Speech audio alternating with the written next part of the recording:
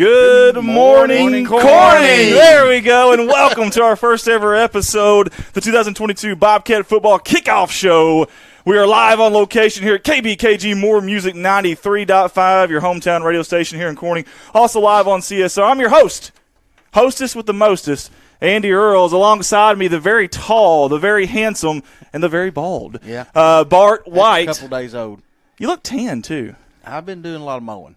I can tell. He had some grass clippings coming in here. Jim Atkins, I'm sorry, we'll vacuum the floor before we leave.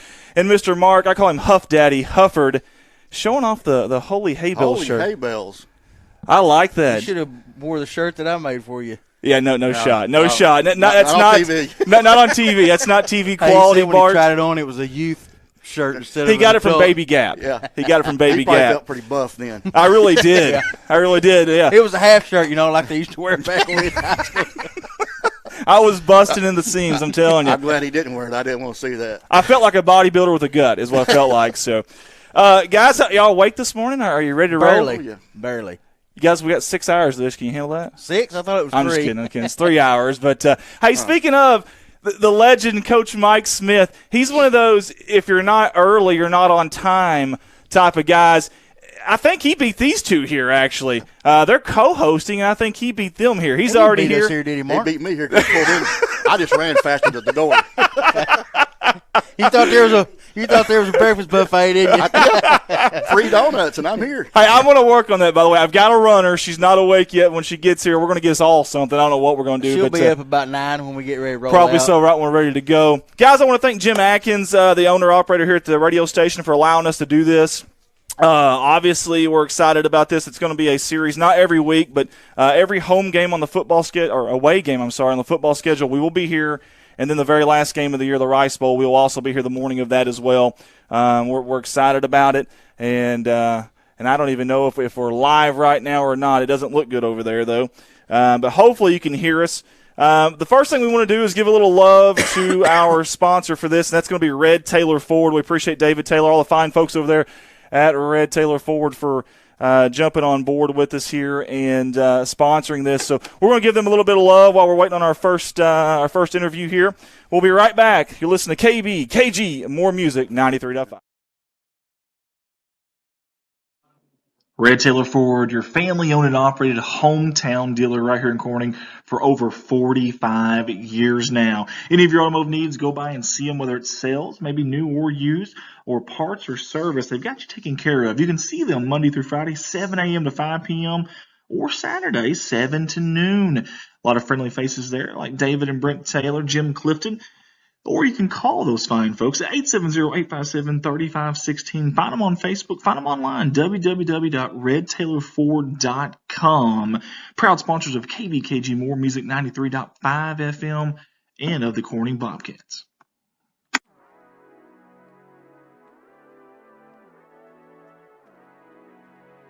KBKG More Music 93.5 FM. Corning's hometown station. That's what you're listening to right now, and we appreciate you for tuning in.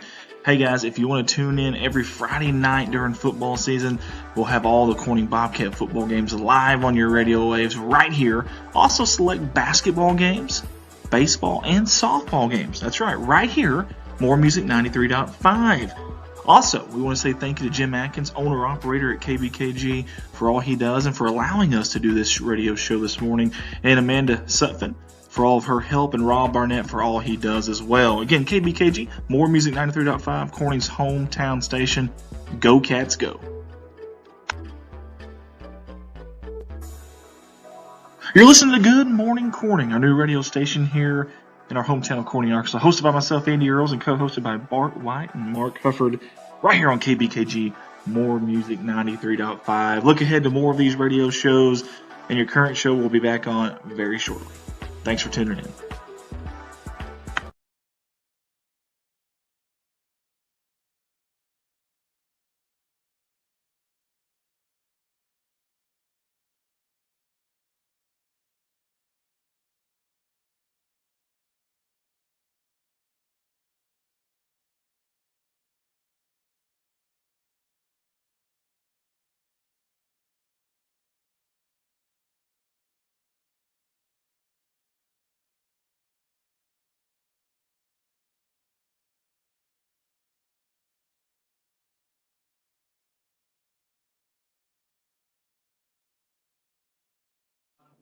Red Taylor Ford, your family-owned and operated hometown dealer right here in Corning for over 45 years now. Any of your automotive needs, go by and see them, whether it's sales, maybe new or used, or parts or service. They've got you taken care of. You can see them Monday through Friday, 7 a.m. to 5 p.m., or Saturday, 7 to noon. A lot of friendly faces there, like David and Brent Taylor, Jim Clifton.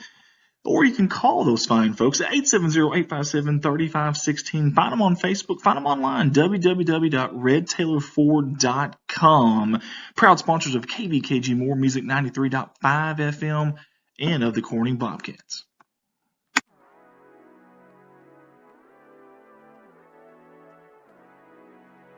KBKG More Music 93.5 FM.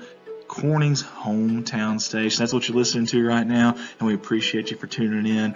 Hey guys, if you want to tune in every Friday night during football season, we'll have all the Corning Bobcat football games live on your radio waves right here.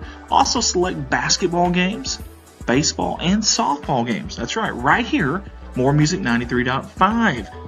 Also, we want to say thank you to Jim Atkins, owner-operator at KBKG, for all he does and for allowing us to do this radio show this morning, and Amanda Sutphin for all of her help, and Rob Barnett for all he does as well. Again, KBKG, More Music 93.5, Corning's hometown station. Go Cats, go. You're listening to Good Morning Corning, our new radio station here in our hometown of Corning, Arkansas, hosted by myself, Andy Earls, and co-hosted by Bart White and Mark. I know you can see us because we're almost to the season. And we're back here live as Bart's on at Mr. Hampton here already. I tell you what, I'm a little bit worried about having these two as co-hosts.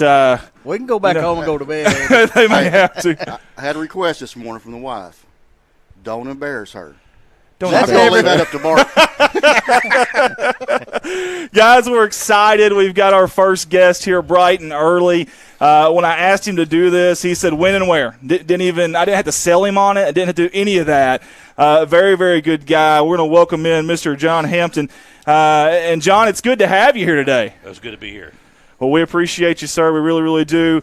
We're going to dive right into it here with Mr. Hampton and get to know him. For those that maybe don't know him, Mr. Hampton now, obviously the new athletic director here at Corning High School, so congratulations on that.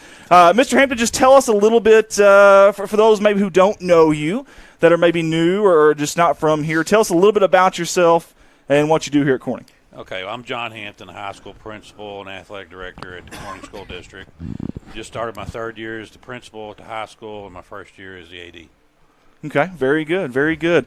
Well, we appreciate you and all that you do, obviously, with us at CSR. I know the AD always gets a ton of phone calls from us and gets all that, so we appreciate that. And he's eventually going to shady button me, I think, at some point this year because I'm going to bug him. Most people do. Most people do. There you go. I've already done you twice. He's already done it twice. Hey, sometimes you have to, right? Tell us a little bit. Take me back, Mr. Hampton. Take me back to your childhood, where you grew up at, maybe some of your hobbies, stuff like that, if you don't mind. Okay, well, I grew up and graduated from Black Rock High School back in 1990, back when Black Rock had a school. He's older than me. And prior, 1 year. and prior to that, I did live in Noble and attended Noble schools from my 4th to 7th grade years and attended Corning schools for a semester when Noble consolidated with Corning. Actually, Miss Clifton swears she used to give me answers to her homework in the 8th grade. So I remember this, and I figured it's probably the other way around. Hey, was Shatsley at Noble when you were there? Bill Shatsley was at Noble when you were there? Yes, he was. Yep. Yes, he was, yep. So you're actually a Mustang. Well, actually, yeah, a Mustang, yeah. Yeah. That is awesome stuff. I honestly did not know that. My dad went to Noble, and I think his junior year is when they consolidated. And I think they came down to Corning, obviously. And I have played a lot of pickup basketball out there on those courts, Yes. those mean courts of Noble, Arkansas. The real unlevel ones. Yeah, exactly, with the goal that's bent. And you got to be a pretty good shooter to do that, you know. I'm I just know the kidding. feeling. Yeah, whatever. Mr. Hampton, if you don't mind, obviously, so you went to Noble there. After that, what did you do after high school? Well, right after high school, I joined the military and shipped off for boot camp, shortly after I graduated. And from there, I served 20 years in the regular Army and retired in 2010. Awesome. Well, thank you for your service. Amen. I was just Sir, going to say thank that. you. Thank you, sir. We appreciate that. You're a lot braver guy than I am, I'll tell you that. Mr. Hampton, how long have you actually been working in the school system other than Corning? This is actually the start of my 10th year in education. I worked at Pocahontas prior to this for my first 7 years as a coach and social studies teacher. Yeah, and then in 2018, I left Pocahontas so I could look after my father, who was in bad health at the time, and we lost him in 2020. The same year, Miss Kelly Smith hired me as a high school principal at Corning. Sorry to hear about your Yes, father. sir. Thank you. And about the Pocahontas thing, we won't hold that against you. Nobody's perfect, so we won't, won't hold that against you at all. Are you obviously this is a new job title for you. You're jumping right in there. Is this something that you're excited about, or are you a little nervous about this? I'd say probably both. Excited and nervous. Excited about being around and helping out the coaches and the students in new capacity. See me as a different role. I'm also a little bit nervous. There are many small things that go behind the scenes and the AD is responsible for that if it's not taken care of can turn into big things rather quickly. So that's my biggest nervous. That makes sense. It really, really does. And I'm always curious to kind of pick everybody's brains and just see if obviously you've done very good for yourself. Where you're at, obviously you should feel good about that. I know your dad would probably be proud as well. But I'm curious, growing up, is that something you always wanted to do, or is that something you kind of fell into? Is administration something that you were looking at? Well, no, when I started out in education, I had no intention of becoming an administrator. Actually, right before I retired from the Army, I tried to think of, like the job that I could have where I'd have the most time off, and I was sadly mistaken. And you did the opposite. Exactly. But starting out, I just wanted to be a teacher and a coach. But what I found out during my time teaching and coaching, that the role of a principal is very similar to what I was doing during the last part of my career in the Army. Just taking care of teachers and students was basically the same thing as taking care of sergeants and soldiers in the military. Right. No way at all I'd planned on becoming an AD. It was just something that kind of became a critical need at the school. Mr. Hobus was the AD last year and did a great job. Yep. But that was one of his 3 critical roles he served at because he's got facilities and transportation director. And both these roles are full-time jobs, especially when looking at the future building projects planned at the school. His additional role as AG had him serving in 3 full-time jobs during the last school year. That's so tough. Both Mr. Willard and Mr. Hobart realized this, and Mr. Willard asked me if I could be willing to serve as the AD. So now, true to form for administrator, me and Mr. Hobart both have 2 full-time jobs. Did they ask you or tell you? What's that? Did they ask you or tell you? No, they asked, but Was it one of those questions that you knew you was going to have to take it whether you wanted to or not? it was my first time with that. So. There you go. There you go. Did you play sports in school? I played basketball and ran track. Obviously, Black Rock, is a smaller school, so we didn't have a football team. I wasn't a great basketball player whatsoever, but we didn't have football and basketball, as that was the only show in town at the time. I fared better in track. I was pretty fast when I was young and about 100 pounds lighter. Haven't observed. Weren't we all? Yeah. Oh, man. I don't know. I'm trying to turn this way so the camera doesn't get my side view here if I can. So Hey, everybody knows what you look like. that's true. Ain't no need I trying to got a hide it. 3X here and still tight, so that's not good.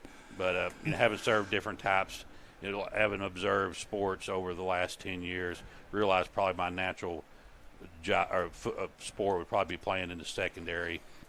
Oh, okay. So. A D-backs coach. We actually have a D-backs coach sitting right over there, Mr. Mike Smith. Yeah, I love it. We may get us like an alumni flag football game. I want to be quarterback. I don't want to run. I just want to throw the ball. We'll have Mark Hufford in the slot receiver and John Hampton covering him. And he's one of those. Listen, he's a military guy. He's probably a bump and run type of guy too. So you better be ready. Everybody knows how to hit. Yeah. Mr. Hampton, what's one thing about being in Corning that has stuck out to you?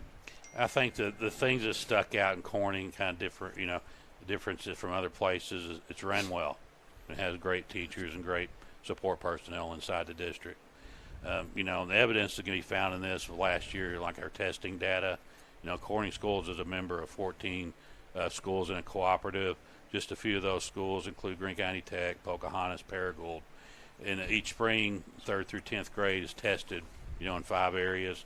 Last year, and a lot of people won't know this, but last year we finished overall in the co-op for the number of areas in which our grades met state average. So and that's in all across all 3 buildings. At Park, Miss Clifton and her teachers had 4 first-place finishes in the co-op in our tested area.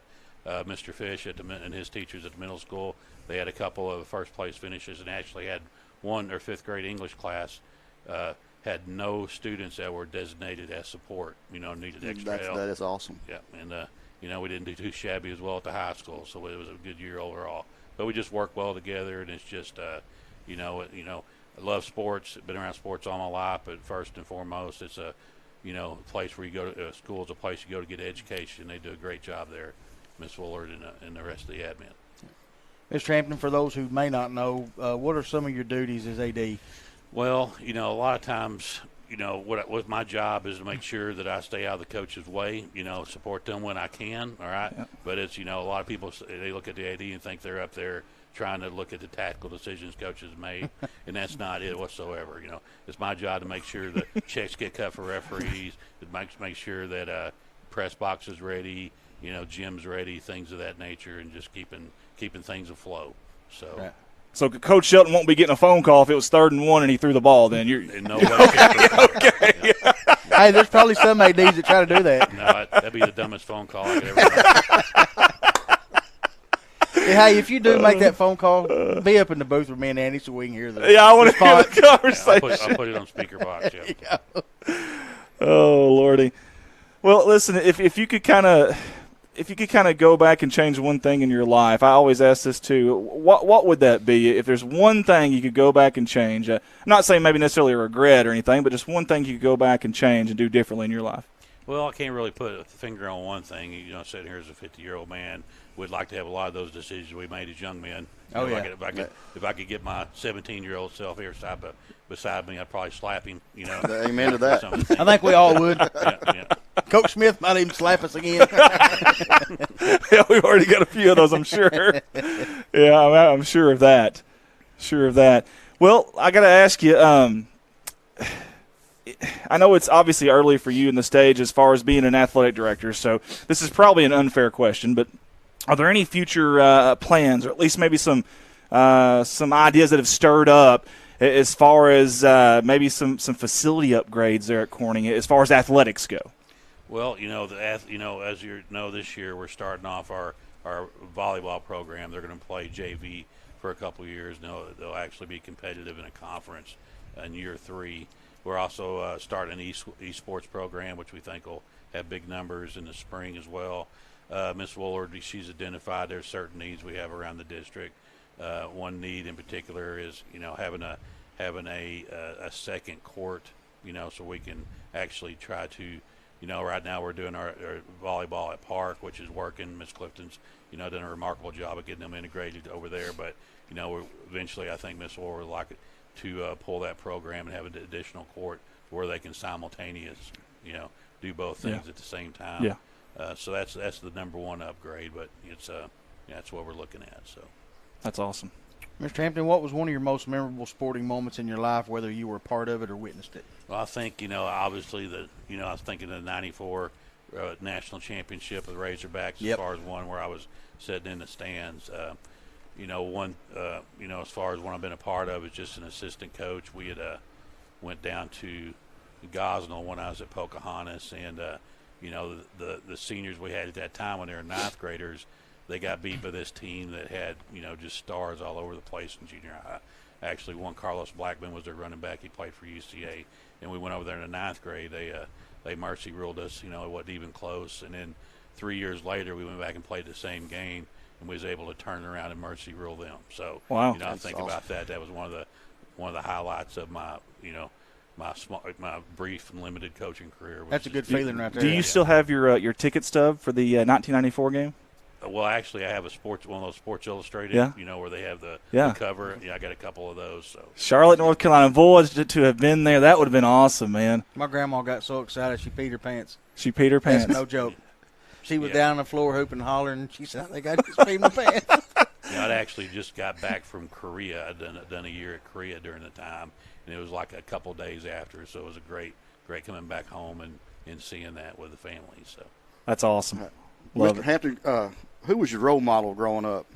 Well, I think some of the role models I had, obviously at Black Rock and with playing basketball is Herschel Bryant. He was a legend around those parts, and playing for him, and just from so in my youth, I would say that's my role model. And then just several, during my military career, just several men that I worked for and worked around that just kind of molded me and helped me, leave my youth behind and become a man. So, I look back in those guys, and that was, they did a great job. All right, so we've been asking you these really easy, slow-pitch adult softball questions. We're going to throw some hard fastballs in here, some really tough questions. We've got to know, did you have any celebrity crushes when you grew up? Any celebrity crushes? Probably Stevie Nicks. There we go. Stevie Nicks. A man with good taste. And she can sing. Yeah. Yes, she can. I was always told my wife, you could have celebrity parents, those people that you like. If I could have a dad and a mom, it was always Willie Nelson and Stevie Nicks. There you go. Yeah. So it was. Hold on a second. That'd be an If awesome. she's your crush, why would you want her as your mom? What's that? You're right. Okay, you got me there. Yeah, there. Now, Willie Nelson as a dad seems like a really cool idea, though. Yeah, he he seems very laid back. Yeah, on the road again, yeah. On the road again. Yeah, I feel like you could just about get away with anything, too, with old Willie. I can't believe he's still alive. I know it. My goodness. Let's How old talk is he? about tonight's game. Hey, now we're talking. Now we're talking. Predictions for Mr. Hampton on tonight's game. I think we'll be victorious in the end. I think we're going to start out 1-0 for the season, and I think we can get it done tonight. Well, they looked good the other night. Yeah, they did. They looked real good. And that's the thing, going to year 2 with Coach Shelton, and as assistant coaches, you can just tell, from last year to this year, just a casual observer, just how much more disciplined they are, from what we've seen at Gosnell last week, and just more physical, just being able to, he's just grown up. So it's been nice to see that transition from year one to year 2. I like that. I like the confidence, too. The confident pick. He didn't even hesitate, He's man. the AD, man. He is the AD. But he's an honest guy, too, though. Yeah, that's He's right. an honest guy. So, hey, Mr. Hampton, thank you. Thank you so much. Number 1, for agreeing to this. Number 2, for getting up here so early when you've got – this is your first football, senior high, obviously junior high yesterday. Your first game day as an AD, and you came up here – you knew that was going to be the case. You took your time to be on a radio show with a bunch of goofballs here, and that means a lot to me, seriously. And the years that you've been here, I know, right? No respect. The years that you've been here, you've been nothing but good to us, and that means a lot to us. It really, really does, because obviously we want to have a good relationship with the school, and you've been awesome. I'll tell you something else. You don't know this, but everybody at that school brags on you. Everybody. When you first got here, I didn't personally know you, and I'll be honest, I didn't personally know you, and I didn't know your backstory, all that stuff. Everything they kept telling me, oh, you're going to love this guy. You're going to love this guy. Oh, he does it the right way. He's a no-nonsense guy, and if he tells you he's going to be there, he's going to be there. And I'm going to tell you something. You've done really, really good because you've impressed a lot of people, and I don't think it's any just by mistake or anything that you are in the role that you are now. I think you've absolutely earned that. Again, thank you for your service as well. Yeah, I want to feed off Andy before we get off here. Being a parent of a student and dealing with the high school kids, it's not easy. I understand all that. But personally, I think you do a great job. A lot of the boys that I know respect you, and that goes a long way as a teenage boy to have respect for somebody, because if not, they're going to try to run over you. Yeah, just like these two did back in high school, I'm sure. Yeah, I know my nephew, Ethan Jordan, thinks a lot of you. Well, I appreciate y'all saying that. Yep. Absolutely. Guys, that's been John Hampton. That's our first guest, our first ever guest. That's historic, actually. Yeah. We should probably get his signature in a picture or something We need and another frame it. Sports Illustrated page Yeah. for him to be on. Which I'm sure you guys will have us kicked off by noon, but I think still. he needs to autograph those Sports Illustrated magazines and let us And then let us have them. Yeah. Yeah, that's a great idea, Bart. I think it's a great idea. He's looking at us like, He's like, no way, no way. no shot. Don't put me on that. Again, that's Mr. John Hampton, the new AD here at Corning High School. If you see him, tell him thank you, not only for his service, but for everything he's done for us, and also for coming up here on the first game day. So hopefully it's a good game day for all of us, guys. Hey, we can't be here without our sponsors. We're going to get it out to our sponsor video. You're listening to KBKG More Music, 93.5.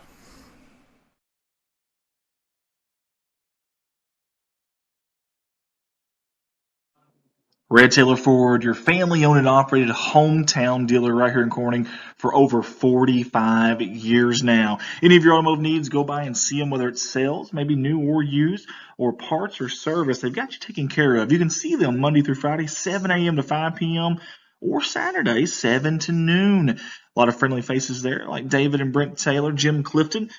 Or you can call those fine folks at 870-857-3516. Find them on Facebook. Find them online, www.redtailorford.com. Proud sponsors of KBKG More Music 93.5 FM and of the Corning Bobcats.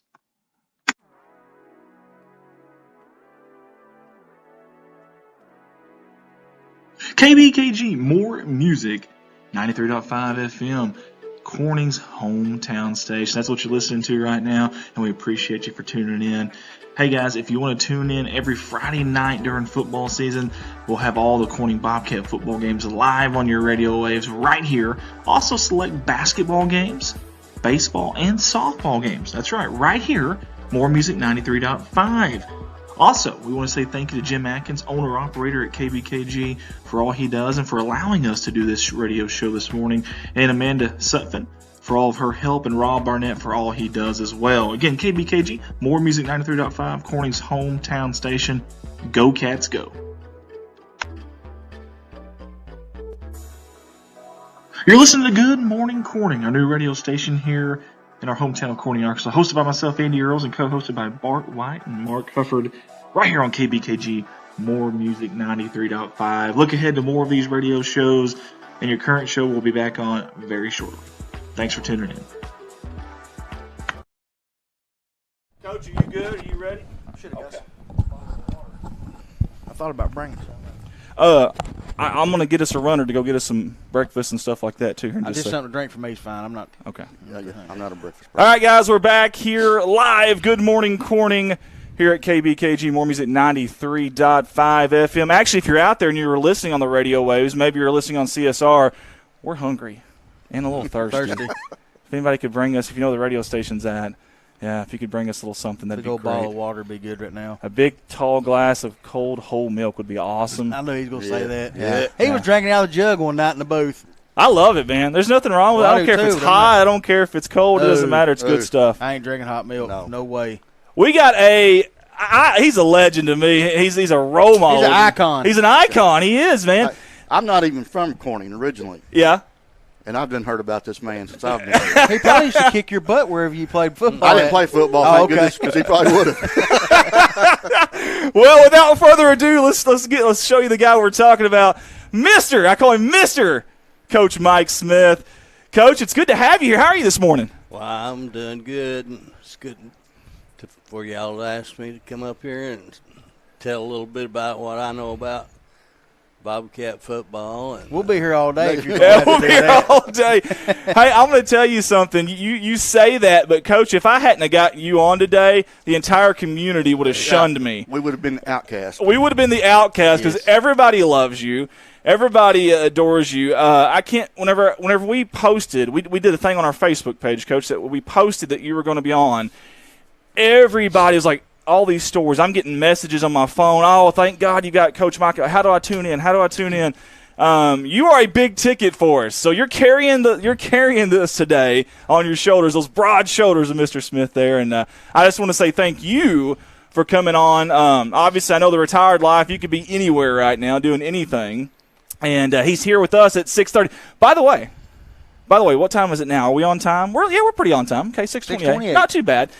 He was here at like 5:30 or 5:40. Yeah, he doesn't go on until 6:30, and that is so Coach Mike Smith. That is so. He had to get ready. He had to get pumped up. It's the hair. Look at that hair, by the way. Now, Coach, how old are you? 71. Well, I will be Halloween. My birthday is October 31st. You graduated in 69, right? Yes, yep. I did. 1969. Look at the hair, man. Bart, I mean, he's got more hair than 2 or 3 of us. Actually, no, probably 3 of us. Have you bald all the way yet? No, not yet. Not yet. I just got the little dome. Okay. Is there any like just for men gel or any Rogaine going on? Or is that all natural? That's all natural. That's genetics. I've had 10 people say, "What do you put on your hair?" to Shampoo? keep it dark. And I say, God just decided I'd have hair. And my granddad and on the Smith side and my dad, they had full heads of hair. Of course, my dad died when he was 41, so he didn't have very many years to grow a big head of hair. But no, that's real stuff, believe it or not. Let me ask you this, Coach.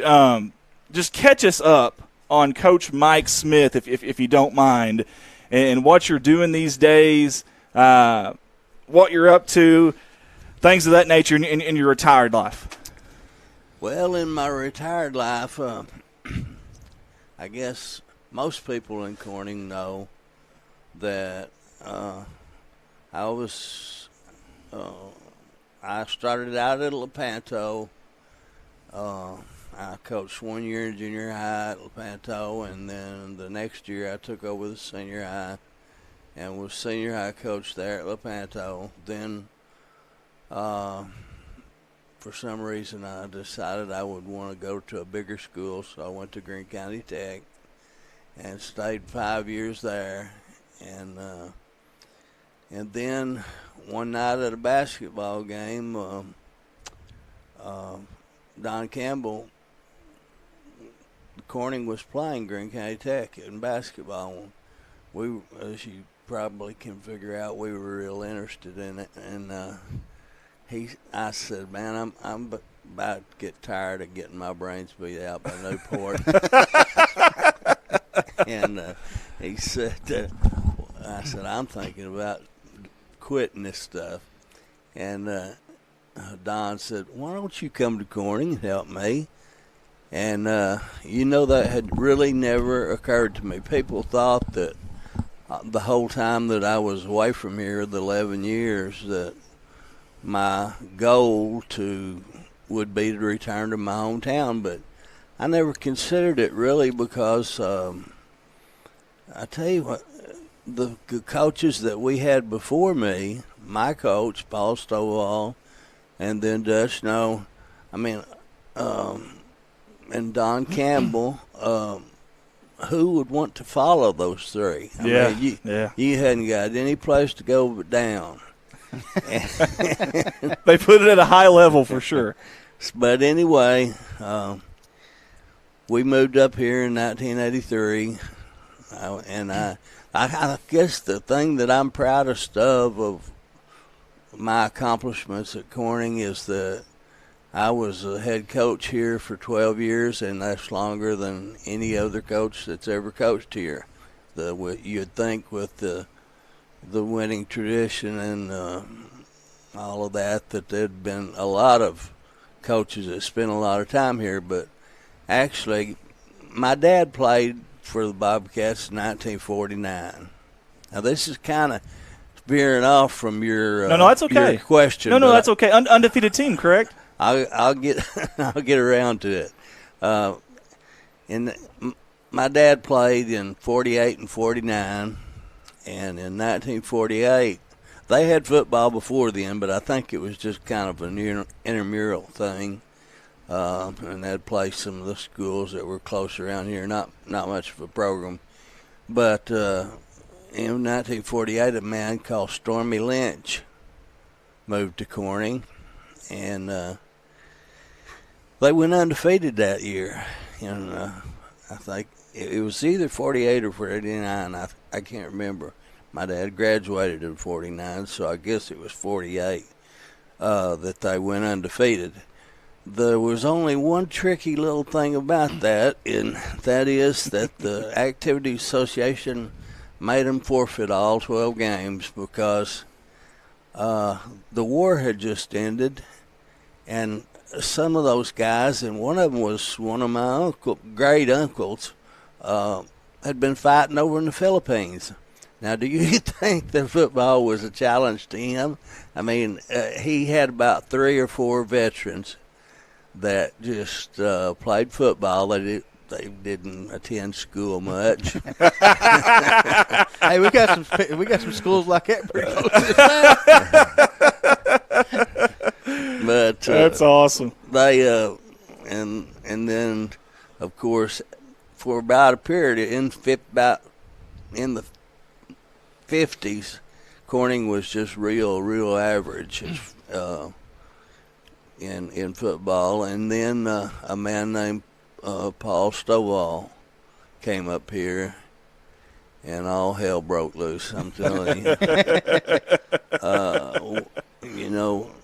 I wasn't on his first team, and I'm sure glad, because it was tough. His first year, he was tougher than he was the last 6. He spent 7 years here, and we won Corning's first district championship. Yeah. In 1968, we played in a muddy. The field out there at the school, that was the first year that we played on that field. Up until that time, we played out at Huddle Plaza. That was the football field called Sprague Field. But we beat Piggott. Piggott was like number 1 or 2 in the state, and we were like 3 or 4. But we just whipped the fire out of them. We beat them 33-6, and it was the coldest. It was cold and muddy and sloppy, but that may have worked to our advantage because they had a good team. Is that the game that started the rivalry, Coach Smith, you think? That's the one that started it, maybe.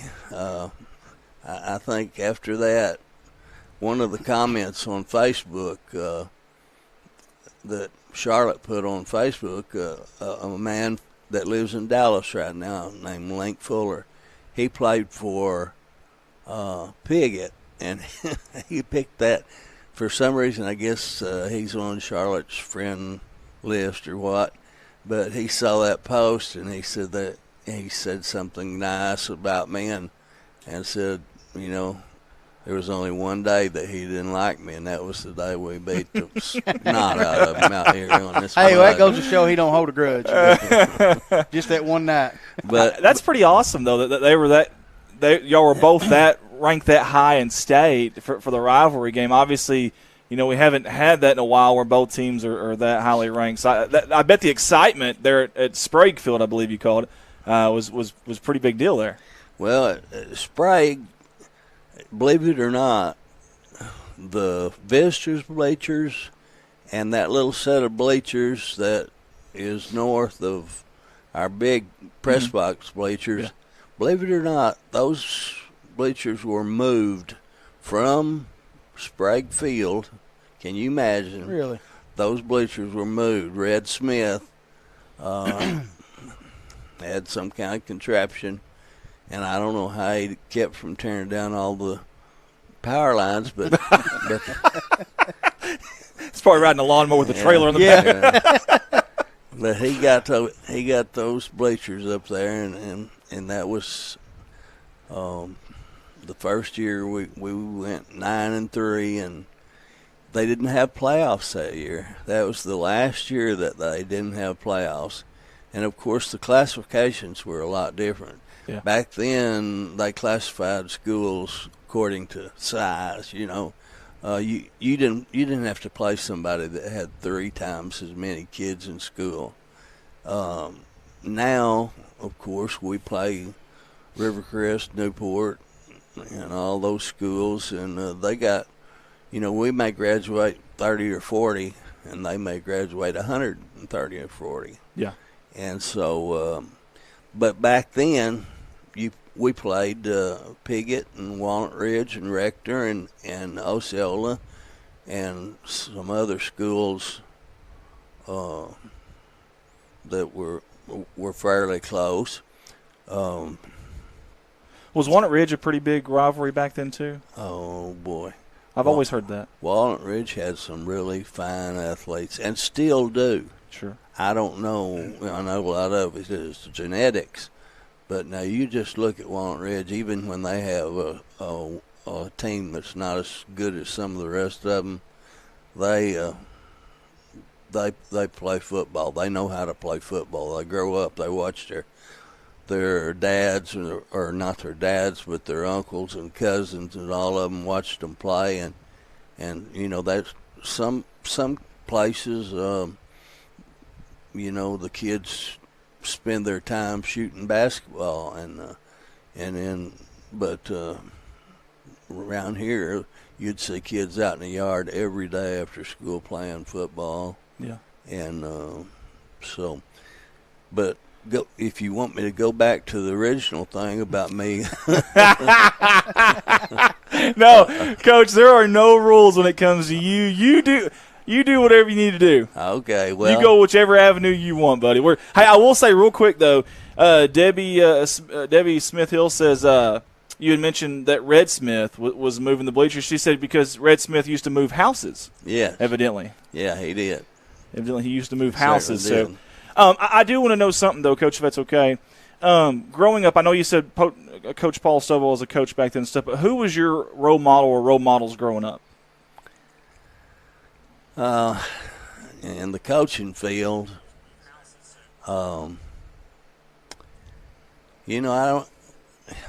you could barely see our TV. We got one channel, Channel 8, so I didn't follow football that much when I was a little kid.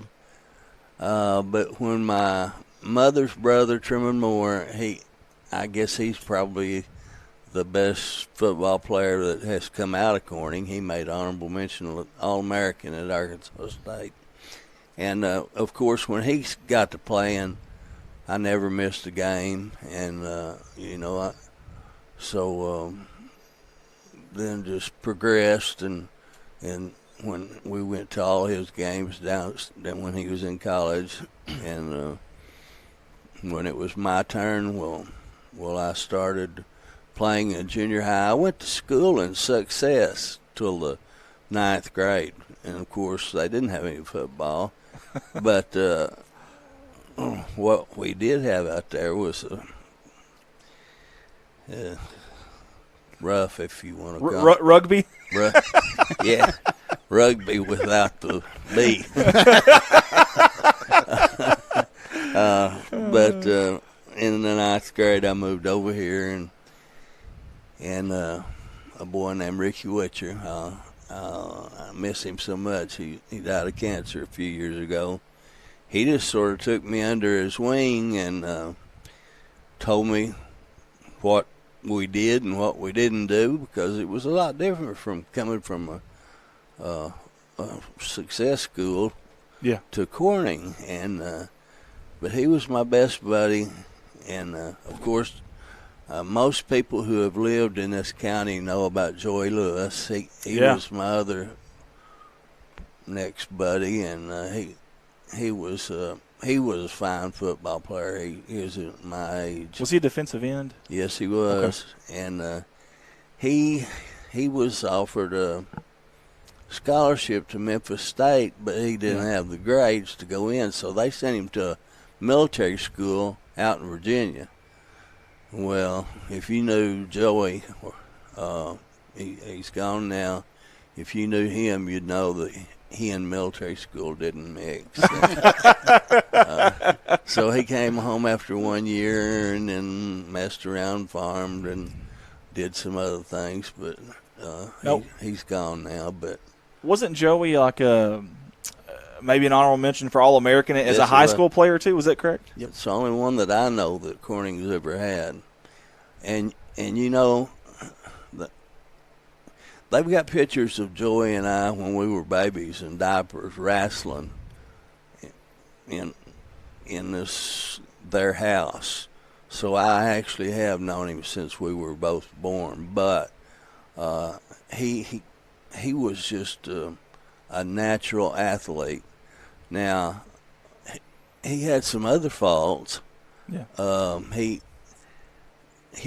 Our junior year, we were all primed up, because we had a core group of 7 or 8 or maybe 10 that loved football and would do anything to be good at it.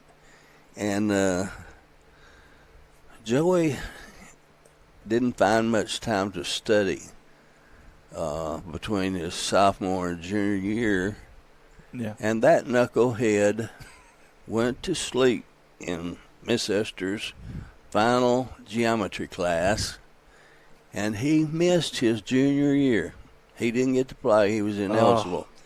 And he got a lot of cussings over that, I'm telling you. I bet. But then the next year he came back, and that shows how good an athlete he was. He missed one whole year of football, and he come back, and he was an outstanding player. He was left-handed, and that was always a problem with me because we did used our forearms a lot back in those days. They've sort of outlawed bringing your elbow above your waist now, but back then that was one of the drills we did. And he was left-handed, and more times than not, I'd end up getting behind that sucker, and he would hit me upside the left, with the left hand. I kept expecting the right hand, and he's knocked my mouthpiece out a bunch of times. No southpaw. But he's left-handed, but he's a good athlete. And but I grew up out there on a sand hill. We farmed out there about halfway between here and Success, and just grew up. I worked. We didn't have much. I'm telling you, we were pretty. I don't want to sound like we were destitute, but we didn't have much, and working was just part of it. When I was 10 years old, I begged my dad to let me drive a tractor and plow because I hated chopping cotton so bad. And he did, and from the time I was 10 years old until I was well out of college, I farmed and drove a tractor. And then, of course, when my dad died, my brother Mark and I, it was in May, we had to finish the crop. I mean, we already had a crop loan and had our cotton planted, and so we had to finish that, and it took us 2 more years after that. As soon as I'd get through coaching at Lepanto, as soon as the school was out, I'd come back up here, and Mark and I would plant our crop, and then I'd go back when it was football season, and trimming, and Grandpa Moore would harvest it for us. But it was, today, if I don't get something accomplished, I can't. I'm restless at night, and Andy will tell you that I sold him a tractor. Yeah, I appreciate that too, Coach. My wife does too. It's a good one, and but my kids and wife say that I'm too dang old to be out there messing around. You don't believe that though, do you? Some days I do. Do you tell them you ain't too old till you say you're too old to do it? Listen, I don't sass my wife all that much. Yeah.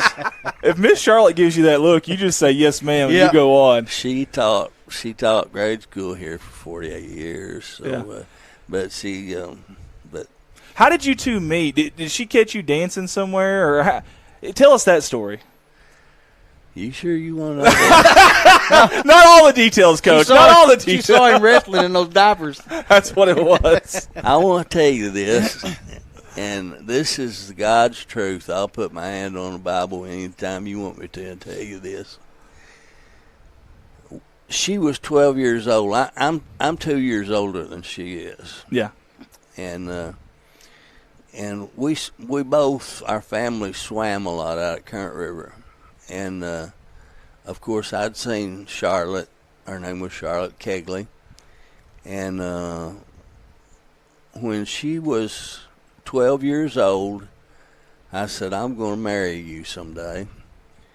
And she said, you must be out of your mind. You've got a girlfriend. You got a steady girlfriend. And I did. But she wasn't – Charlotte wasn't old enough to date.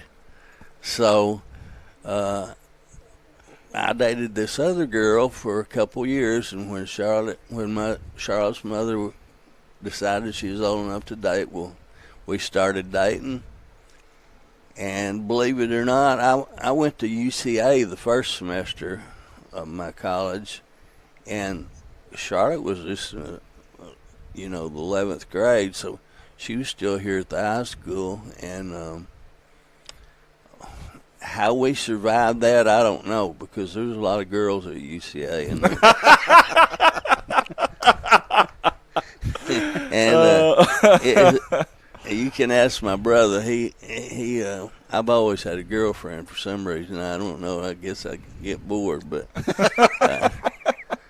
one of the things that I sort of regret is my brother Mark. He's going to be on here in a minute. Yeah. He and I coached together for, I guess, right at 30 years. And that's really unusual. We would go to school and do whatever we had to do during the day. Mark taught history, and I was a high school counselor in the morning, and then I went to the field house. But Mark taught for me when I was at Lepanto, and then he graduated, and he was the head junior high coach at Paragould one year, and I was at Tech. So I hired him just the next year, and we coached all those years here at Corning together every day. We'd spend all day either at school or at practice, and then we would go home at night and talk on the phone for an hour about what we had to do the next day. So the coaching experience, I wouldn't take anything for that because of the time we spent with Mark. And I really had some good assistants when I was coaching up here. I mean, Dick Walls and David Hendricks and some young guys. I mean, but Mark was always my right-hand man. I was diagnosed, well, I guess after the time that I spent there, whatever it was, I coached, I was head coach 12 years, and at the end of that, I was diagnosed with clinical depression. The first thing I'd do in the morning was throw up, and then we'd pull up at school, and my daughter Christy would ride with me. She wasn't old enough to drive, and when I'd open the door at school, I'd throw up. And obviously, I knew something was wrong, but I had no idea what it was. But they diagnosed me with that and said, if you don't get out of this business, you're going to die. And so I retired.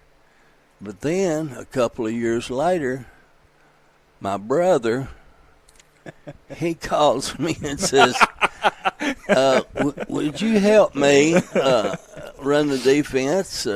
I want to win some games 7-0 and 12-6 and stuff, because we always played defense first. And so anyway, he called me, and so I helped him for 3 or 4 years. And Mark had the last undefeated team that Corning has ever had. And but my life is, God's been good to me.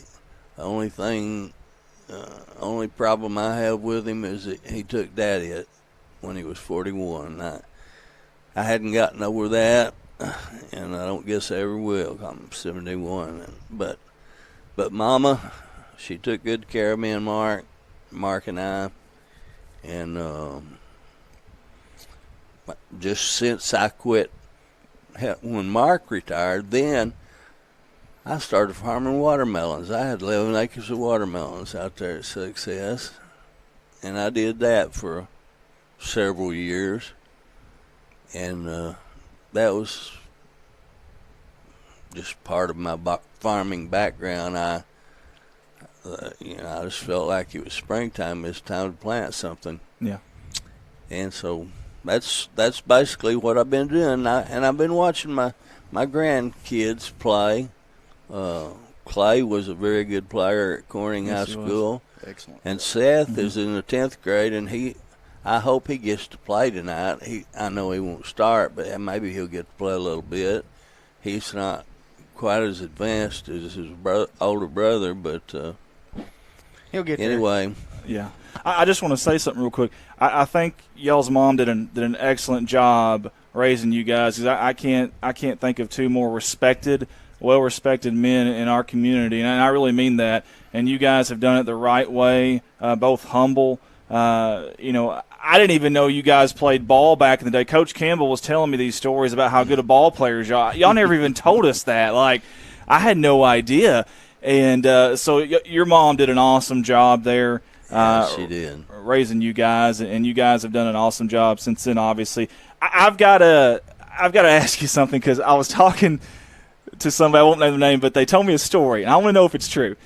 This is regarding Coach Walls. Evidently, this is how I heard the story. Coach Dick Walls was about very close, very, very, very close to taking a job at that place out east, Piggott. It's that way. Yeah, Piggott. Yeah, about threw up my mouth there. But anyways, he was about to take a job at Piggott. And I heard, you guys are supposed to be supportive here, and I heard that if it weren't for you, Coach Walls would have been at Piggott. Is that true?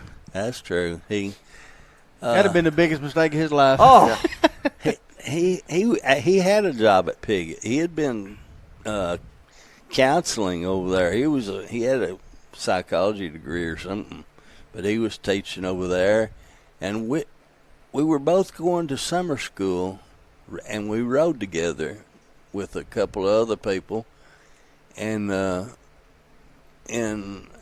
really didn't know Dick. He was six years older than me when we were in high school, and but anyway, we rode back and forth, and we talked about football. And he played at Corning when Truman played, and anyway, he was teaching at Piggott. Well, when Mr. Kimbrell hired me, he said, "You got to hire you some help." I said, "I know that." And so we started looking for some prospective junior high coaches. Because Mark was going on. I knew Mark was my right-hand man. He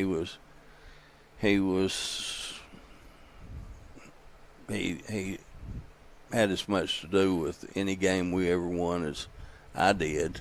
Neither one of us had a lot to do with it. You give the ball to some of the kids, Larry Hollis and some of them, and you didn't have to do much coaching. But so I said, well, and you got to know Dick to really appreciate this.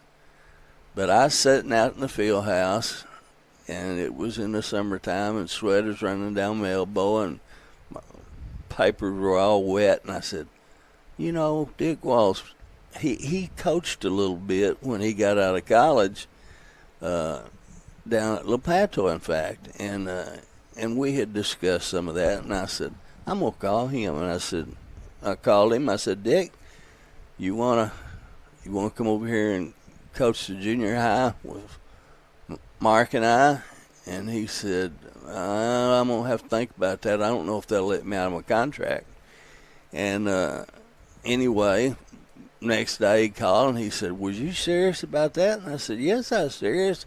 I'd already talked to Mr. Kimbrell and told him I was going to ask him. And Mr. Kimbrell said, just one little thing. We're going to need him to coach junior high girls basketball too. Well, when I called him and told him that, you know how he talks, all three of you know how he talks. He called me some names that hadn't been invented yet and said he wasn't going to coach any girls basketball. But so I got him out of it somehow. I don't know how I managed, but salesman. And so yeah. That's how. That's awesome. That's how it all happened for me, and God's been good to me, and gave me a chance in life, and we're both Charlotte and I are both drawing teacher retirement now, so Y'all have earned it. well, Definitely earned it. that's about the only good thing you can say about the teaching profession is they have a pretty good retirement system. They better have. My goodness, what you guys have to go through. Oh, Lord. I've got a question for you, Coach. Okay. You're just a little bit here listening to you. Very family-oriented family, the Smiths are. I mean, that shows even to your kids and your grandkids today. And you talk about your brother a lot. Who was a better football player? Ooh. Mark was the best football player. Mark's shaking his head no. Mark's actually here right now. Now, He's here, and if you could see, he's got a scar there from about his ankle to his hip. He had crochet torn about halfway through his 10th grade year, and the doctors over at Campbell's Clinic said he probably never will play again. And what was it, Mark? He said, if you can, on a knee machine, if you could lift 50 pounds 50 times with that one leg, you can try to play again. And, of course, he did. I took him up to school up there, and he lifted weights with his knee on Christmas Day. That's how dedicated he was. And but Mark was a better athletic. He was pretty good at basketball, and I wish I could see we need to get another camera so we can see Coach Mark's reactions to all these. Well, but who's the better looking of the two? Mark done raised his hand over there. We ought to get some callers to call in. If that's all. Now's the time. Now's the time. I don't think either one of us would win any beauty contests. Now my wife. Maybe not now. My wife is pretty, and she won a couple of beauty contests. But that's funny that you ask about how I met her. But I did. I told her when she was 12 years old. I said, "I'm gonna marry you someday." And she probably thought you were crazy. Didn't they make a song out of that? What's that? I'm gonna marry you someday. Ain't that a song? He's the one invented it. He is. He is the man for that. You're talking about Clifton Clowers. Hi, Amy Jordan says, Coach Mike, you made me cry. So we've made people cry already. Well, hopefully made them laugh a little bit. Something I want to know, Coach Mike, because you've been around this program, this Corning Bobcat football program for a while. I want to know your most, exciting or memorable, or maybe a couple of moments in Bobcat football history that was the most exciting or memorable for you. Well, of course, winning Corning's first conference championship on Thanksgiving in 1968. That sort of we were already my friends, this core group of friends. We all started in the 10th grade, but we played. That Stovall would schedule anybody. We played. My senior year, the coach from Dyersburg, Tennessee, called over here and said, "I'll give you $1,200 to bring your team over here and play me." Before they start a week earlier, Tennessee did. Yeah. And he took us, rode a ferry across Mississippi, and took us to Dyersburg. And we didn't recover from that for 2 or 3 weeks. Did you win? Hell It doesn't no, sound like man. it. It doesn't sound like it, Bart. And $1,200 back in Coach's day is like $10,000 today. Yeah, no kidding. Yeah, well, we had good. $1.2 million. But he'd take us. We played Morrilton, Harrison, Batesville. Wow. It was brutal. And Wow. but I guess the game that we won on Thanksgiving, and believe it or not, the other one is a game we lost to Nettleton.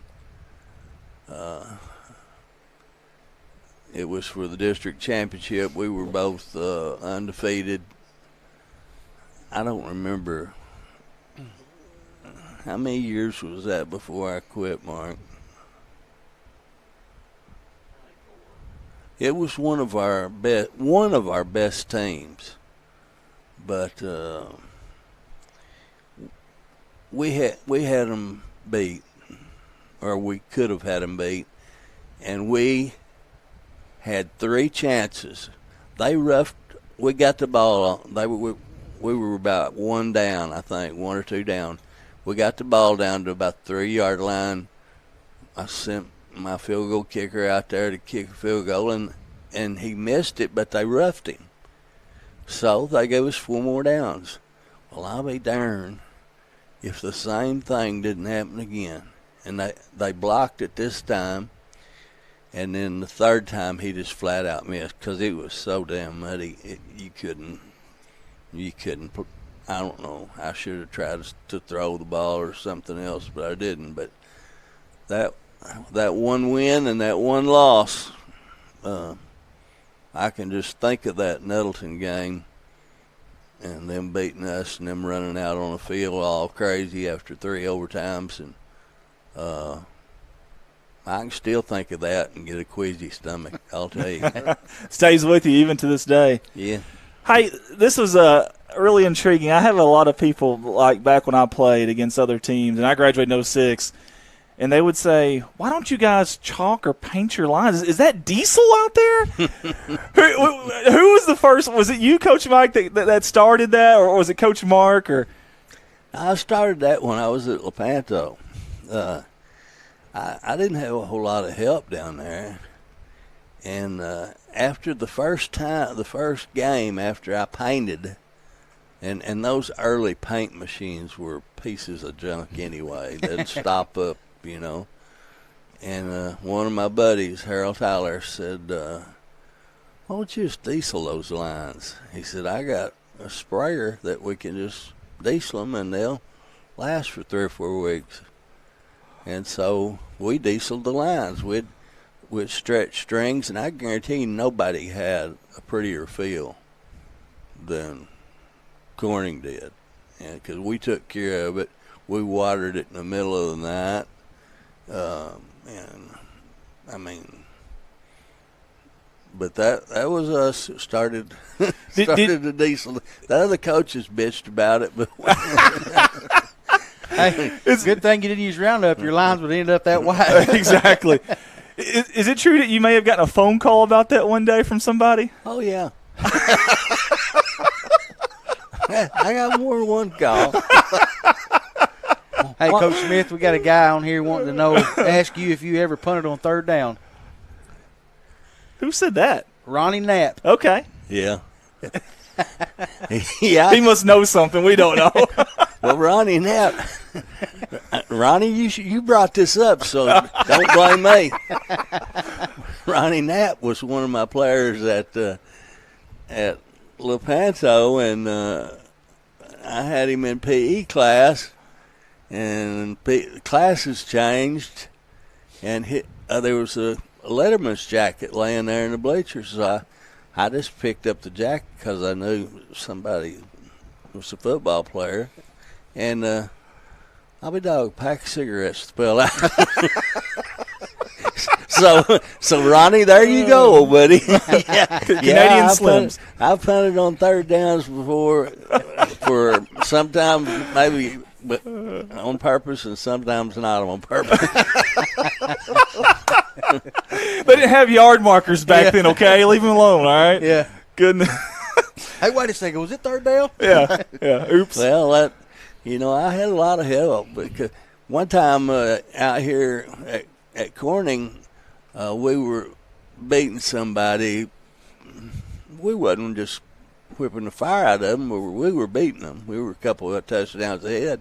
We got down about the 10-yard line, and I called a pass play. Well, we both of y'all know that, we might throw 5 passes a game if we were lucky.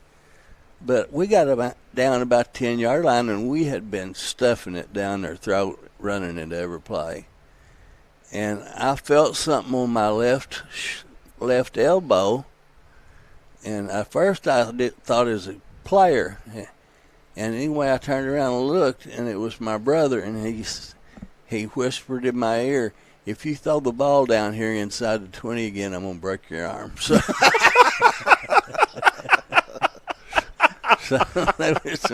Hey, he was playing strategic football. That's right.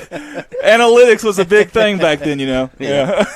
Hey, real quick, Ronnie Knapp says, "Thanks, Coach. I'm 61, and now my mom finally knows I'm smoking." I smoke. Way to go, Coach. Those little Panto kids they loved ball. They loved football, and they would play their guts out. And I was young. That was my first job. Yeah. And there probably wouldn't be many kids play for me now. That may be true in today's society, but hey, I want to know something. I've been really working hard on documenting the history of Corning Bobcat football, and just like little things like our fields that we've played at. So we've had Bobcat Stadium here since '68. Did you say, or '69? We played our first year, the fall of 1968. Okay, and then before that, it was Sprague Field, which was in the Huddle Plaza, correct? Correct. Do you remember a Hobson Field before that, and do you remember where it was located? I've heard people talk about it, but I actually don't know where it was. Something makes me want to think it was out toward Wynn Park, but I'm not sure about that. I heard that's exactly what I heard too, and that the person who told me wasn't sure either. I've been trying to document that. Can't find anything. Maybe somebody will chime in and let us know. Hey, that'd be great if anybody knows. Yeah, that's listening and watching. That'd be awesome. We're going to ask every person kind of a goofy question, and we're going to ask you one too. Who was your celebrity crush growing up? Did you have one? Miss Charlotte, you can turn the TV off now. No, I'm kidding. I hope it ain't somebody that he was wanting to be his mom. Like Mr. Hampton. I didn't have a celebrity crush, but I had a crush, all right, and I'm not even going to mention her name. Go.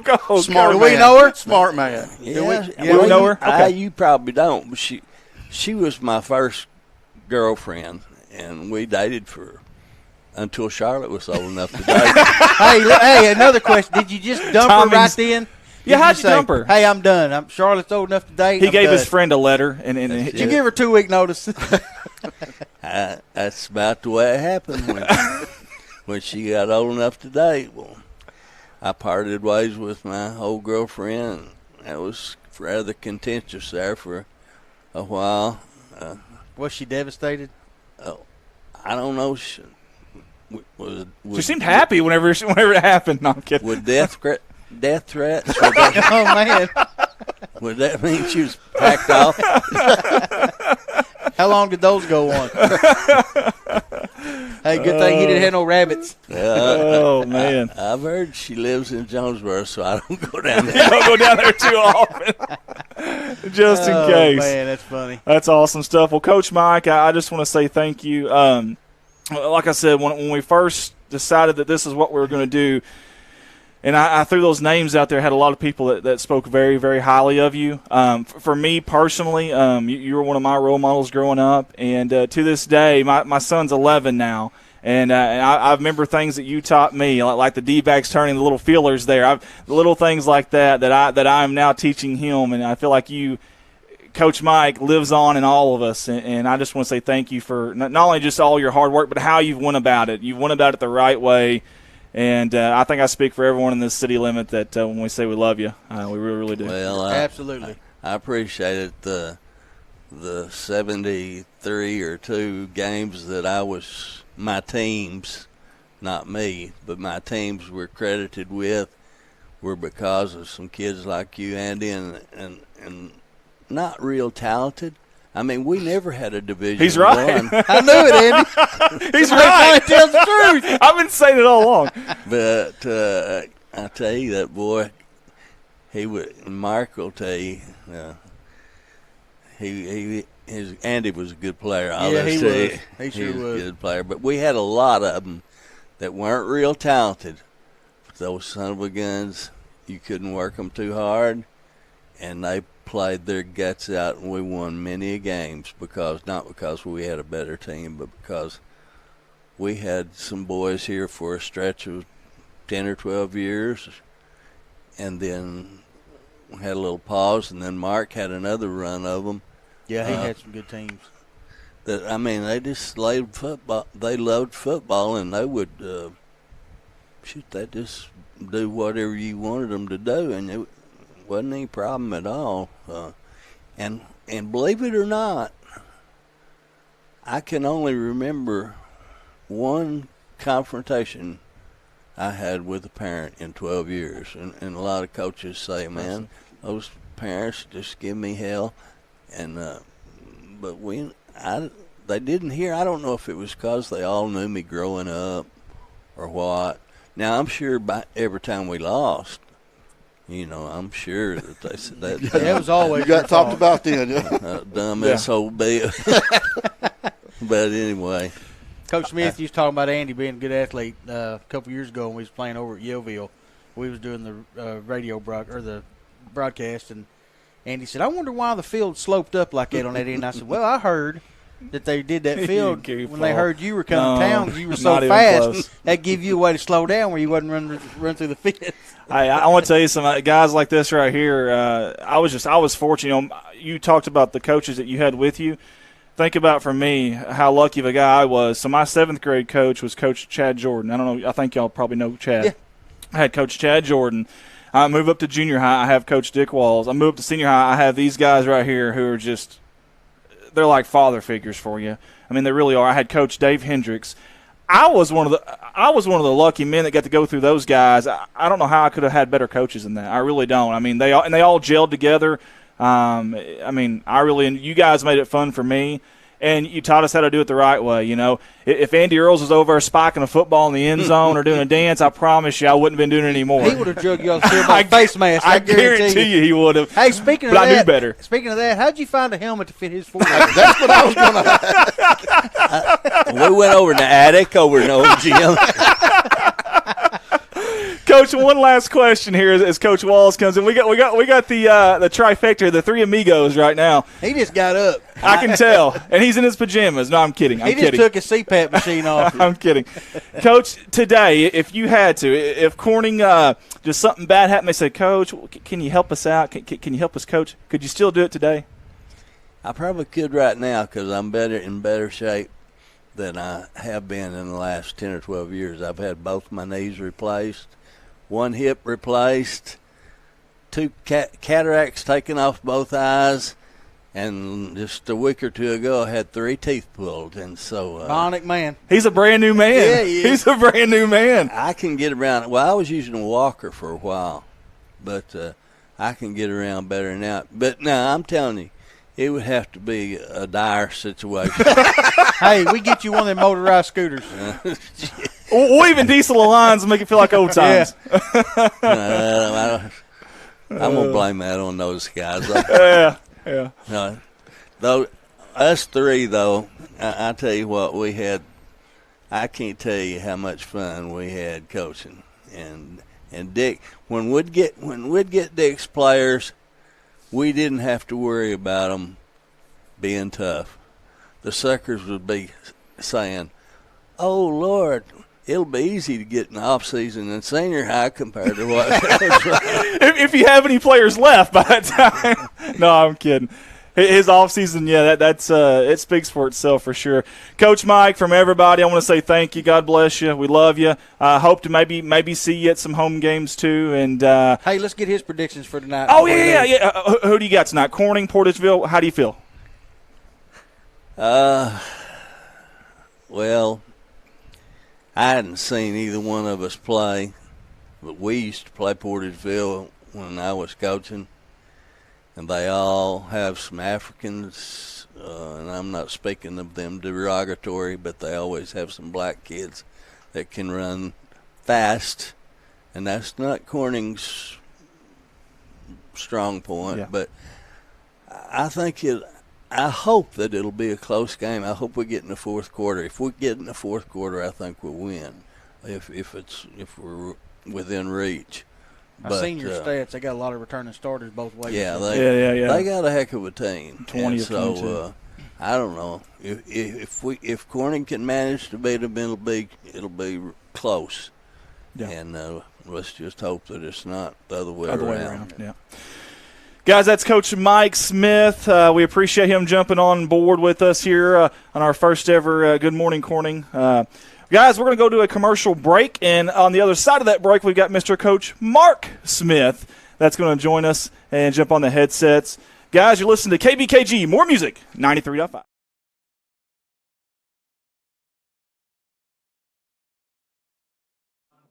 Red Taylor Ford, your family-owned and operated hometown dealer right here in Corning for over 45 years now. Any of your automotive needs, go by and see them, whether it's sales, maybe new or used, or parts or service. They've got you taken care of. You can see them Monday through Friday, 7 a.m. to 5 p.m., or Saturday, 7 to noon. A lot of friendly faces there, like David and Brent Taylor, Jim Clifton. Or you can call those fine folks at 870-857-3516. Find them on Facebook. Find them online, www.redtailorford.com.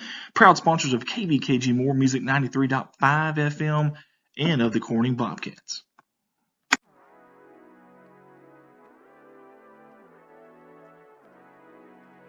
KBKG More Music 93.5 FM. Corning's hometown station. That's what you're listening to right now, and we appreciate you for tuning in. Hey guys, if you want to tune in every Friday night during football season, we'll have all the Corning Bobcat football games live on your radio waves right here. Also select basketball games, baseball, and softball games. That's right here, More Music 93.5. Also, we want to say thank you to Jim Atkins, owner-operator at KBKG, for all he does and for allowing us to do this radio show this morning, and Amanda Sutphin for all of her help, and Rob Barnett for all he does as well. Again, KBKG, More Music 93.5, Corning's hometown station. Go Cats, go. You're listening to Good Morning Corning, our new radio station here in our hometown of Corning, Arkansas, hosted by myself, Andy Earls, and co-hosted by Bart White and Mark Hufford, right here on KBKG, More Music 93.5. Look ahead to more of these radio shows, and your current show will be back on very shortly.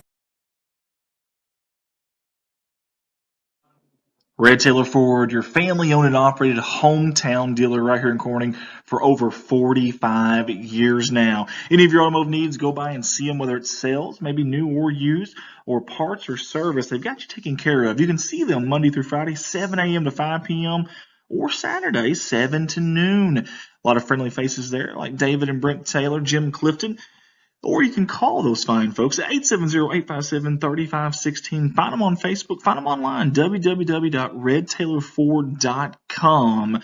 Proud sponsors of KBKG More Music 93.5 FM and of the Corning Bobcats.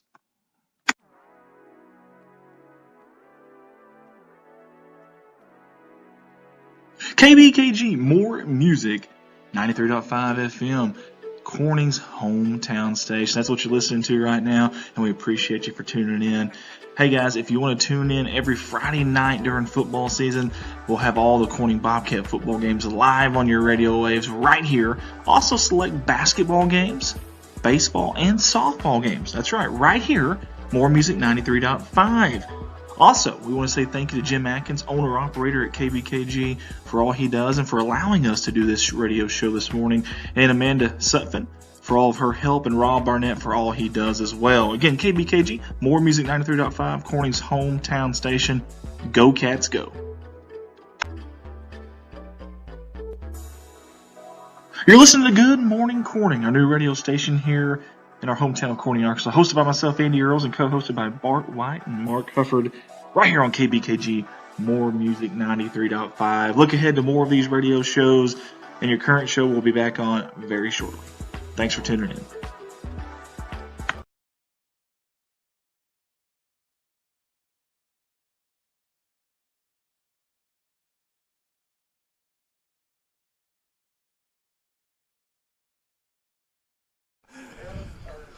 Welcome back to Good Morning Corning. We are live here on location at KBKG More Music 93.5, Corning's hometown radio station. Before we get our next guest on, I want to say thank you to Red Taylor Ford, Mr. David Taylor, Brent Taylor, Jim Clifton, all those fine guys over there at Red Taylor for sponsoring this segment, and also Jim Atkins, the owner of the radio station, for allowing us. Obviously, we're here in his building right now, taking over his radio, the music, the ads, and we're doing our own thing. So thank you, Jim Atkins. Also, Amanda Sutphin for helping out. She's with the radio station, and Rob Barnett. So, wanted to give them some love. I'm not going to give these guys any love. They got a big enough head as it is. Also, Colton Ladyman. We get plenty of love at home, don't we, Mark? Yeah, that's going to go with a big forehead. Yeah, Yeah, five heads bigger than both of our five heads. head. Yeah, true story. It's that receding hairline. It'll do it. Yeah, too. I had a receding hairline for a long time. Oh, you now. don't have? Okay, yeah. Giving him a hard time. Also, Colton Ladyman, our IT guy back home. You don't see him, but he does a lot of stuff for us that you can't see. He does it a lot. He does. We don't ever talk about, but he does it a lot. Yeah, Yes, he and we does. should probably talk more about just to be honest with you. Hey, guys, real quick, before we get Coach Mark on, we are selling these shirts tonight at the ball game.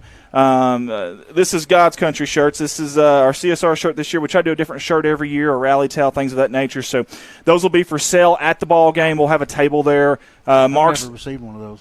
going. I had to buy mine. He had to buy his. Yeah, he doesn't get anything free.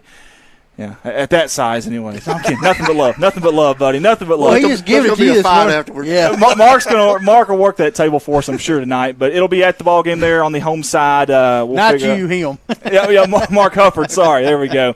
Speaking of Mark, so that's a good transition. Let's transition into our next guest, I call him Mr. Coach Mark Smith. Coach, it's good to have you. Thank you for being here. Well, you're welcome. Thanks for having me. Oh, absolutely. We couldn't do it without you. The town would not have let me have done this without you. In fact, I'd have gotten a lot of calls, I'm sure, and hate mail had we not had Coach Mark Smith on here with us today. So I appreciate you getting up here early in the morning. I know you could be anywhere else but here, obviously. I retired and all, and here he is. And he got here. These Smiths, actually these coaches, because Coach Walls is already here too, you give them a time, and then they get here like an hour early. But I love that. If you're not early, you're not on time. That's right. There you go. Coach Mark. And if you're not early, you're late. That's right. That's right. Coach Mark, if you don't mind, will you just kind of take us back in the time machine here? Let's rewind. Let's start off with your childhood. Tell us a little bit about your childhood, growing up, where you grew up at, your hobbies, maybe things of that nature. Well, I grew up out in the country, about 3 miles from Success, on Highway 328, which is a highway now, but it wasn't until I was in college. It was just a gravel road.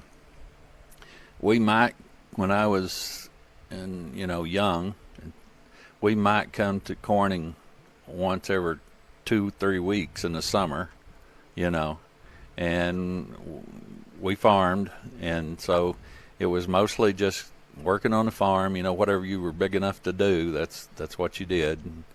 And so that's where I grew up.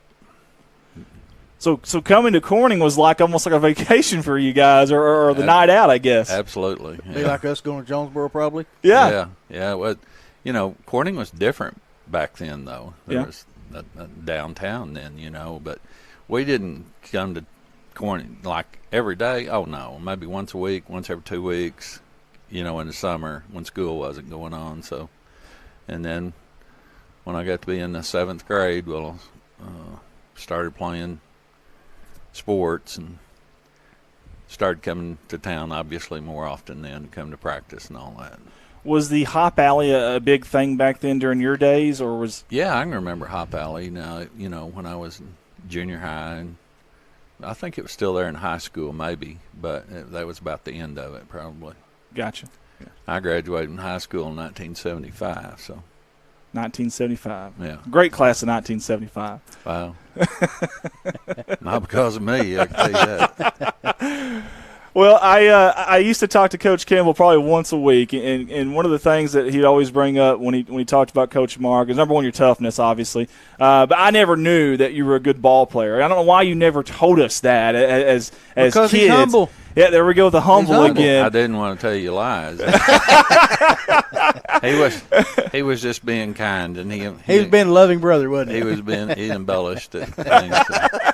Coach Campbell was, he was my 7th grade coach, 8th grade, 9th grade, and then I played for Dutch No in 10th, 11th, and 12th, and they all came the same year when I was in the 7th grade. That was their first year in Corning. There was a crew of new coaches that came in that year, and they all came the same year. This is interesting that you say that. So you actually played under Coach No and Coach Campbell. Can you kind of tell me, were they kind of contrasting styles there as far as who they were, as far as how they went about their business? No, they weren't contrasting at all. Coach Campbell had not been coaching but about a year or two when he came to Corning. And Coach Campbell and I had many, many conversations, but he would tell you that Coach Dutch No taught him how to coach. He's told me that, and he's told many people that. Yeah. But he was, Coach No was way ahead of his time, in my opinion, as a coach.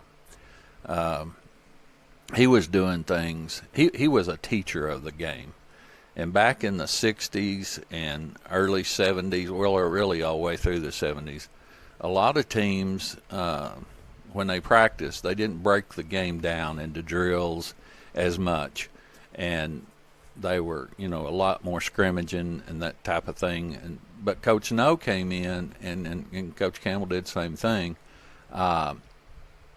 They would break the game down into small parts, just like we used to practice. And you'd work on blocking and tackling and defensive back drills and linebacker drills and catching drills and ball handling drill. We just like we were when you were playing. And we would break the game down into, we'd do tackling drills every day and all that.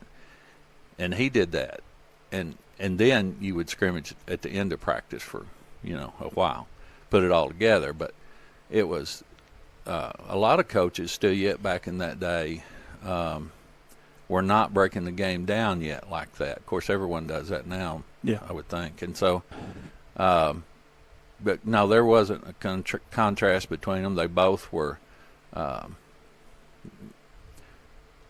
Coach Campbell, you've talked to him many times, and he will tell you, he had like 5, 6 plays, 7 plays. He did. That's what he told me.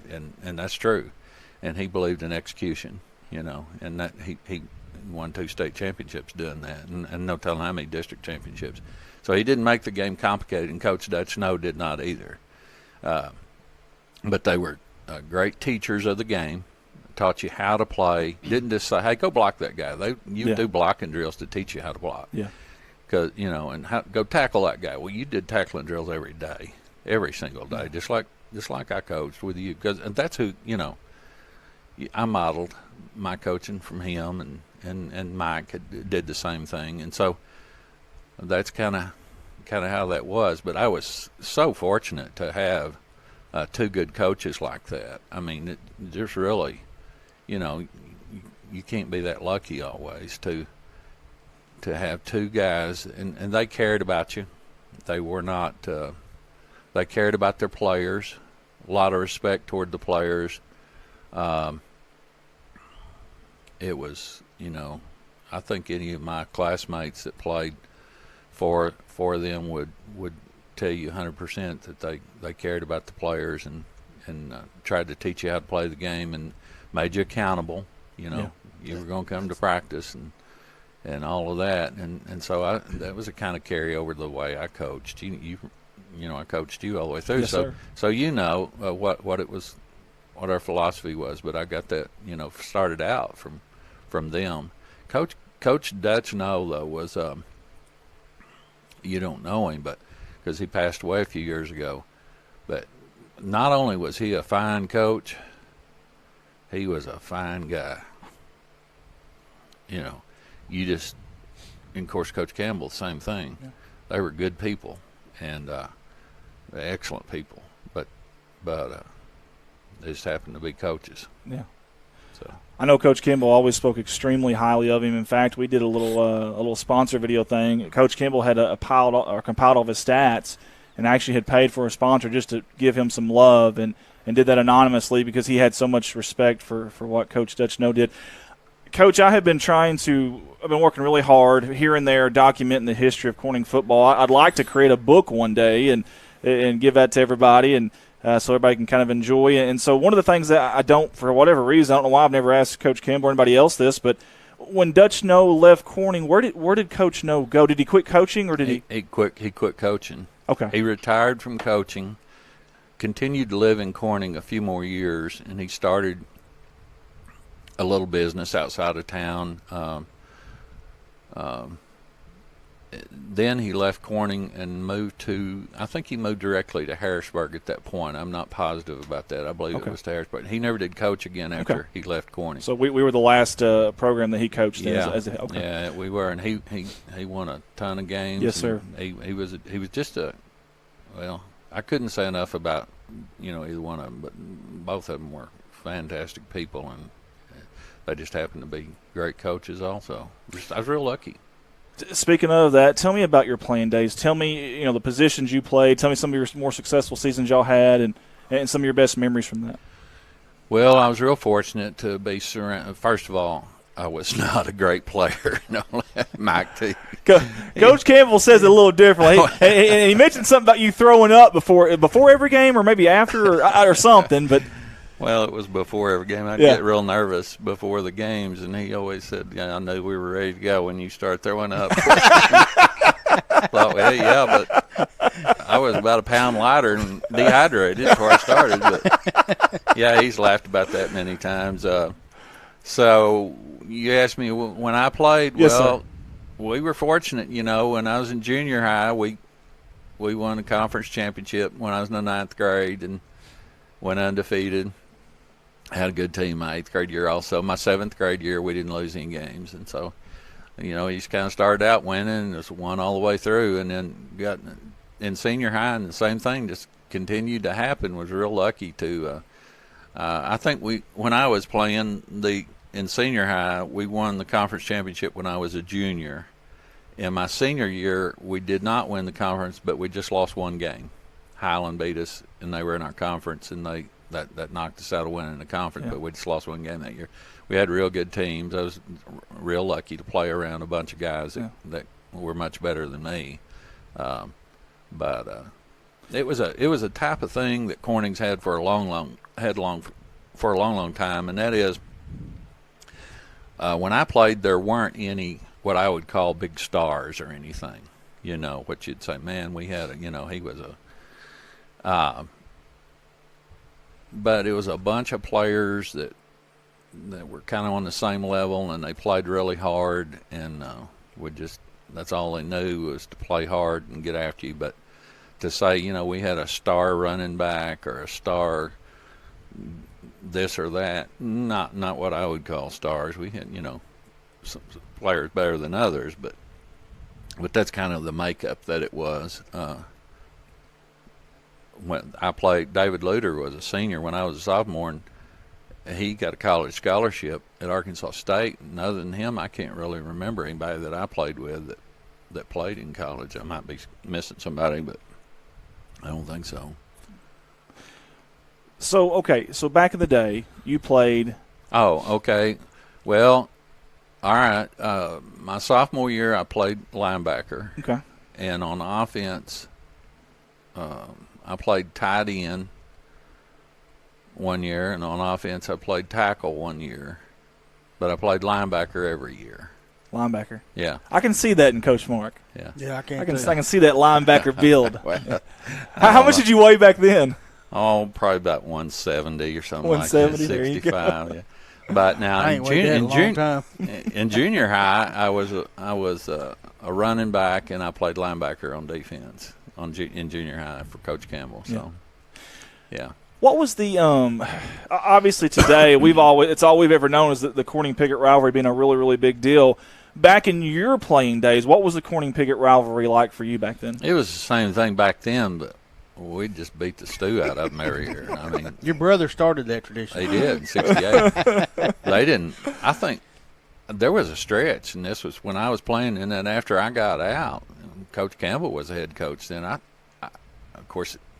It was 16 or 17. I've got it documented somewhere. But I think that's right. I was going to say about 17 years in a row that we beat them, and they were in a downspin. Those things. No mercy, baby. No. That's awesome. So we were this year. I hope we so. were big rivals back when I played with Walnut Ridge.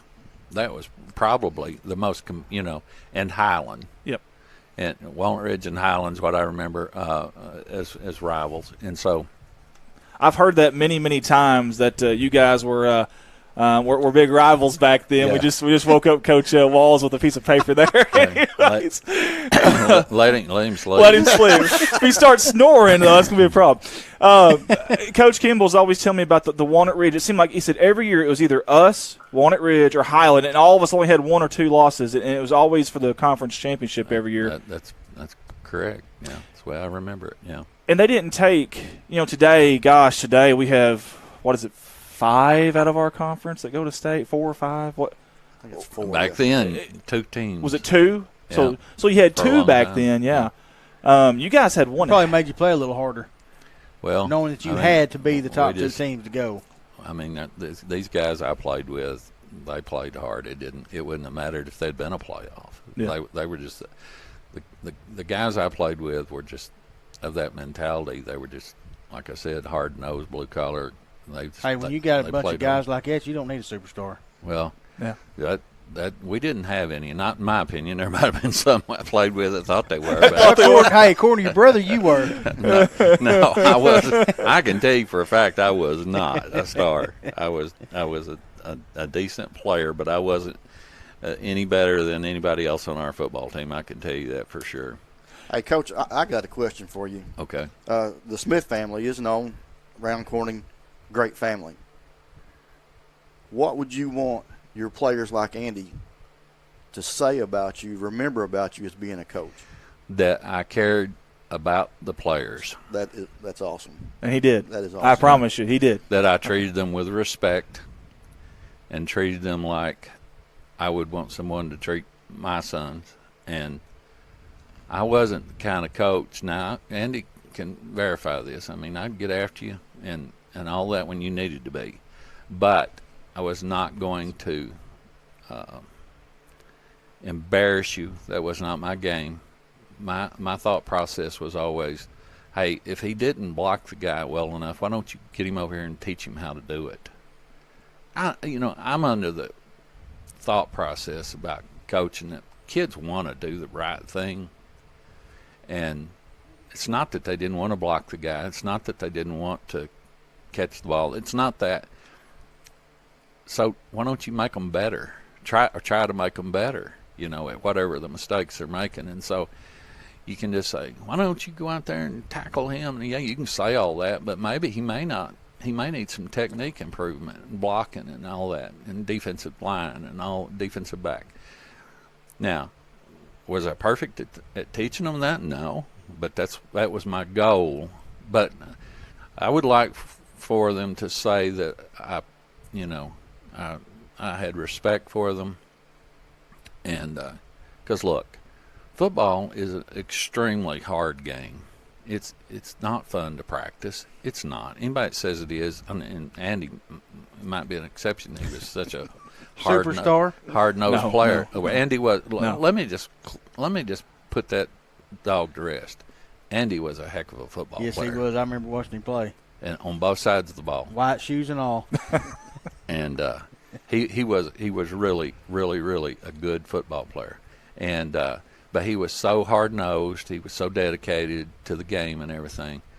But anyway, that's the kind of players, or that's just the way I coached, or that was what I was trying to do. Now, you could probably find people that would beg to differ with me on I that. think you succeeded because, everybody around town that talks about Mark Smith, he's the humble, good guy.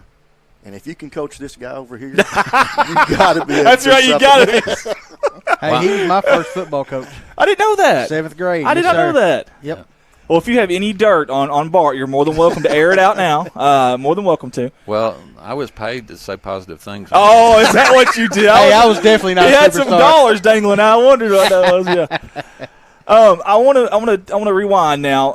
Okay, so after your playing days, after high school's over, did you always want to be a coach, or is that something you kind of fell into? No, I didn't always want to be a coach.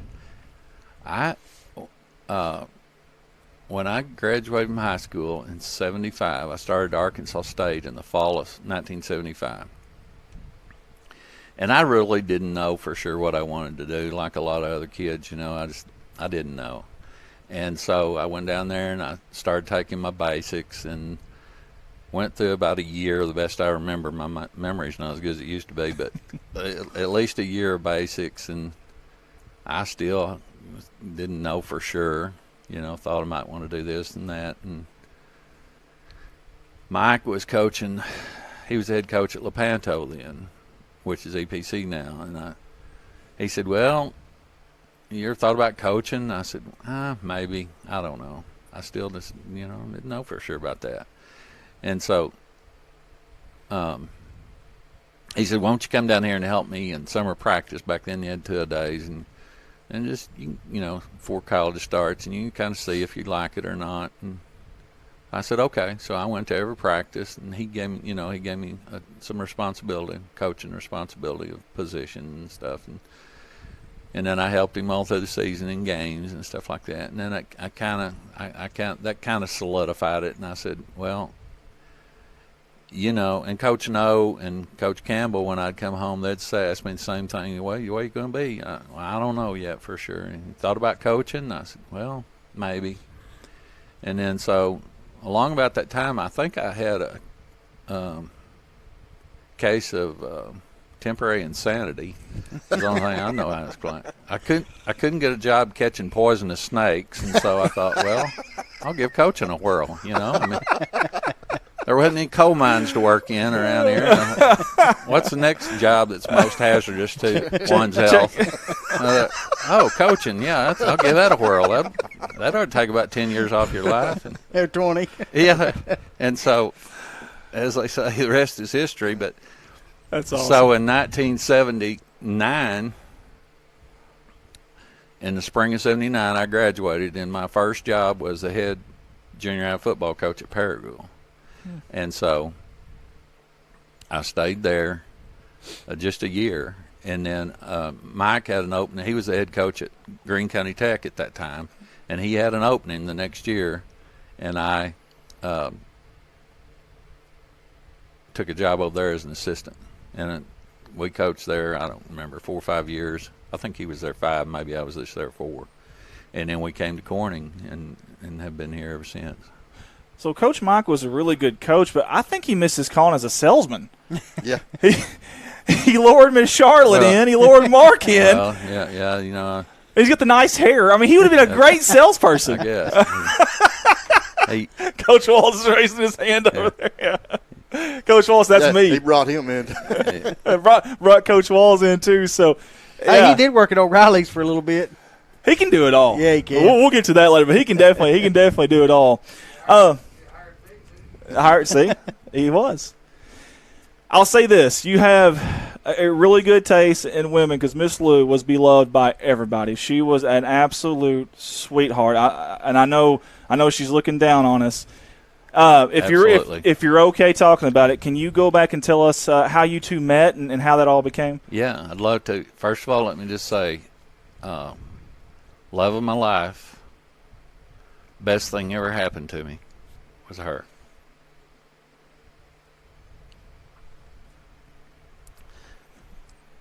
So, the way we met was I had been out of college 1 year, that 1 year at that I'd coached at Paragould. And I'd gone back to summer school that summer after that first year to pick up some additional hours for additional certification. And so that's where I met her. She was still in college. She was a year behind me. And through mutual friends of ours, we met just by chance. She's from Blytheville. We had never seen each other before, didn't know each other. And through mutual friends, Bentley, Manette, and Jenny, used to be Manette, Jenny Kimbrell. They were married then, and they lived in the same apartment complex that Luann did. And I was over there in between classes one day, and that's how it happened. I saw Luann down there. She was hitting a tennis ball. She was a very, very good tennis player, and she was hitting a tennis ball, and I said, "Hey, why don't y'all get me a date with that girl? You know, just talking, you know. And he said, well, you know, Jenny knows her. I said, really? I said, yeah. And so I didn't think much of it, you know. And so that's how it happened. And like the next day I did meet her.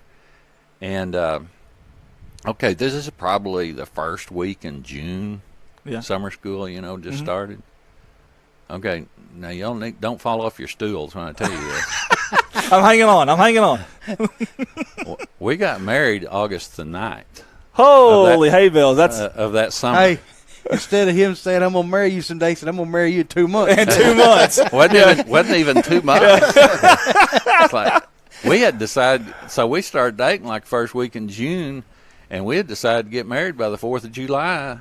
And so her mother had about 4 weeks or something, 5 to plan the wedding, and we had a little small wedding in Blytheville, and that so first impression must have been really good. I don't know what one-liner you had said. Okay.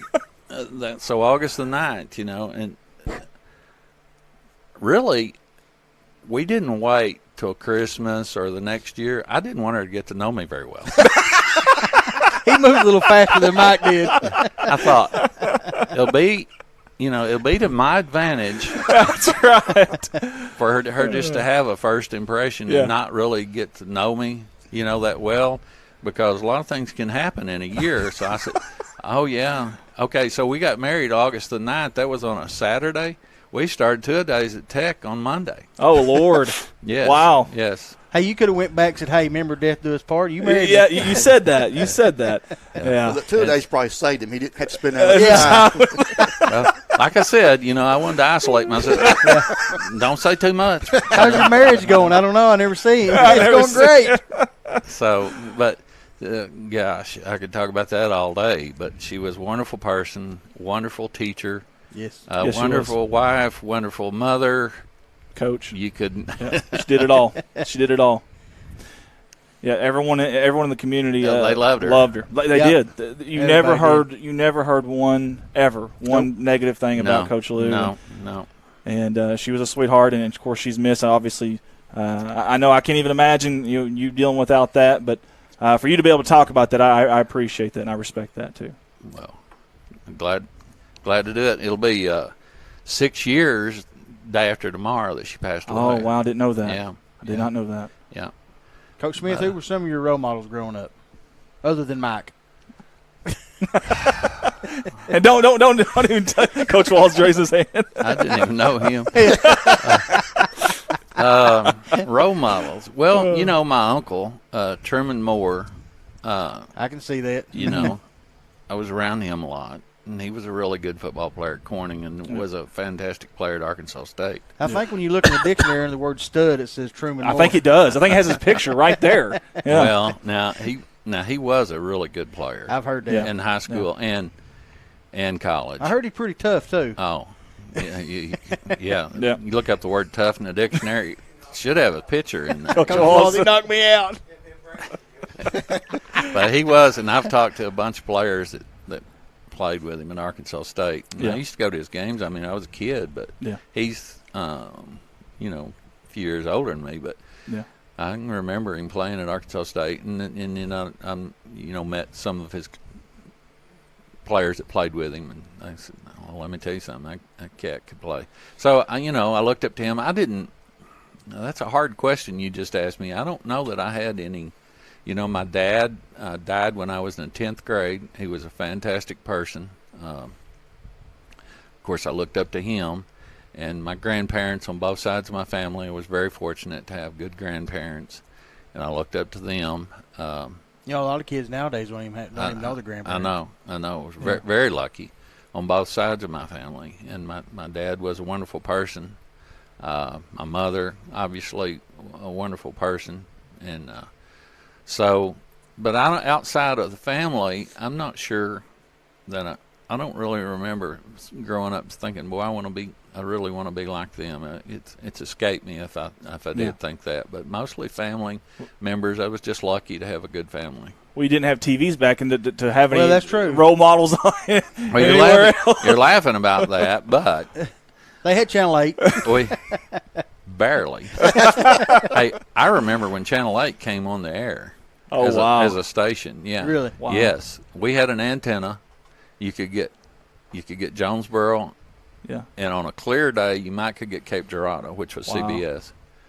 And on a really clear day, you might pick up Memphis for a few minutes. Yeah. That was it.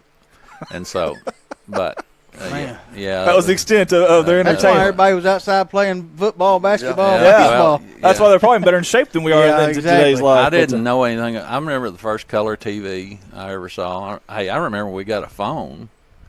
Big deal back then, I guess. Yes, at a party line, there were 14 people on it. Yeah. Everybody So could if use you the had sun. an urgent call, and you just wait forever, and so you'd have to say, "Could I make a phone call real quick? Will you hang up just a minute, and I'll be off?" I remember doing that a lot. That's back in the. I don't think kids today would accept that with it. Oh, my God. Don't interrupt your fried potato recipe sharing secrets, but let me. I got to do something. Oh, my God. So-and-so's still on the phone.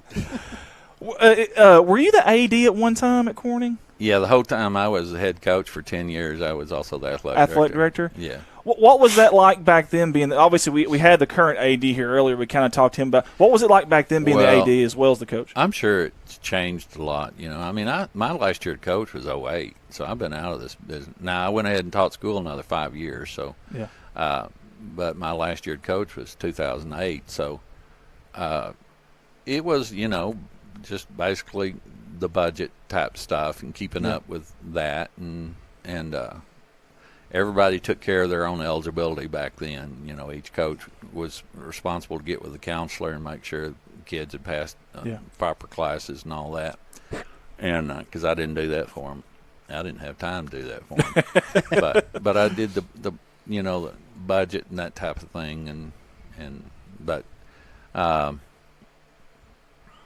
that's about all there was to it back when I did it. I mean, it could have been more, but I just kind of left it up to individual coaches. When you need this, well, tell me and we'll get it if it's any way possible, and that's what we did. Simple. I like it. Simple and easy. I've asked Coach Mike, and I'll ask Coach Walsh. He'll ask you, what was your most memorable or maybe most exciting moment or moments in sports, whether you were playing back in the day in your playing days or your coaching days for you with Corning Bobcat football? You know what?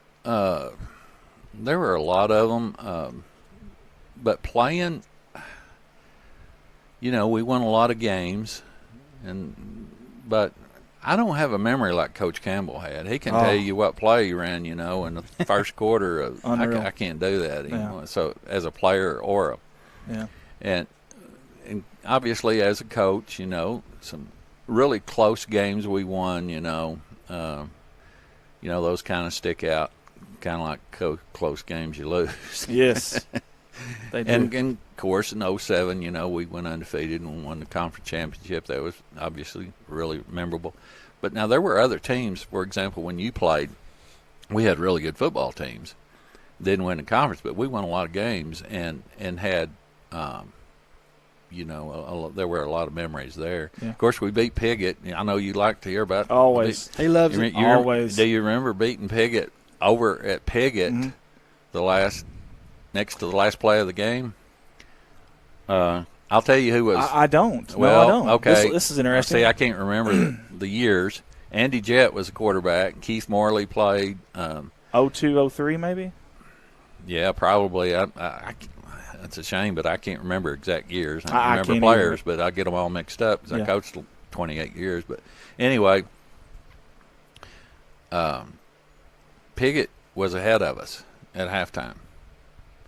And so I can't remember how much they were ahead of us. I want to say they were ahead of us a couple of touchdowns.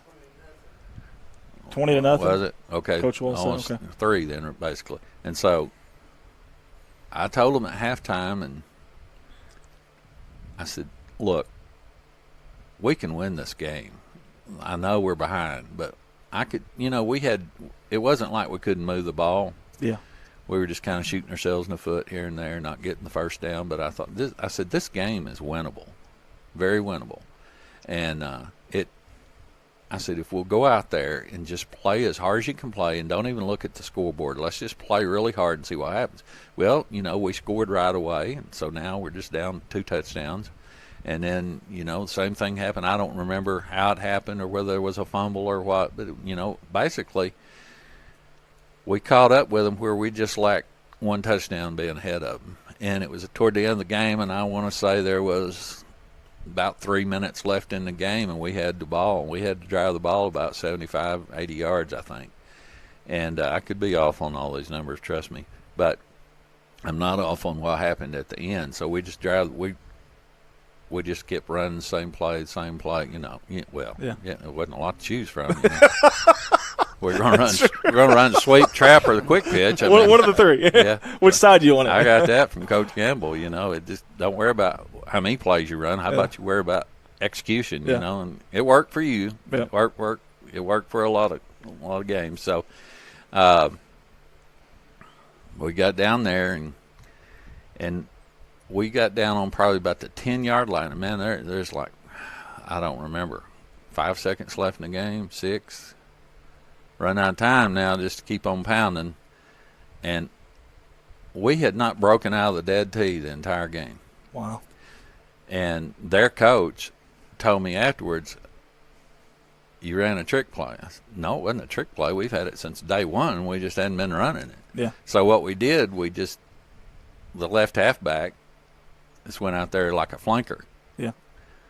Well, they didn't even see him because they were so used to looking at 3 in the backfield. That's what the coach told me. He said, they didn't even look out there. And I was thinking to myself, hurry up, Andy Jett. He's open. Throw the ball. Don't draw any attention to him. Exactly. And he's going to be wide open. And I said, snap the ball, and he snapped it, threw it to him wide open. Wow. Won the game. Oh, they were so – Piggott was so mad. Their fans, their players. Love it. It was – you would have loved that one, I want to tell you. They were acting up after the game. And that don't surprise me none. Yeah. And then there was another game out here. Were you playing then when we beat Piggott? They were ahead of us, and we caught up with them and beat them on the last at the end of the game. No, last time we played was 34-0. We had a pretty good. Okay, you thumped them pretty good. Anyway, we won another close game. Yeah, loving it. Yeah, and anyway, those are. But I honestly, I do not have a memory like Coach Campbell used to have of remembering games and plays. He could do all that. I can't. Yeah. But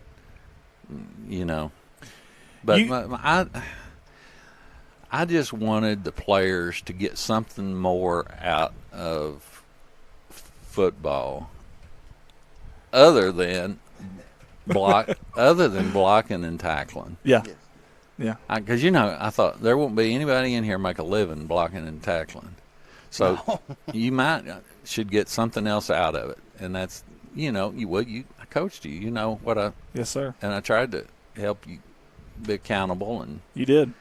Act right and those types of things. And so that's kind of,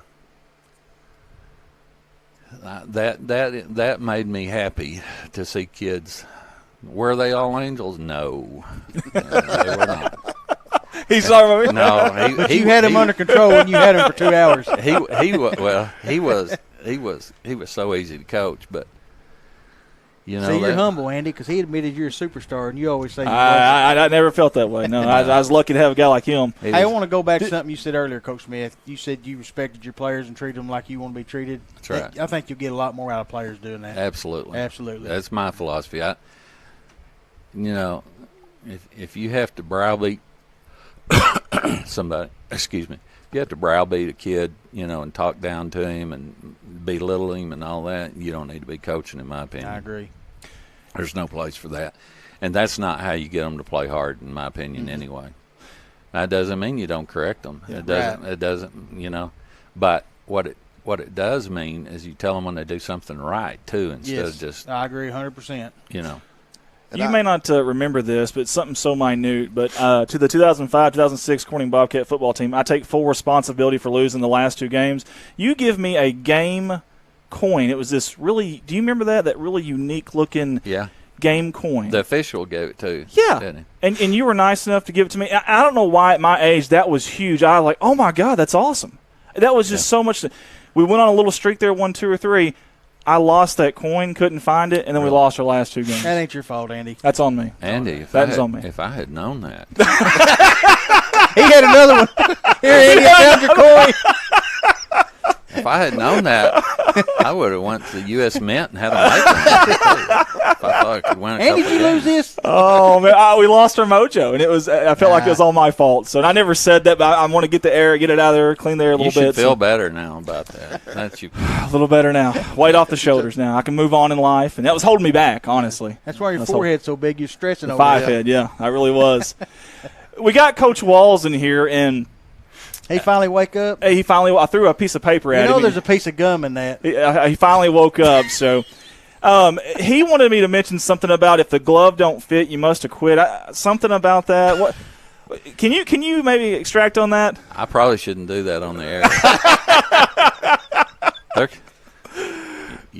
I could get shot going out the door. We just used to have fun with all that stuff like that in the midst of the craziness. But I coached a long time, but let me tell you something. Coaching is a hard job, or I found it to be a very difficult job.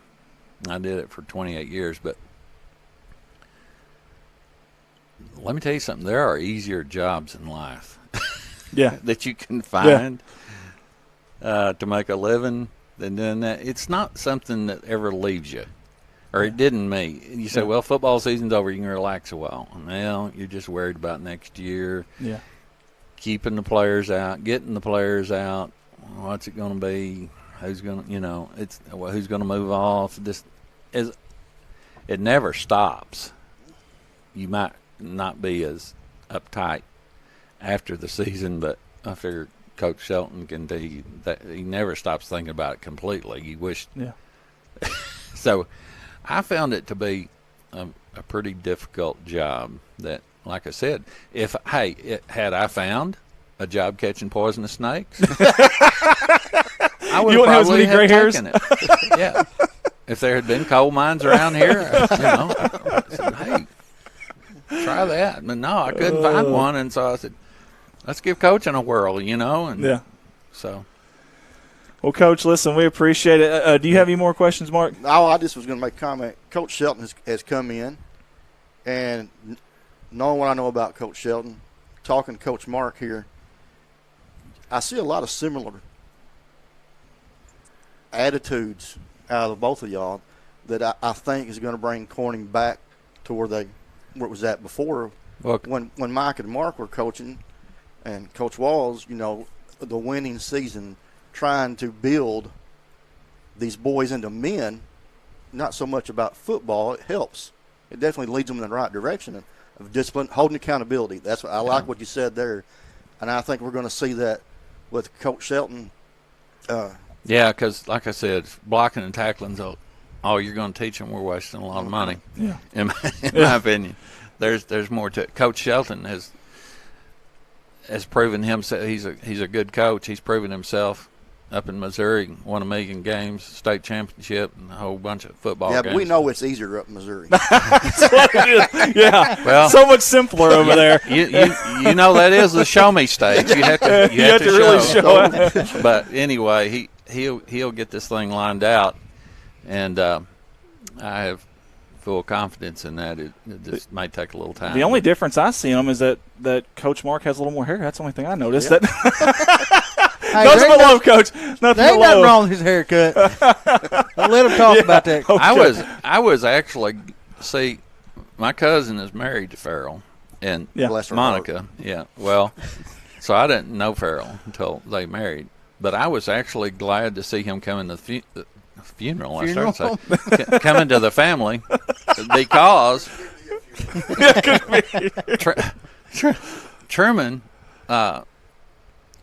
he used to just beat up on Mike and I all the time. Yeah, because he's getting older now, but he loves to wrestle and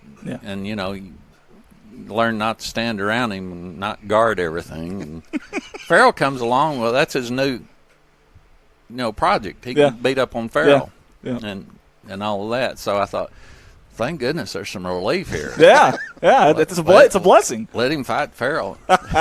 Hey, Coach Smith, we was talking about Truman being tough. We delivered a towel to him one day, and he met us after to show us where to deliver it, and he had his window down. I grabbed him by the arm. I said, when's the last time you had your butt kicked? He goes, I don't think I ever had, boy. I said, where do you want this towel at? He was probably telling the truth. I think Farrell could tell you some stories that I don't even know, but I know one time when he and Monica were dating, correct me if I'm wrong, Farrell, but I think he shot you with a BB gun, didn't you, as you were leaving the house? Holy And smokes. they're not even married yet. Oh, wow. And he's up over the fence, So I thought, At least it wasn't a 22. well, I thought That's true love if you held on after that one. I don't know if Monica's watching or not, but that's true love right if there. that doesn't run him off, I don't guess anything. Ain't nothing, at that point. So. Hey, real quick, what's your prediction for tonight? Yeah. Oh, well, I'm expecting us to win. I mean, I don't want to put any pressure on Coach. I mean, once you get out of coaching, you're armchair quarterback. Right. So Yeah. They ought to be winning. Yeah. Yeah. No, I don't. I don't do that. I'm not. I try to be as easy on value. We've had a lot of coaches since I quit in 08. I don't know how many we've had, 6 or 7. Yep. And but Coach Shelton will get them lined out. He knows what he's doing. He's proven himself, and so I think better things are ahead. Coach, I just want to say thank you. I really mean that. For me personally, just real quick, you were always a role model to me, a guy I looked up to, a father figure, and I can't say thank you enough. Number one, you held me accountable. Didn't matter who I was. You held me accountable. You showed me the right way to do things. I would never dare score a touchdown and start dancing like a goofball or yelling at another guy if I intercepted. I knew better because of how you raised me, how you taught me, and I hope I'm decent to society, and it's because of you. It's because of guys like yourself. I am very proud of you and the way you've turned out. And you were, if you had all your players were like you, it would be pretty easy. But they weren't. So, but well, I appreciate you having me on here. Absolutely. Honestly, I didn't know what I had to offer to tell you that, but. I guess I thought, well, they need something to fill in a few minutes. So. I wouldn't have been accepted back in the city of Corning if we didn't have you on. So we felt obligated, actually. Yeah, me and Mark would have been doing all the football games by ourselves. Yeah. I would have been kicked out. I don't know about that. Yeah, but thank you, and good luck. I hope the Bobcats have a good season, and I hope you guys continue to have fun. I watch a lot of the games on YouTube. Awesome. Because one thing or another, and so we're still waiting on that phone call from ESPN. Well, I don't think that's happening. I don't think that's happening, Bart. I don't think that's happening. Someone asked me what I was doing this morning. I said, well, I'm going on the Paul Feinbaum show. That's right. That's right. And they said, really? And I said, no, this is better than Feinbaum. Hey, if I was a little skinnier and had some glasses. He actually got a phone call last year, and somebody wanted me and him to come to Oklahoma and do a state playoff game. Yeah, I remember that. Yeah, we actually did. Someone had seen the stream or something. I heard that. I think I heard about that. But that was kind of neat. I was in the middle of remodeling a house for my daughter, and I couldn't. I'm kind of glad we didn't go. That was a long trip. I wanted to go, man. I really did. I was wore out, so I'm glad. If we get asked again, let's do it. Okay. Again, folks, that's Coach Mark Smith, the icon, the legend here at Corning High School. That's Mr. Mark Smith. That's right. Oh, no. Hey, you can just call me Mark, because I've been called a lot worse 4-letter words than Mark. So let me just tell you. Me and you both, buddy. Yeah. Thank you, guys. guys. We'll be back with Coach Shelton on the other end of this sponsor break. You're listening to KBKG, more music, 93.5.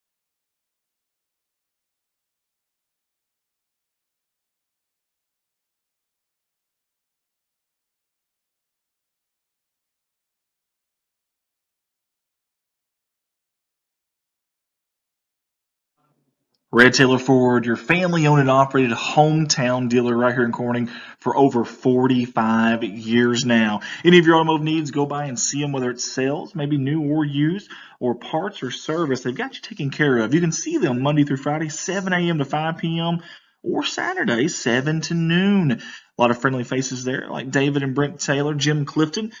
Or you can call those fine folks at 870-857-3516. Find them on Facebook. Find them online, www.redtailorford.com. Proud sponsors of KBKG More Music 93.5 FM and of the Corning Bobcats.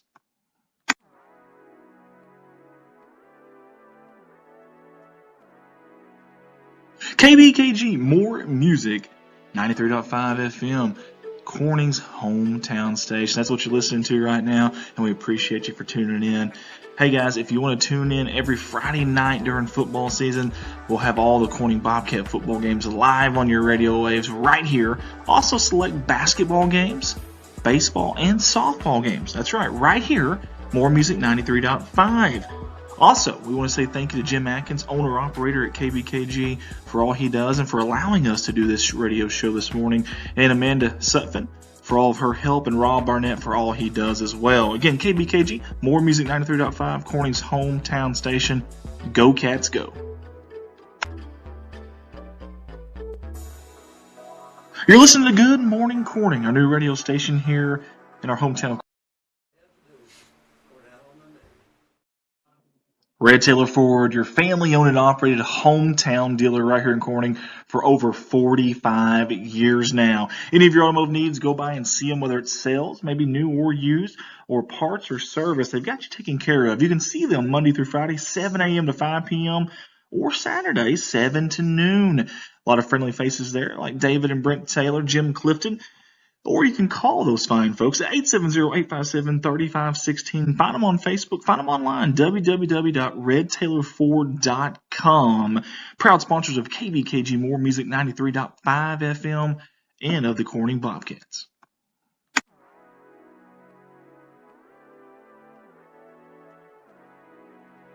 KBKG More Music 93.5 FM. Corning's hometown station. That's what you're listening to right now, and we appreciate you for tuning in. Hey guys, if you want to tune in every Friday night during football season, we'll have all the Corning Bobcat football games live on your radio waves right here. Also select basketball games, baseball, and softball games. That's right here, More Music 93.5. Also, we want to say thank you to Jim Atkins, owner-operator at KBKG, for all he does and for allowing us to do this radio show this morning, and Amanda Sutphin for all of her help, and Rob Barnett for all he does as well. Again, KBKG, More Music 93.5, Corning's hometown station. Go Cats, go. You're listening to Good Morning Corning, our new radio station here in our Red Taylor Ford, your family-owned and operated hometown dealer right here in Corning for over 45 years now. Any of your automotive needs, go by and see them, whether it's sales, maybe new or used, or parts or service. They've got you taken care of. You can see them Monday through Friday, 7 a.m. to 5 p.m., or Saturday, 7 to noon. A lot of friendly faces there, like David and Brent Taylor, Jim Clifton. Or you can call those fine folks at 870-857-3516. Find them on Facebook. Find them online, www.redtailorford.com. Proud sponsors of KBKG More Music 93.5 FM and of the Corning Bobcats.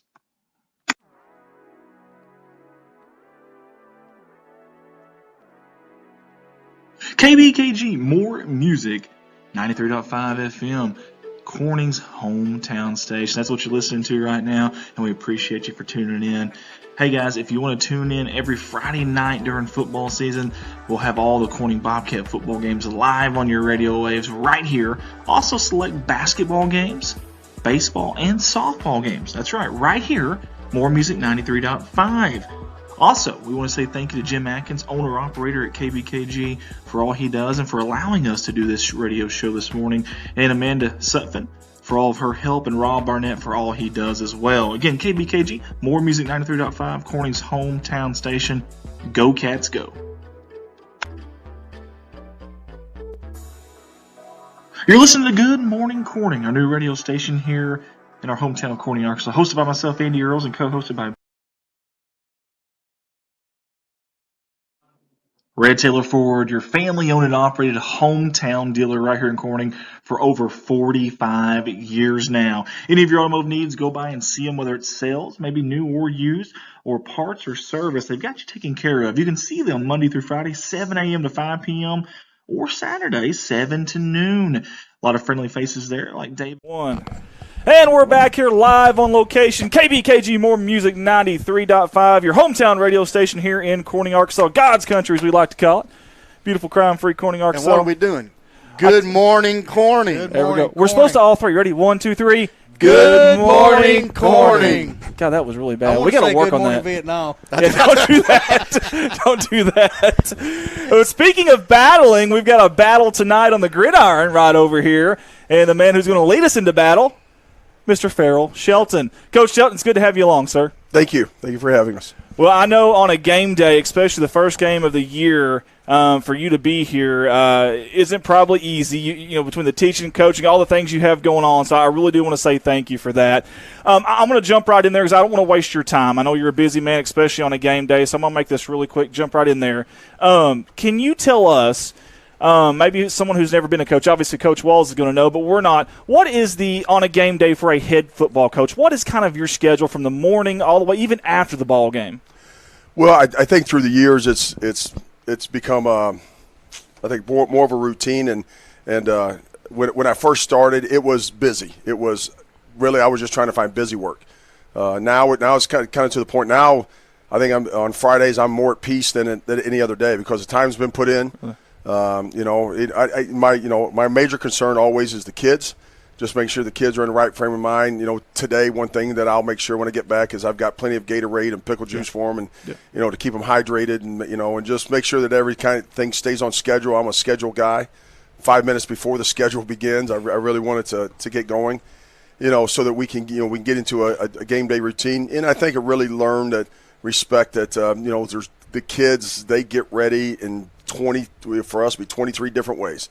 Some kids like music. Some kids like to lay by themselves. Some kids want to talk with their friends. Some kids. So you have to respect that. When I was younger, I thought everyone needed to do the same thing, every rigid.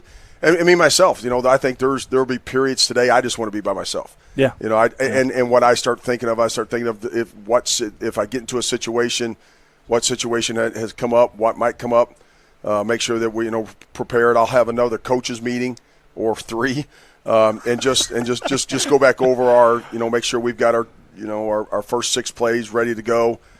We may change our first 6 plays here. So it's that, and just leave the kids alone. And when I see them today, I don't talk football with them. Everyone knows what's going to happen tonight. They're all excited about it. I like moving throughout the school to see the excitement within the school. Yeah. And just listen to other kids, and you get to see the kids interact with their teachers, and today was that they wanted to bring back something, dress up day, and so I like that. It was and I had went out and bought them dry fit Corning football dry fit shirts to be cool today, and $30 each and everything. So they're sitting there. I'm like, oh, okay, so we'll go to Plan B. We'll punt on this one. Yeah. So anyway, just seeing the kids interact and making sure that they've got what they need to get ready to play today is my biggest concern. Okay. Now, from all accounts, obviously I didn't follow you guys in the summer, but from all accounts, everyone has said this is the busiest, the most active offseason that this football program has had in quite a while. I want to commend you for that, number one. But number two, do you mind recapping that for the folks that maybe didn't know what all you guys did this summer? Yeah, we started in June with our weightlifting. We designate a certain amount of days that we like to have kids there. In June we don't do a lot except lift. We did go to one pad camp in Paragould last week of June, and then really for us, our busy time in football gets ready in July. We came back after our 2-week dead period, and we had a couple nights of 7-on-7 with Rector. Okay. Then we went to we went to Branson. We went to Branson for a team camp. We went overnight up there. That was a real eye awakening moment for them. Yeah. And I consider Tim Hufford is my senior captain center, and I said to talk. I said, how was it? And the only thing Tim said, he goes, we've never experienced anything like this. Wow. And what it was is it really showed we got a hold of some teams up there. We were probably okay. Gotcha. We were one that there was two teams. There was one other team our size there, but that was okay. Yeah. And I think really what we learned, that you need to be ready every play. It doesn't matter who you're playing. There were 20 teams from Missouri there, 10 different fields. Wow. And just magnitude. And I think it may have overwhelmed a little bit. We went to. It did me as a parent. It was awesome. It was awesome to crying. Yeah, it was. It was awesome to stay all night. We went over to the Branson track for a night and cool. for a few hours and good bonding. Made fun of each other. So it was good there. And they got up and played football and came home. We went to Thayer for a camp. It was us, Thayer, Salem, and Donovan. Yeah.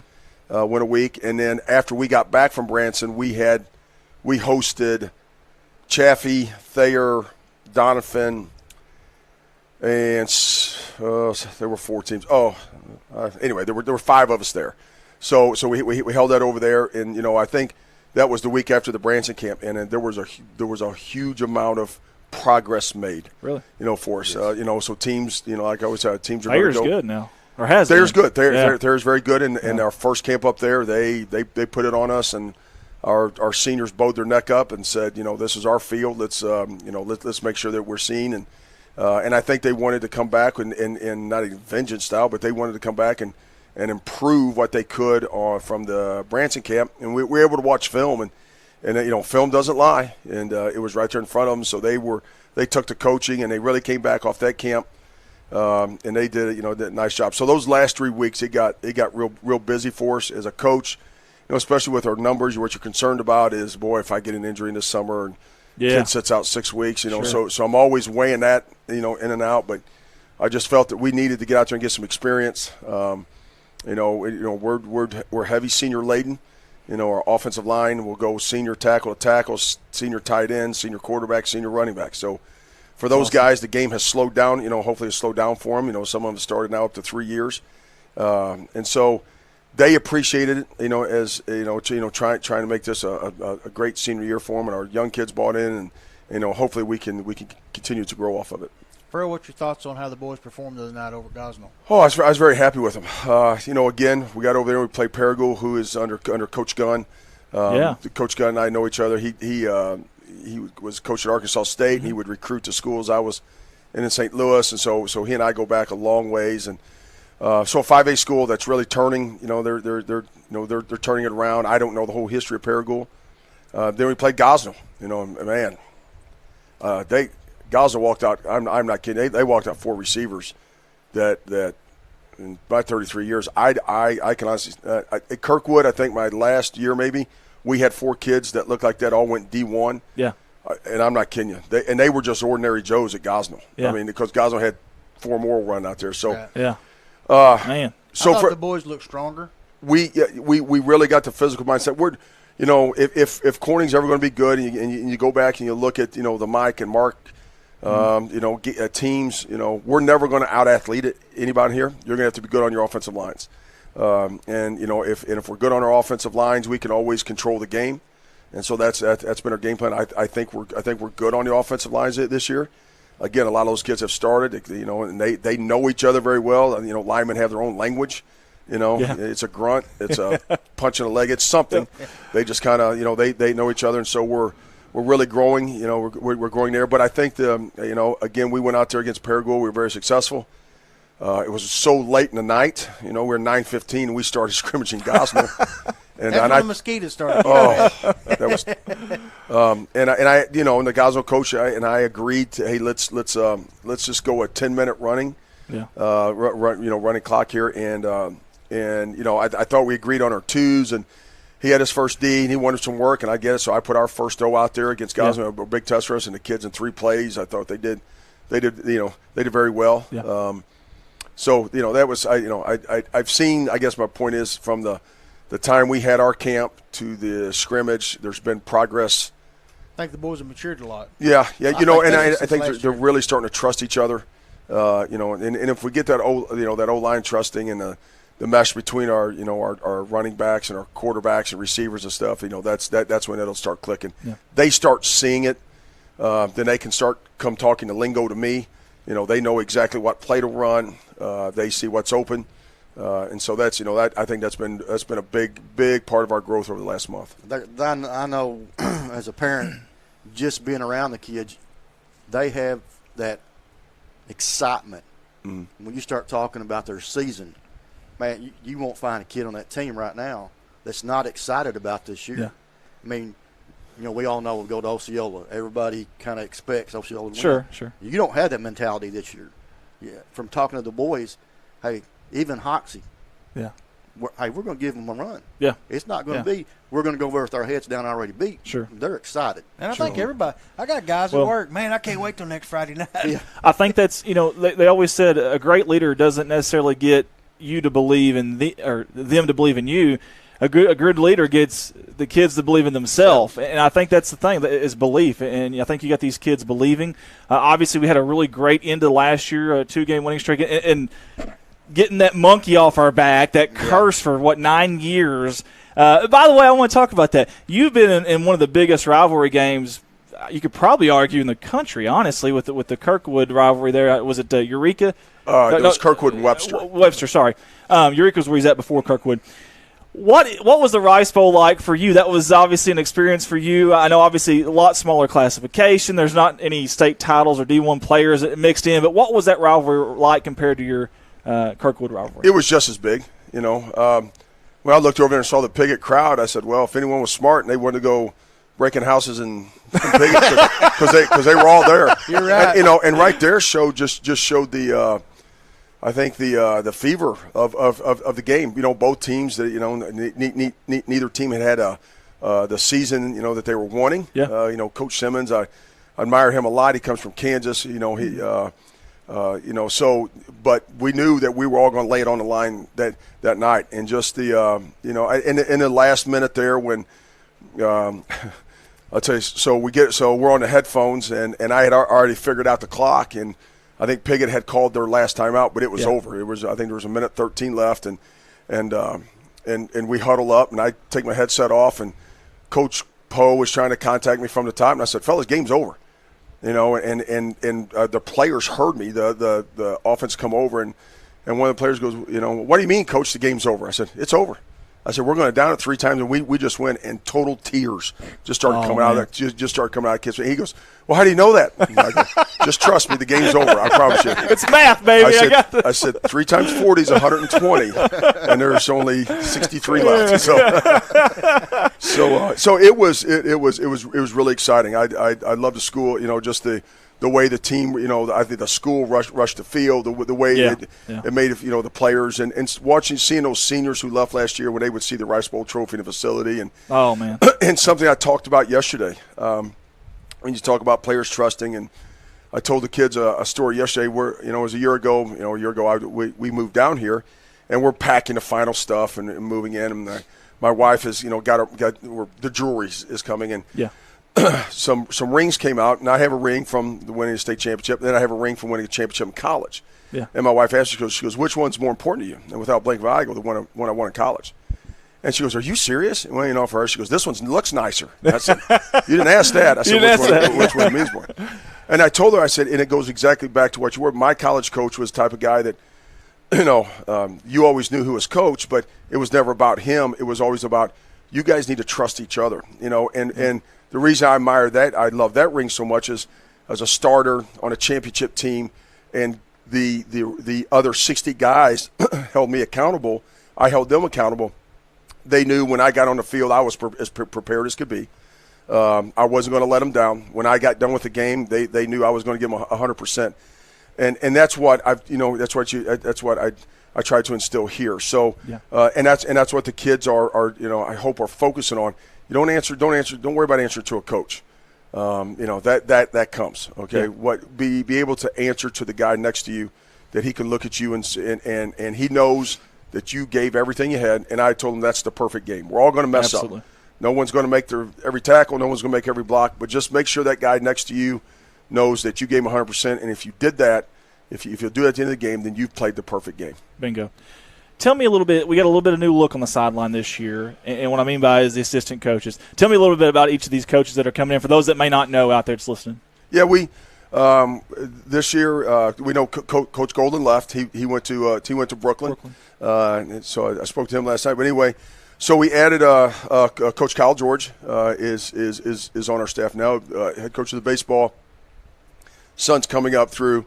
Has just done a phenomenal job. And being able to have another, even though it's not football, being able to have another head coach on staff, and even though I've done it so long, I can always shoot things at him, you know, and because I tell those guys, when you move from the assistant's chair to the head chair, it is a different dynamic. The fun's here. Yeah. When you go over there, it's stress. That's when it's stress. So shooting things off him does a great job. Like I said, and he's, most importantly, he's Bobcat through and through. Yes, sir. He's gonna, something happens that upsets the Corning mojo. Coach Kyle's gonna fix it. Yeah. We got Coach Trevor Barages, who played here also again. And fine young man. Yeah, and a family man and just him coming from the business world gives it a new light. I'll sit there and ask him, and I'll say, hey, what would you have done when he worked for that company? What would you have done for that guy who walks in late? And that's what we're trying to get to players like Coach Mark was sitting here. Being late is a life skill. Something we try to teach. And he goes, you're fired. And so they're not hearing that from Coach. They're hearing that from a guy who was a boss at a multi-billion-dollar company. And then we got Coach Daniels. Coach Daniels, again, a Bobcat through and through. We got him over from Piggott. Has great relationship with the kids. Was able to coach a lot of them in Pee Wee. So, when you have, most importantly, when you have the different age variances on a staff, I don't know the music that these kids listen to. I'm not sure you won't. I do. I don't want to. Ball games. And I don't want to know. I just look at Coach Daniels or Coach Barages and ask, is it clean? Is it decent? Is it something that their mom will let them listen to? And if they say yes, then I trust them. So, and also it's fun, I think, in my point of career to be able to, teach, younger coaches. And the thing I told them in our first staff meeting this year, I'm not, I love learning football. So please understand, I don't know everything, and I'll never let on that I know everything. I call guys. Awesome. I call guys 3 or 4 times a week. Guys that I know, and I ask them questions about this, and this. I may not ever run it.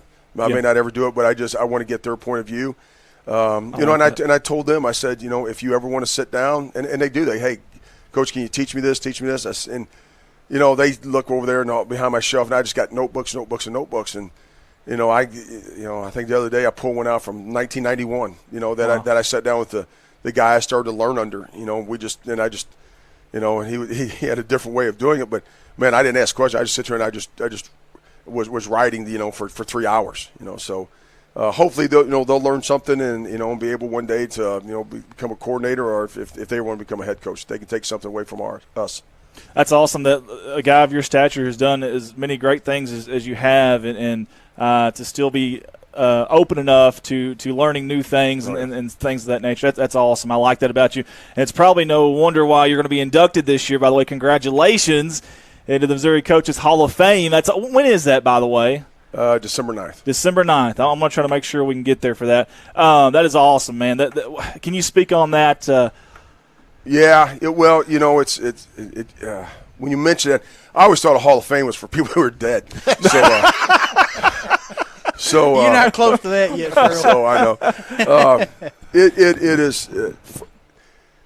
I'll never forget going to the all-state meetings, and every year the induction ceremony is the Friday night we hold all-state meetings, the induction meetings that night, and I remember seeing some of these coaches, and I'm like, holy cow, he coached how many years? Yeah. And, you look at the amount of wins they had, you're like, oh, my gosh, look at, that's just incredible.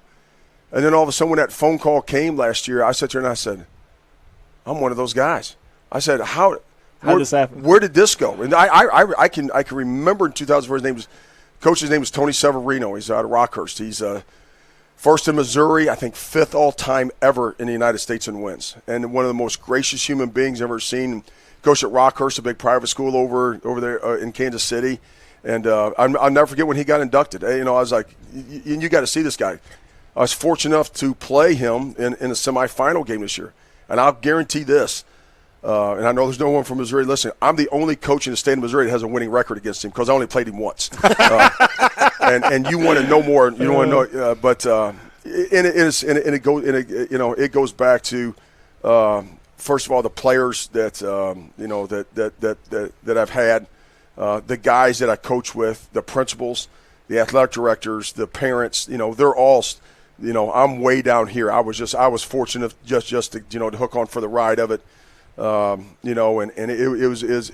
a very special. It'll be pretty special seeing all those guys there. A lot of friends of mine that coach in Missouri that have been inducted. They'll come back, and so it's special. I can't say honor because I don't think I'm I don't think I'm worthy of being called it'd be an honor. But man, there's sometimes I just catch myself like I've got to give a speech and and I'm sitting there saying I don't even know how to talk to these guys, and these guys are. What do I do with my hands? Hey, can we do this on CSR broadcast? Well, I'm gonna ask him. That's why I asked him what day it was. I'm gonna call them and say, they may not let me, but I'm gonna try. Farrell, if you wasn't worthy, you wouldn't be there. Yeah, but I because they were all so intimidating. Like I'm not equals, but I'm not like there's Coach Severino and there's Terry or Coach Donahue at Blue Springs and all these guys, and you're just in awe of those guys. Yeah. All right, so enough about the Missouri stuff and all those questions. I want to talk to you, and I'll get to Portageville here in a minute, but I want to talk about your schedule this year. I know you're a coach, so you're probably laser focused on Portageville, but I want to talk about your schedule. So this is a really unique year. I've looked into the history. I can't find a year where we've had 4 non-conference games in a bye week in the same schedule. It's really unique. The bye week, obviously we lost Harrisburg, and they didn't replace them, so we have 7 teams in conference now. And my understanding was they took whatever place the schedule was for Harrisburg as your bye week. Do you like that, where it's at? No. No. I'm the new guy in. I was a new guy in the conference, so and it was something that they just did.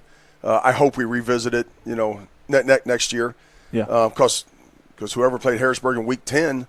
Yeah, you're if you don't make the playoffs, and your season is done in week 9.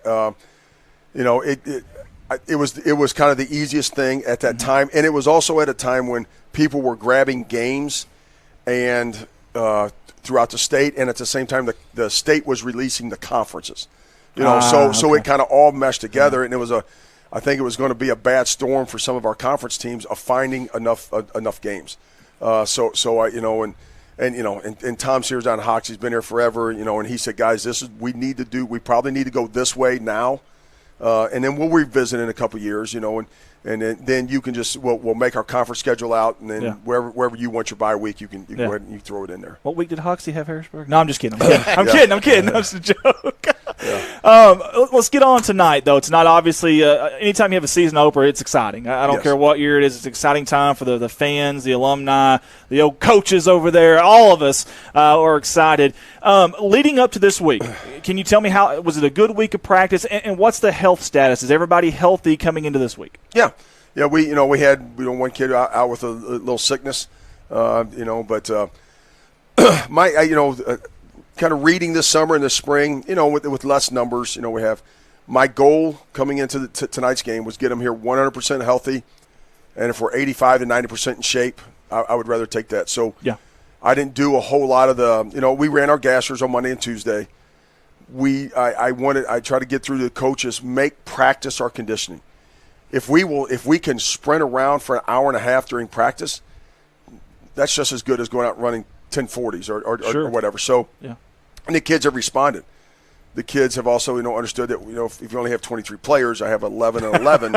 5 guys can't go over here and sit on the sideline. So, I think they reflect well. So we're healthy, and that's huge for tonight. As a coach, what keeps me awake at night is, in this game, there's going to be injuries, and oh boy, we're thin. If there's some, there are some worst case scenarios. I'll say that, in certain positions. But I think all teams our size, are going to worry about that. But we're healthy right now, and we have a substitution plan going into tonight that we'll go through the first quarter and a half, for conditioning, and the one thing I told the kids, as we looked, and we're always looking Monday out for the weather. The heat really cranked up here. It did. Yeah. And the thing I told them, I said, you cramp, it's your fault. I said, what happens on Friday night is what you did or didn't do 48 hours out. Yeah. Preparing your body, getting ready for tonight. And I said, you guys that cramp easy, you got to make sure you got a bottle of water in your hand all day. Like I said, we'll have Gatorade and pickle juice for them, and make sure that they're ready to go. So if we can get Portageville, if we can drag them into deep water and we're still in the game in the second half, hopefully, our conditioning is going to come on through. Awesome. I want to get, before y'all ask a question, real quick, just some social media stuff. Rich Martin. Rich is the voice of the Bobcats. Essentially, he's our PA guy there. He says, glad to see the ties are back. The football players have decided to wear ties on game days like we all used to. He loves that. So, obviously, that's an awesome thing there. Myrna Donaldson says, love this. We've had some good coaches come through the years. We're so thankful to have Coach Shelton here. And I know our boys love Coach. And then she said something about Barton there, but we're not going to mention that. He's got a big enough head as it is, so we don't want that. But but go ahead, Mark. I'll interrupt you. Sorry. From a coach's point of view, what would you like to see from your fans? Oh, our fan, the part of it is support the players in whatever they do, good or bad. I know this, that the kids know, like, for example, if a receiver drops the ball, the catch the ball, is what you'll hear. They know they're supposed to catch the ball. I promise you that. We don't ever say catch the ball. We talk about the process that it takes to catch a ball. Yeah.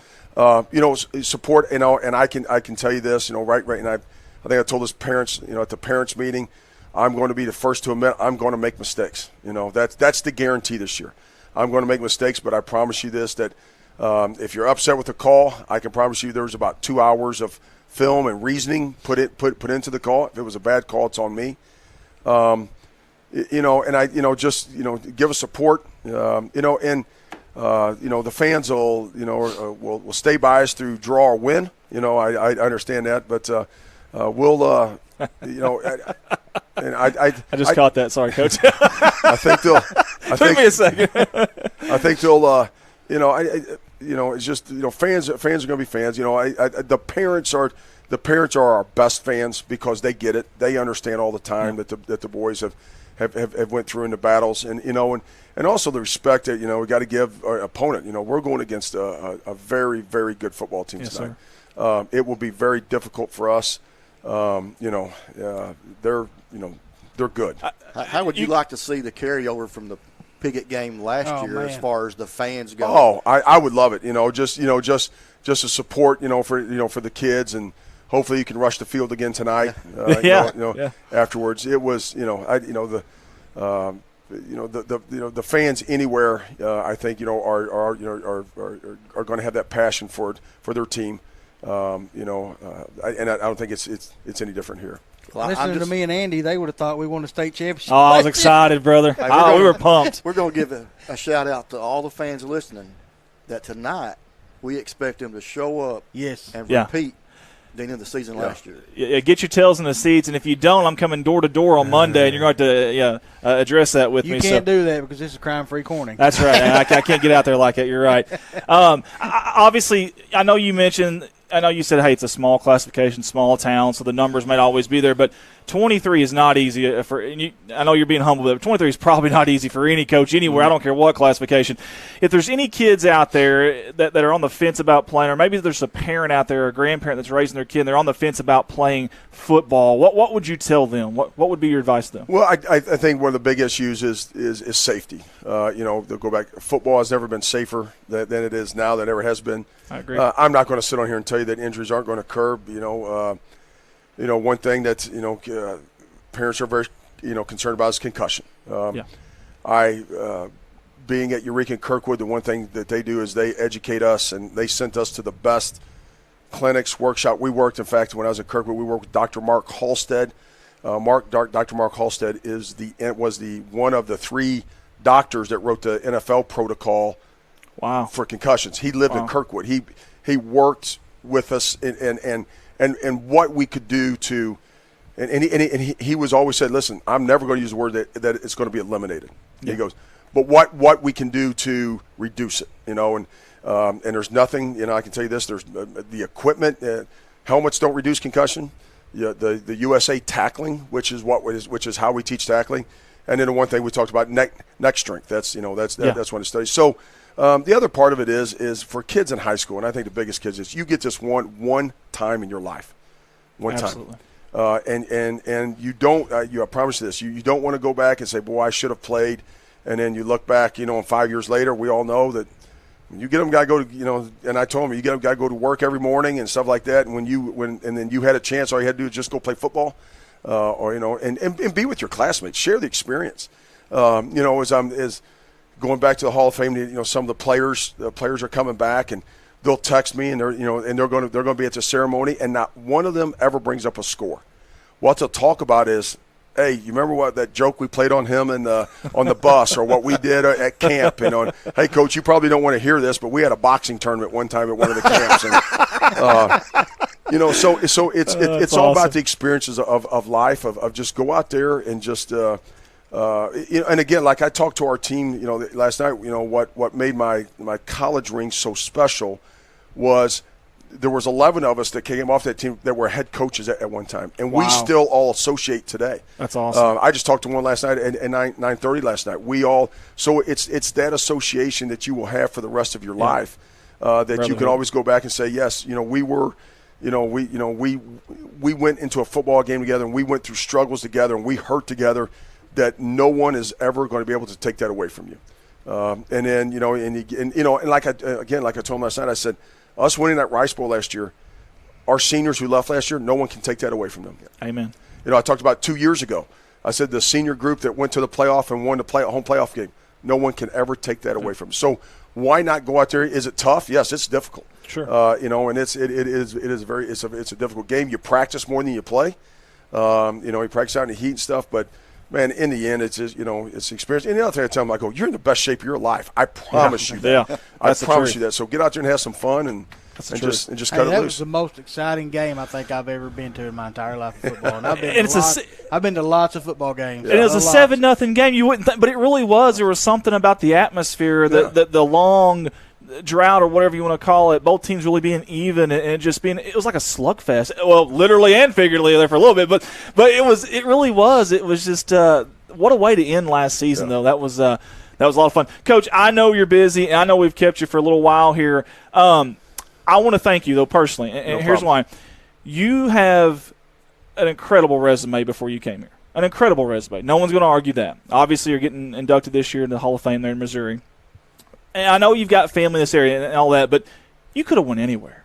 I mean, seriously. And you don't have to answer this, but I'm sure that, and folks at home, we need to really get behind this guy, because I promise you there's other schools calling. He may not admit that, but I guarantee you there's going to be bigger schools knocking on the door. We are so lucky to have this guy. Coach, I just want to say thank you for choosing Corning and for coming back again and choosing Corning. That means a lot to me. Like I said, a guy of your stature, you could be coaching anywhere you wanted to in this state just about, and that means a lot to me. So I want to say thank you for that. No problem. You're welcome. That's Coach Shelton, guys. Big game tonight, Portageville. Y'all get out there. Let's support this team. Let's support him. And hopefully we can start the season with a big win. We're going to go to break, guys. You're listening to Good Morning Corning live on KBKG. More Music 93.5.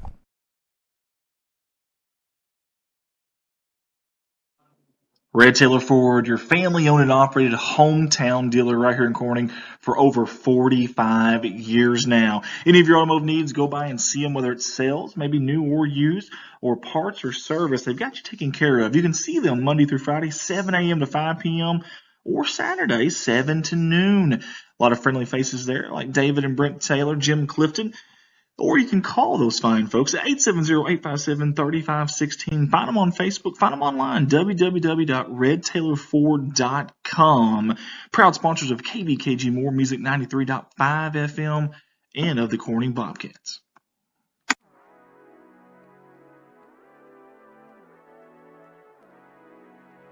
KBKG More Music 93.5 FM. Corning's hometown station. That's what you're listening to right now, and we appreciate you for tuning in. Hey guys, if you want to tune in every Friday night during football season, we'll have all the Corning Bobcat football games live on your radio waves right here. Also select basketball games, baseball, and softball games. That's right here, More Music 93.5. Also, we want to say thank you to Jim Atkins, owner-operator at KBKG, for all he does and for allowing us to do this radio show this morning, and Amanda Sutphin for all of her help, and Rob Barnett for all he does as well. Again, KBKG, More Music 93.5, Corning's hometown station. Go Cats, go. You're listening to Good Morning Corning, our new radio station here in our hometown of Corning, Arkansas, hosted by myself, Andy Earls, and co-hosted Red Taylor Ford, your family-owned and operated hometown dealer right here in Corning for over 45 years now. Any of your automotive needs, go by and see them, whether it's sales, maybe new or used, or parts or service. They've got you taken care of. You can see them Monday through Friday, 7 a.m. to 5 p.m., or Saturday, 7 to noon. A lot of friendly faces there, like David and Brent Taylor, Jim Clifton. Or you can call those fine folks at 870-857-3516. Find them on Facebook. Find them online, www.redtailorford.com. Proud sponsors of KBKG More Music 93.5 FM and of the Corning Bobcats.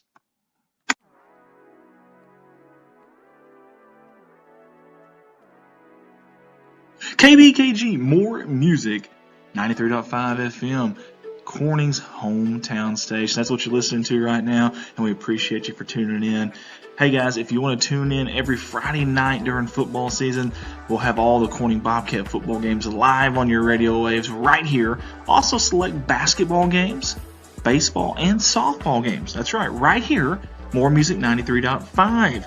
Also, we want to say thank you to Jim Atkins, owner-operator at KBKG, for all he does and for allowing us to do this radio show this morning, and Amanda Sutphin for all of her help, and Rob Barnett for all he does as well. Again, KBKG, More Music 93.5, Corning's hometown station. Go Cats, go. You're listening to Good Morning Corning, our new radio. Red Taylor Ford, your family-owned and operated hometown dealer right here in Corning for over 45 years now. Any of your automotive needs, go by and see them, whether it's sales, maybe new or used, or parts or service. They've got you taken care of. You can see them Monday through Friday, 7 a.m. to 5 p.m., or Saturday, 7 to noon. A lot of friendly faces there, like David and Brent Taylor, Jim Clifton. Or you can call those fine folks at 870-857-3516. Find them on Facebook. Find them online, www.redtailorford.com. Proud sponsors of KBKG More Music 93.5 FM and of the Corning Bobcats.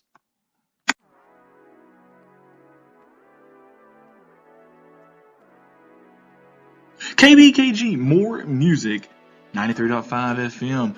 Corning's hometown station. That's what you're listening to right now, and we appreciate you for tuning in. Hey guys, if you want to tune in every Friday night during football season, we'll have all the Corning Bobcat football games live on your radio waves right here. Also select basketball games, baseball, and softball games. That's right here, More Music 93.5. Also, we want to say thank you to Jim Atkins, owner-operator at KBKG, for all he does and for allowing us to do this radio show this morning, and Amanda Sutphin for all of her help, and Rob Barnett for all he does as well. Again, KBKG, More Music 93.5, Corning's hometown station. Go Cats, go. You're listening to Good Morning Corning, our new radio station here in our hometown of Corning, Arkansas, hosted by myself, Andy Earls, and co-hosted by Bart White and Mark Hufford, right here on KBKG, More Music 93.5. Look ahead to more of these radio shows, and your current show will be back on very shortly. Thanks for tuning in.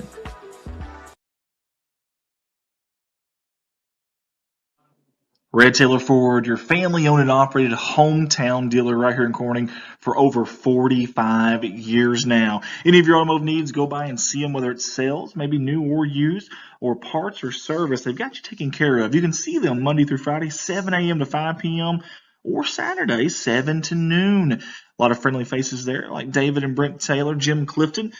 Or you can call those fine folks at 870-857-3516. Find them on Facebook. Find them online, www.redtailorford.com. Proud sponsors of KBKG More Music 93.5 FM and of the Corning Bobcats.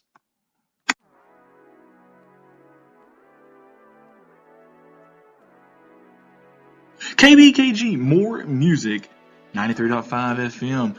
Corning's hometown station. That's what you're listening to right now, and we appreciate you for tuning in.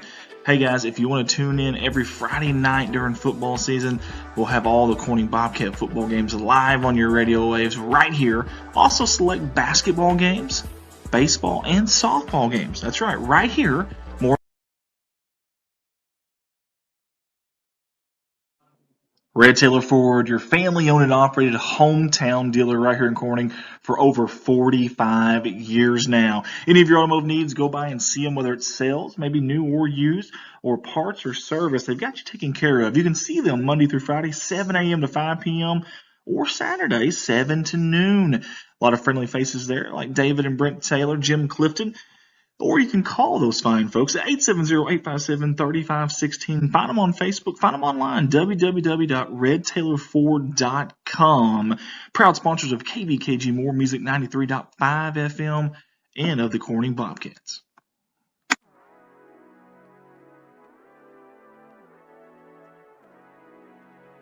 KBKG More Music 93.5 FM. Corning's hometown station. That's what you're listening to right now, and we appreciate you for tuning in. Hey guys, if you want to tune in every Friday night during football season, we'll have all the Corning Bobcat football games live on your radio waves right here. Also select basketball games, baseball, and softball games. That's right here. More Music 93.5. Also, we want to say thank you to Jim Atkins, owner-operator at KBKG, for all he does and for allowing us to do this radio show this morning, and Amanda Sutphin for all of her help, and Rob Barnett for all he does as well. Again, KBKG, More Music 93.5, Corning's hometown station. Go Cats, go. You're listening to Good Morning Corning, our new radio station here in our hometown of Corning, Arkansas, hosted by myself, Andy Earls, and co-hosted by Bart White and Mark Hufford, right here.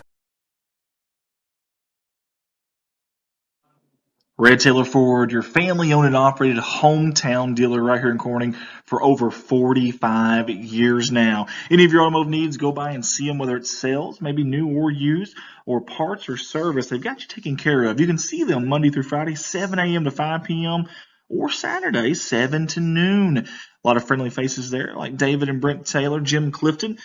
Or you can call those fine folks at 870-857-3516. Find them on Facebook. Find them online, www.redtaylorford.com. Proud sponsors of KBKG More Music 93.5 FM and of the Corning Bobcats.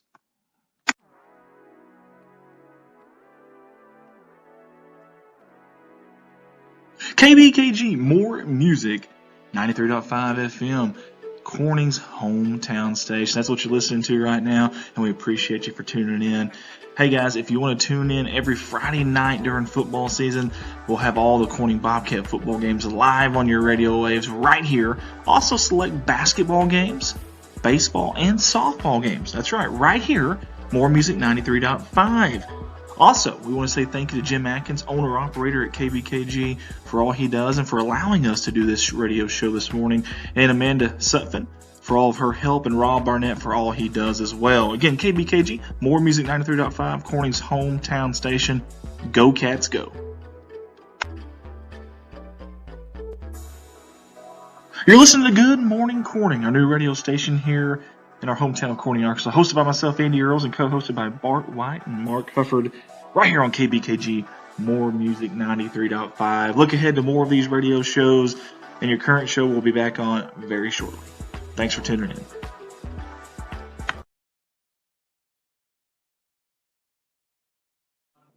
Red Taylor Ford, your family-owned and operated hometown dealer right here in Corning for over 45 years now. Any of your automotive needs, go by and see them, whether it's sales, maybe new or used, or parts or service. They've got you taken care of. You can see them Monday through Friday, 7 a.m. to 5 p.m., or Saturdays. And here we are, guys. We are back here live on location. Good morning, Corning, here at KBKG More Music 93.5, Corning's hometown radio station. Did you guys want to intro? I'm sorry. Go ahead. No, we just can't get that Vietnam thing out of our head. Oh, gotcha. You know what's funny about that? Well, it's not funny. I was somewhere the other day, and a guy was eating breakfast. I think it was Hardee's in Park Bluff. And he said something to me, just random. I didn't even know the guy. And he's over, I guess he was kind of venting, and he said, "Did you know these freaking Vietnam veteran hats are made in Taiwan?" And I was like, "Are you serious?" And he showed me, and it really was. Hey, at least they wasn't made in Vietnam. Yeah. That's true. That could have been worse, I guess. Guys, the next guest needs no introduction. And we're only going to get the top half of him because the bottom half, he's in his boxer briefs. No, I'm kidding. It is the one, the only, Mr. Coach Dick Walls. Well, he is in his boxer briefs, isn't he? He had to look down just to make sure. Just to make sure, yeah. Coach, first of all, it's an honor to have you here. You know I look up to you. You've always been a role model to me. I appreciate you coming. You mean a lot to me, and I know you mean a lot to a lot of people, so they're going to be very ecstatic to hear you on here. Before we get started real quick, JL Honeycutt, is the game at Corning tonight? Yes, it is, JL, and the game will kick off at 7, is that right? 7 o'clock. Kick off at 7 o'clock tonight at Bobcat Stadium here in Corning. Get there if you can. Kenneth Hill says, awesome job, guys. Thank you. And we got a few more comments, but let's get the coach here. Coach, how have you been? Good. Doing good? Most of the time. Most of the time? Yeah. That's good. What are you up to these days? Do you have any hobbies now in retirement? Anything at all that you're doing? No. You heard him say yesterday he slept till 10:30 and thought he missed the show. Oh, that's great. Yeah, that is great stuff. Did you really come over here? Do what now? Did you really come over here at 10:30? Well, I didn't come over here, but I did jump up out of bed and jumped around thinking, oh, crap, I've missed the show. And then I come into the living room, my wife, I said, oh, I missed the radio show. Today's Thursday. So. At least she didn't give you a hard time. She's very nice about it. She brought you down easy. She did. Yeah. She did. Yeah. Coach, for those that don't know you, tell us a little bit about Coach Walls in your early childhood, where you grew up at, some of your hobbies, things you did, where you went to school, things of that nature. Well, that's easy enough. I'm almost where I grew up. I grew up I grew up right in front. I was born just about 4 blocks from here where the courthouse is. Yeah. And I lived where Chad Hovis lives. My dad and all my brothers, we built that house. So I lived 4 blocks that way and 1 block that way. And now you live across the street from where you're at right now. I lived right here, and I played in this field right here before this radio station was built. Wow. And we played football, all of our brothers, my brothers, and all the kids. This used to be loaded with kids. We played football in the courtyard yard. There wasn't any grass in that courtyard yard because we played football and baseball there. As back what Coach Mark talked about television, and I remember before television when we listened to radio. So I grew up right here. Matter of fact, when I used to jog all the time. I remember that. My buddies, we used to run through this neighborhood, and when we drove by this vacant lot, I thought, I want to build my house where I grew up. So I bought this lot, and I built my house right where I grew up. So that's cool. I'm within 200 or 300 yards of where I grew up, right here. So that's awesome. This is my hood. Right I like that. Yeah. This is your hood. He's the original Boys in the Hood. That's right. That's right. As what they say these days, the OG. Yeah, the OG. Yeah. You're talking about down at the courthouse playing football and keeping the grass wore down. Yeah. Do you want us to go ahead and try to get them to pay you off for keeping that mowed back in the day? Yeah. Well, they didn't have to keep it mowed. They sure did. Hey, ask him. He might know. Hey, when he asked Coach Smith earlier, what did you say the name of that? Oh, yeah. So I've been trying to document some Bobcat football history, even little things like the places they played football at. So we have Bobcat Stadium, which was here. I think Coach Mike said 69 or 68 maybe. Before that, it was Sprague Field, which is in the Huddle Plaza. But before that, I have heard from a couple people, and they couldn't locate it exactly, but they said it was called Hobson Field. Does that ring a bell at all? Well, before Huddle Plaza, they played football where the golf course is now. Oh, wow.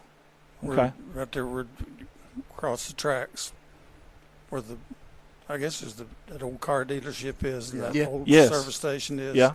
They played football out there back going way back. But no, I don't remember that, but I've heard of it. Yeah. But my earliest days was where Huddle Plaza is. But they did play. We're going to find across somebody the who knows tracks. That's pretty cool. See, I didn't know that. Well, we verified that because someone thought that. They thought that was another place that they had played on that side of town there, on the eastern side of town, I guess you'd say. They did. And so that's pretty cool. Now we kind of know at least. That's neat. What was Sprague Field like? Was that was it just a little bit of land out there at that time and just a big field out there? Was there any buildings around there at that time? Well, there was. Yeah, it's hard to say. The football field itself was not. It wasn't. We practiced on the football field, okay, and it was more or less like a pasture. Gotcha. They didn't have modern day mowing machines. I guess I don't even know how they mowed the football field. Well, there wasn't a whole lot to mow. We might have had a bunch of goats. Goats. I was thinking the same thing. Well, probably about like that. There wasn't a whole lot to mow because I can remember there was big dips and holes. And oh man, a lot of rolled ankles. Yeah, when you play a game, there'd be puddles of water in the middle of the field, and So wasn't a whole lot of. This was pretty. You talk about playing on the grass field. We didn't play on a grass field because there wasn't any grass to play on, and plus he played on the dirt field. That's right. Yeah, and the line, he played barefooted. yeah, and the fields were marked off with lime, so that was a lot of fun. And I remember the bathrooms were outhouse. It was an outhouse. Really? Yeah. So it was real. It was sort of real primitive. I'd wait till I got home. But I remember we'd practice. We'd get on a bus. Well, we would run from the high school was at Central School. All the school was at Central School. Yeah. And we would run from the Central School out to Sprague Field, out where the Huddle Plaza is now. We'd run out there and practice, and we'd run back to Central School where the locker room was. So hang on. Wait. You would run clear across town just to go practice? We'd run from Central School. It ain't that far, Andy. No, it's not really that far. That's a little bit of jog now. That's a Not little when bit you're a of jog. kid. Not when you're a kid. Now we go try it right now. Somebody's gonna die. Well, I just think it's so neat though that you. What you have to understand also, football in the 50s was not like it is when it wasn't really strenuous. When Paul Stovall came here, he really brought football as we know it today. When I was in junior high up until the time Paul Stovall came here, you would go out there and you'd practice for about an hour. We didn't know anything about sprints or any. I remember when Paul Stovall came here and he first brought sprints. We thought we were, it was unbelievable. Generally would go out there and do a few calisthenics and run a few plays, and you'd go in. Nobody would even break a sweat. And when he came here and brought in sprints and calisthenics and all kinds of drills, God Almighty, we thought we'd died and went to hell right there on the field. Coach, man. So it wasn't that big a deal to run out there and run back. What year did you graduate? 63. In 1963. Okay. Mm-hmm. So who was the coaches as you went up through the system there? Well, we had until before Stovall, obviously. In junior high, we had a fellow by the name of Yates. Bill Yates was his name. Okay. And then when I was in 10th grade, we had a fellow here by the name of Takis.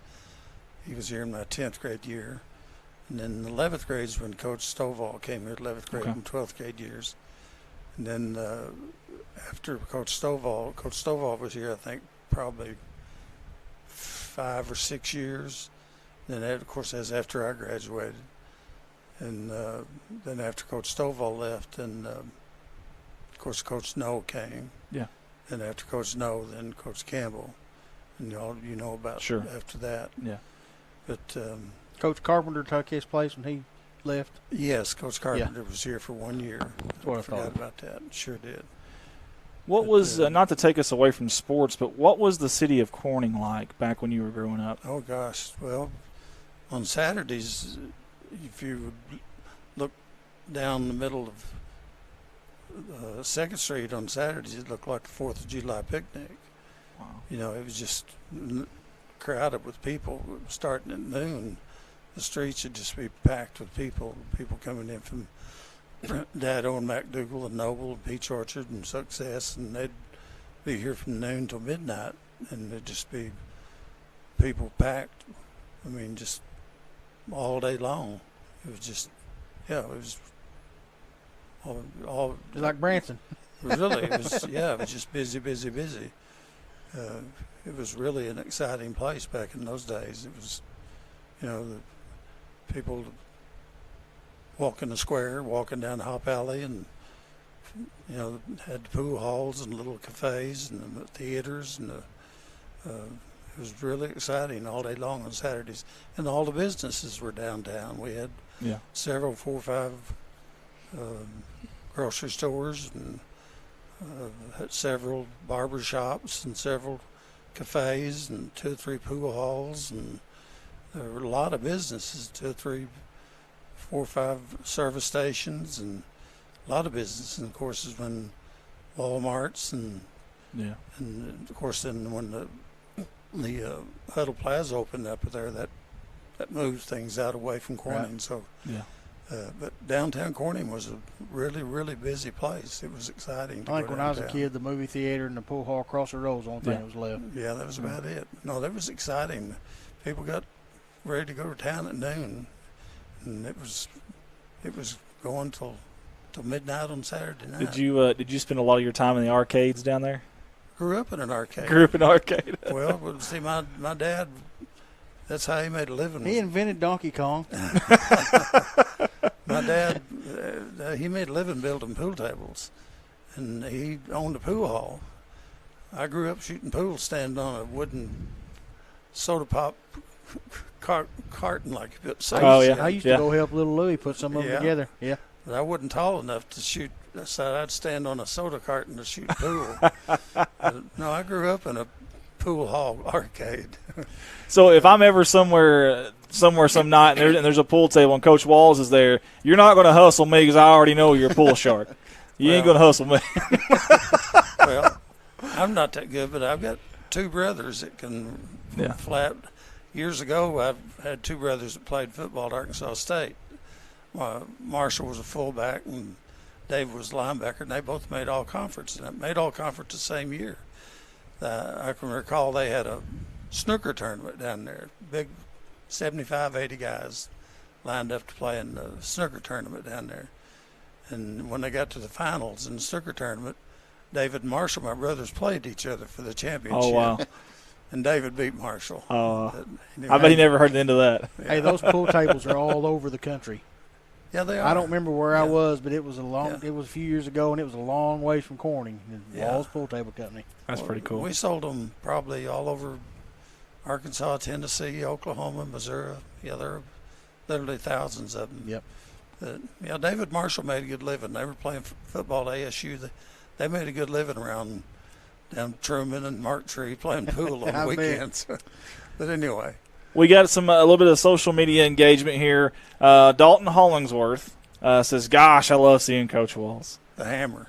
The hammer. Carla Whitman says, "I just love that Coach Walls. He is a great, great man." So Coach Walls is my hero. I looked up to him like he was my grandpa," said Dalton. And Carla said, "Same. He's a great role model." He sure was. I wouldn't be the person I am in my life without him," said Dalton. And Carla says, "Hey, I need some Coach Walls to give me some coaching tips for flag football," she said. So, I had Carla Whitman. Andy, I'm sorry. Carla Whitman. Oh, okay. I had Coach Walls his first year back to Corning, or he might have been his first year to coach Corning. I had him in 9th grade. Well, I seen him years later at Video Playhouse one day. I was probably in my mid-30s maybe. He come up and hugged me, like he always does, and he said, "You know what?" He said, "If I practice teams today like I did when y'all were in 9th grade," he said, "I'd be in prison right now." That's probably the truth. I'm going to tell you something. I didn't want to get out of chronological order here, but when we was younger in junior high, if we could just survive Coach Wall's off-season program, we could do anything in life. We could go to the military. You could put – it didn't matter what you put us up against.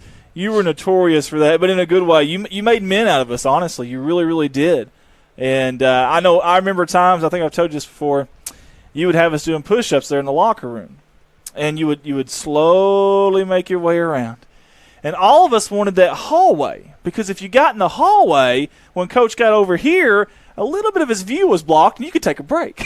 So you really did. You made men of us, though, and I want to thank you for that, because your off-season program was nothing like anything I've ever seen before. Well, you heard what Mike said. I love getting his players. Exactly. They were in tip-top shape and ready to go. Is that something you took pride in, I guess? Well, a couple things. If you remember, I used to tell you, just before you die, I'm going to give you a break. That's right. I do remember that. You're right. I do remember that. But I did know that, number one, that two things. I knew that you wanted to be a good player. I think I remember when I used to ask you how many, maybe with your group, who wants to be average? Yeah. And nobody ever raised their hand. And then I'd ask, who wants to be a good player? Well, everybody wanted to raise their. And, of course, if you want to be good, you've got to do more than what you just got to do more than what most people want to do. And so, of course, I knew that you could be better. I knew that you could be better than you knew you could be. In order to be better, you got to do more, and you got to do more than you even knew you could do. Yeah. And so, when I asked you to do those extra things to go further than even you knew you could do, and you wouldn't die, that I knew that you would get better. And after a while, you found out that you weren't going to die. And by golly, we thought we was sometimes. Yeah, there were some days I was a little worried. I'm sure you did. I'm sure you did. And but that was all about developing confidence to find out that, I am pretty dadgum tough. I didn't know I could do this. And I used to throw you in the bowl of the ring and let you beat the crap out of each other. Mm-hmm. You come out of it and you go, wow, I didn't alive. know I was that tough, Yeah. And that was all about developing confidence and finding out you could do more than you thought you could do. And that's what that was all about, because there was going to be a time when I was going to throw you into the ball game and put you on the line. And there's going to be a time when you were going to really be tired, and you were going to be sweating, and you were going to be thirsty, and it was going to be right down to the wire, and you were going to have to reach back and get that extra stuff that you were doing when you were doing those push-ups, and you thought you were going to die. Yeah. And you were going to have to use that. And so that's what that was all about. And there were many times when we did use it in those ball games. So that's what that was all about, was helping you to find out you could be a whole lot better than you thought you could be. Yeah. That's what that was all about. Because I knew you could be, and I knew that's what you wanted to be. If we could, I'd like to go back. Can you tell us about your playing days, the success that maybe you guys had, the positions you played, and some of your memorable moments of your playing days? Well, when I was in high school, football at Corning, and when I was in high school, was not a real good place. It wasn't at a good place until Paul Stovall came here. When we had not won any ball games to speak of until Paul Stovall came here. When I was in 10th grade, I think we won 2 ball games maybe. When I was in 11th grade, we won 1 ball game. And when I was in 12th grade, we won 5 ball games. And then after that, it was Stovall had been here 3 years. Then they started to win. And after that, the winning continued, kept on going. Laid the foundation. What position did you play, Coach Walls? Well, believe it or not, I was a quarterback. Really? I do believe it. I do believe it, baby. Tom Brady is not the GOAT. Dick Walls. If you listen to Truman Moore, he'll say, well, he completed a lot of passes, but most of them went to the other team. And that's it, and he was probably right. Because I wore glasses back then even. Oh, really? And I could see, but I couldn't see all that good. And when I'd see colorblind. Well, I could see somebody was wide open. Somebody's open, huh? That's great. Did you guys pass a lot back then? No, probably too much. He had a high pass. He had a high completion. Yeah. We passed more than what we did under Coach Mike, and we'd throw maybe, I don't know, 7-8 times a ball game, something like that. Yeah. So you threw 7 interceptions a ball game. Yeah, I had a pretty good completion record. Yeah, but pass completion was 98%. Yeah. But and where was I? But anyway, after I left, Corning football really got on a roll, and it sounds like you guys laid the foundation and hung in there and had a good senior season. It sounds like too. Yeah, 5 we played wins. 500. After that, things really got on a roll. Good, real good. Won several championships. I had my younger brothers playing, Marshall and David.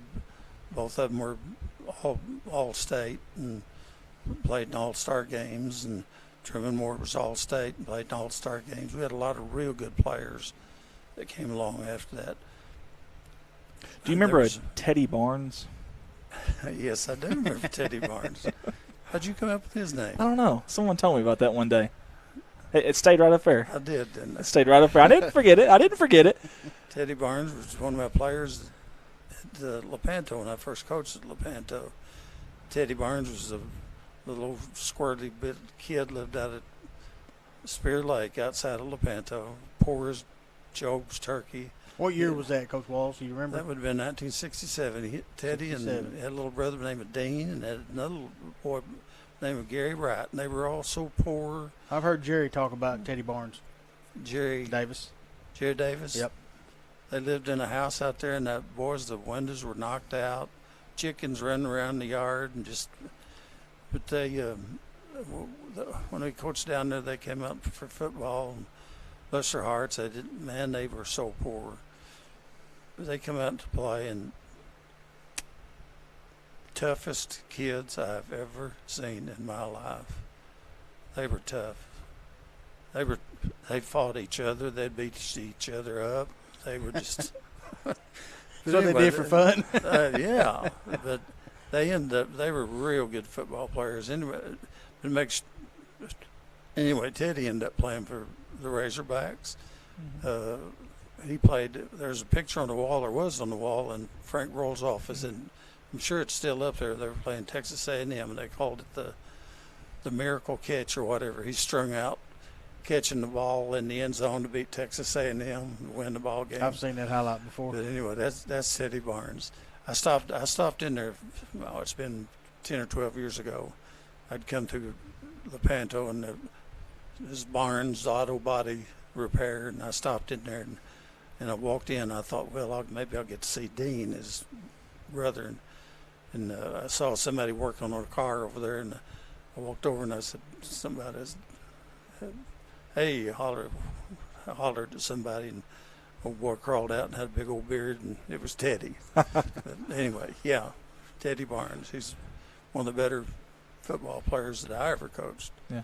But anyway. Coach Walls, growing up, who were some of your role models? Oh, gosh, I don't know. Well, the person that started football for my family was my oldest brother, Louis. Because there were 14 Wallaces that played football at Corning High School. And my brother Louis started all that. Wow. Louis was a real good athlete. Louis could play football, baseball, basketball. Louis played football at Washita. And Louis was one of a kind. He was a rough and tough character. Yep. There was only one Louis. But Louis was a real good football player. So I guess he could be a good guy, but he could be a tough guy too. He was sort of a mixed character. But I guess my role model would have been my oldest brother, and of course my dad. Right. Was my role model. My dad was one of a kind too. Was your dad? What was your dad's name? Lute. Was him and Tittle brothers? My dad and Tittle were brothers. Yep. Yeah, and they had another brother named Chet, and they had a sister, my Aunt Betty Baxter, But my dad was my role model. My dad was not an educated man. He went to the 7th grade. He said he went to the school 11 years, but he only made it to the 7th grade. That's pretty good. They liked him so much they decided to keep him. Hey, he probably dominated in sports in those later years. Yeah, he said he stayed in 2nd grade 3 years. So. Oh, goodness. But he loved us. He followed us through football, and he thought we were the greatest thing there ever was. And he would always exaggerate. And he'd talk about our football. If we ran 2 touchdowns, he'd tell we run 5. Yeah. And I remember my older brother Ronnie, he was an all-state football player. He was a pastor. He was a preacher. And we'd sit around. There'd be people sitting around the pool hall, and my dad would be telling about the football the previous night. My brother would be there, who was a preacher, and Dad would be telling these stories, and he'd always exaggerate, and he'd get you to agree with it. He'd say, "Well, did you see old David last night? He threw that pass, and I bet you it was 50 yards long. Well, maybe it was 20." Yeah. And he'd say, "Ain't that right, so-and-so?" Well, my brother was a preacher, and then he'd try to get you to help him tell a lie. And he'd say, he threw that pass, I bet it's 50 yards. He'd say, "Wasn't that right, Ronnie?" Well, Ronnie's a preacher. Ronnie tried to get him to tell a lie. Yeah. Ronnie go, "Oh." He'd say, "Daddy, don't do that to me. Let me tell a lie. I'm a preacher." That's funny. But anyway, my dad was my role model, I guess, and my older brother. Yeah. Coach, did you always want to be a coach whenever you got out of school? Was that something you wanted to do? Kind of take me back to that time. Didn't have a clue. No, I got into coaching by accident. I was fixing to graduate from college. I was going to school at Arkansas Tech. A friend of mine was going to Lepanto to apply for a job teaching over there. And I was home here at Corning on the weekend. And he called me up. He said, my friend was living over at Marlton, Arkansas. And he said, "I'm going to drive over to Lepanto, apply for a job." He said, "I'll come through Corning and pick you up and you ride over there with me." I said, "Okay." So I rode over with him to Lepanto, and I was sitting out in the lobby like I'm here. And the superintendent come out 30, 40 minutes later, and we visited. And he said, "What are you doing next year?" And I said, "Well, I've got another semester of school, and I'm going to go back and play another year of football, and then I'll probably end up going to Vietnam." He said, "Well, could you graduate this summer?" I said, "Well, yeah, I could." He said, "Well, I've got a teaching job and a coaching job open here." He said, "If you graduate this summer," he said, "I'd hire you to teach and coach here next year." And he said, "If you teach or coach, you'd be deferred. You wouldn't have to go to the Army." I said, "I don't know." I said, What's the job?" He said, "Teaching junior high social studies." And I said, "How much it pay?" And he said, $5,000. I said, "Whoa, $5,000?" I said, "Man, yeah." Count me in. So he hired me right there on the spot. Wow. And I said, "I don't know anything about social studies." And I said, "But I can wing it." I said, "I'll try." And so he hired me to help my friend. He hired me to help him coach. And so I went back to summer school and didn't go back that last semester. And that's how I got into teaching and coaching. $5,000. Big bucks, you bet. Big money back Drove then. a school bus. It'd be hard to make it on that now, wouldn't it, Danny? A little rough. Be a little rough. I love it. Take it to Tunica and you triple it, maybe a little bit. Yeah, I know. You like this, Andy. I had that $5,000 pay, and boy, I just went cry. I said, "Oh my gosh, I got to go buy me a new car." So I went out here to the Chevrolet place. Yeah. Bought me a brand new 1967 Impala. Had fender skirts put on it. Nice. Fender skirts, and had some the spinner hubcaps. Yeah. $3,600. Wow. That was a tugboat too. 1967 Impala. That's awesome. What color was it? Beige, tan, beige, Yeah. 3,600. I can see Coach down 2nd Street down there by Hop Alley just jamming to some, I don't know, BB King something back then. And That car costs you $63,000 now. yeah, you should have held on to that one, Coach. My bring home pay was $399 a month. My car payment was $122. Wow. Wow. Were you a single man back then, though? Was a what? Was you a single man at that time? Oh, absolutely. Okay, so yeah, see, he can make it. Coach, I want to mention a couple of these people that's tuned on here with us again. We got some more people. Sandy Anders says, my only remembrance of the I guess she means field at Huddle Plaza was when Governor Rockefeller flew into there on a helicopter and made a speech. I did not know that. It was early grade school, and the school talk, all the kids over there to see him. She also says Coach Walls turned so many kids' lives around. He spent a lot of time making kids feel good about themselves, and got them on the right path. I have never heard anyone say anything bad about him. And Sandy, I absolutely second that. Scott Miller says big love for Coach Walls. Thank you to both of y'all. I had Sandy's boys in school, and had Scott's boy in school.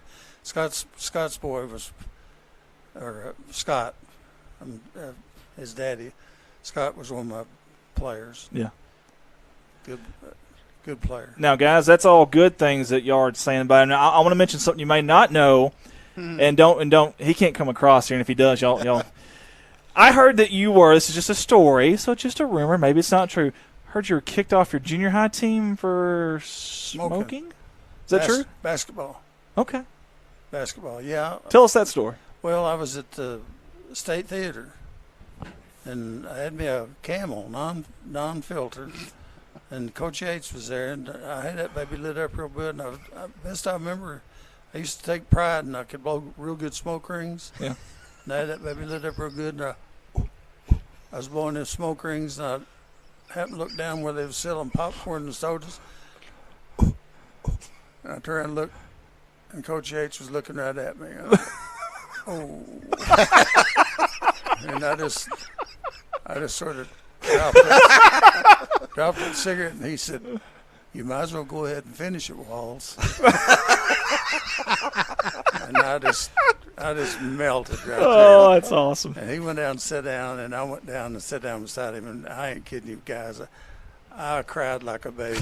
I begged that man. He was trying to watch a movie. He said, "Walls, I'm trying to watch the movie."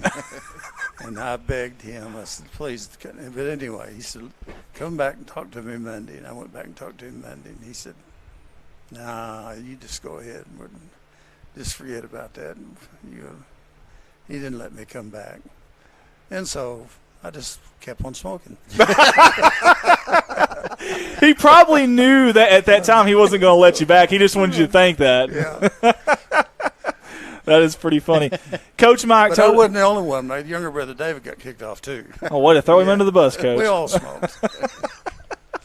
Coach Mike told us a story earlier a little bit about you had an opportunity to go coach at Piggott. I did. And then I guess it's true that he actually kind of lassoed you from that. That's real funny how it happened. Once again, I'd coached at Lepanto, and I'd coached at Mountain Home. Then I went back to school, to graduate school, and got a degree in rehab counseling, got a degree in high school counseling, got a degree in secondary administration. I've been a high school principal. I'd been out of coaching for several years, and I was working in Piggott as a counselor. Kicked back in my office, coat and towel on, no sweating, just all I had to do is sit around, smoke cigarettes, and drink sodas.